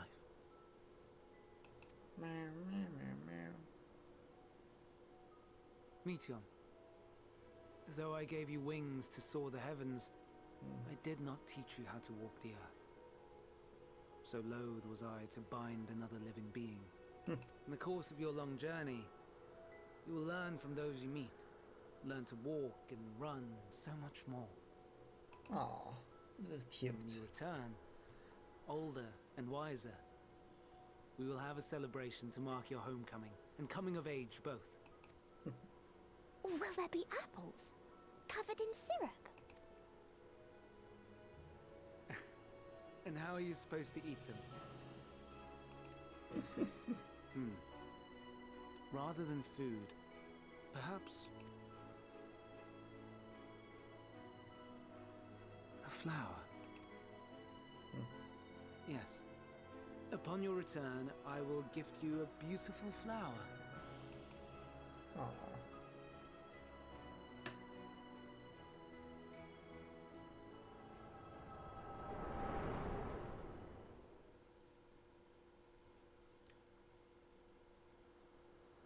Huh. That's curious.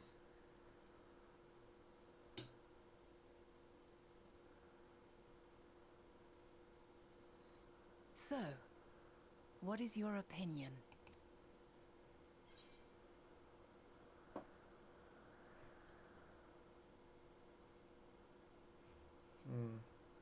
I couldn't say just by this moment alone.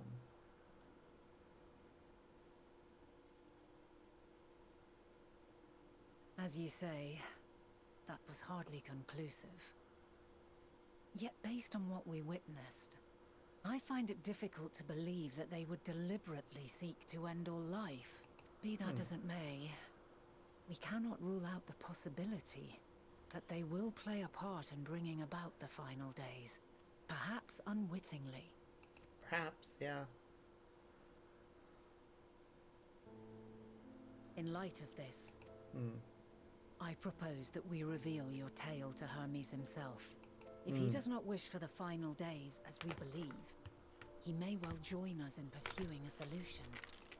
Yep, that's fair. But if he does, then... Then it is settled. Let us seek out our friend with all swiftness.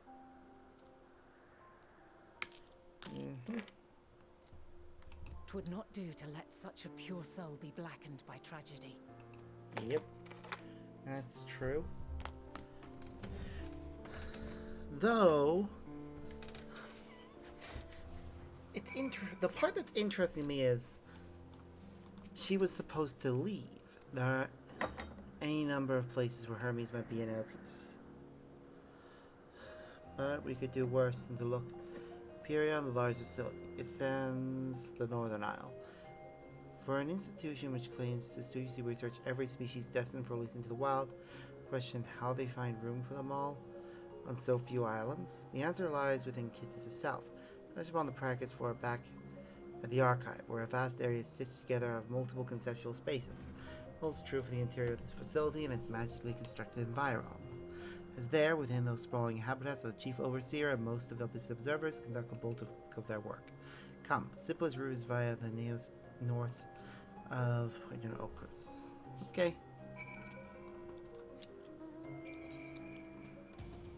Ooh, wait. I see 2 missions. I think, based on how far we've gotten,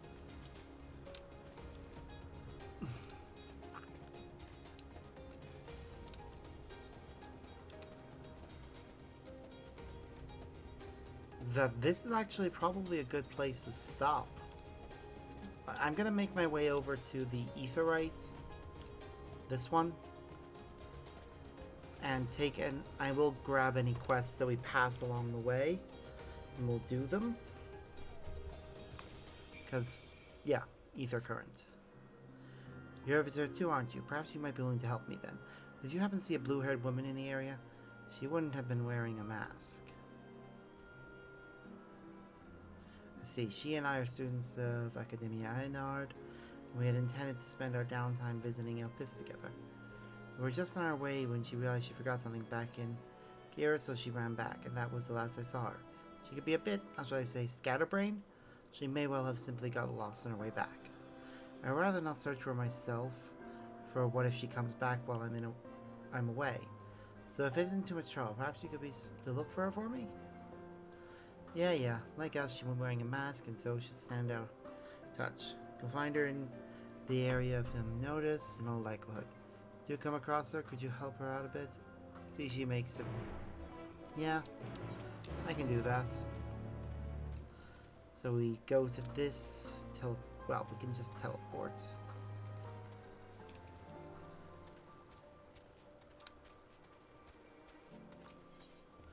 Pericles. Still no reaction. What exactly are we supposed to try now?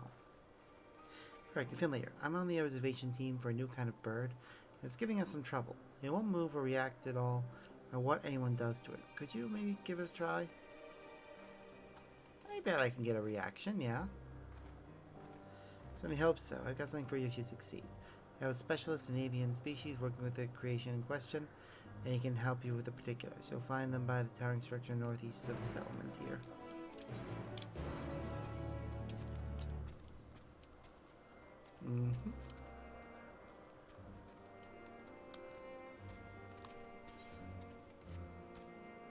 Excuse me, but have you a moment? I'm in search of a runaway creation and need an extra set of hands to assist in its apprehension. I've been keeping such a close watch on the thing, and it had been so well behaved, I thought I could rest my eyes for a second. When I look up, though, poof, gone, just like that. Please, won't you help me find it? I'll make it worth your while, I promise. No, thank you. I'll continue searching this vicinity, though it's likely the creature scampered off far afield.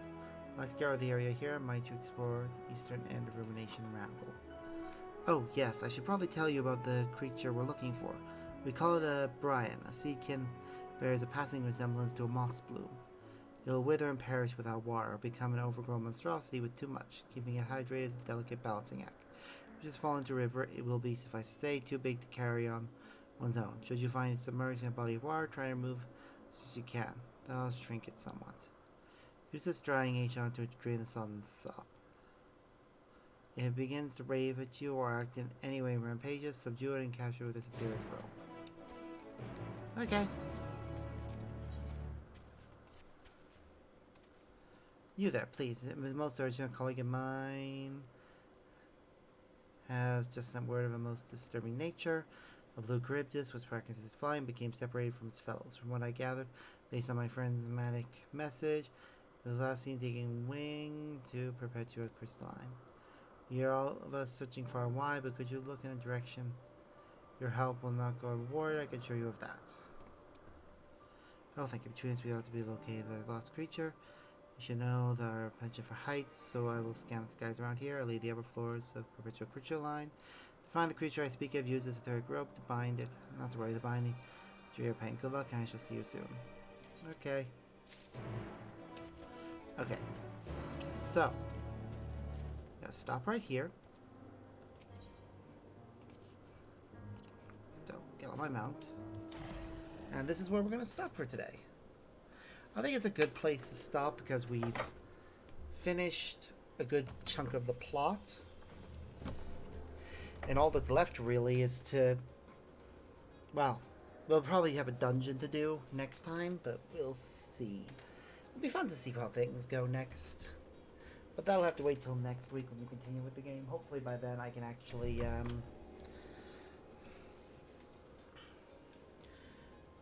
I don't know, get certain classes leveled up high enough that we can do more of the quests that relate to the blasphemies, but we'll see how that goes. But yeah, it's been fun. So until next time, guys, as always, I've been Sparks, and I look forward to seeing you all in the next video. Bye!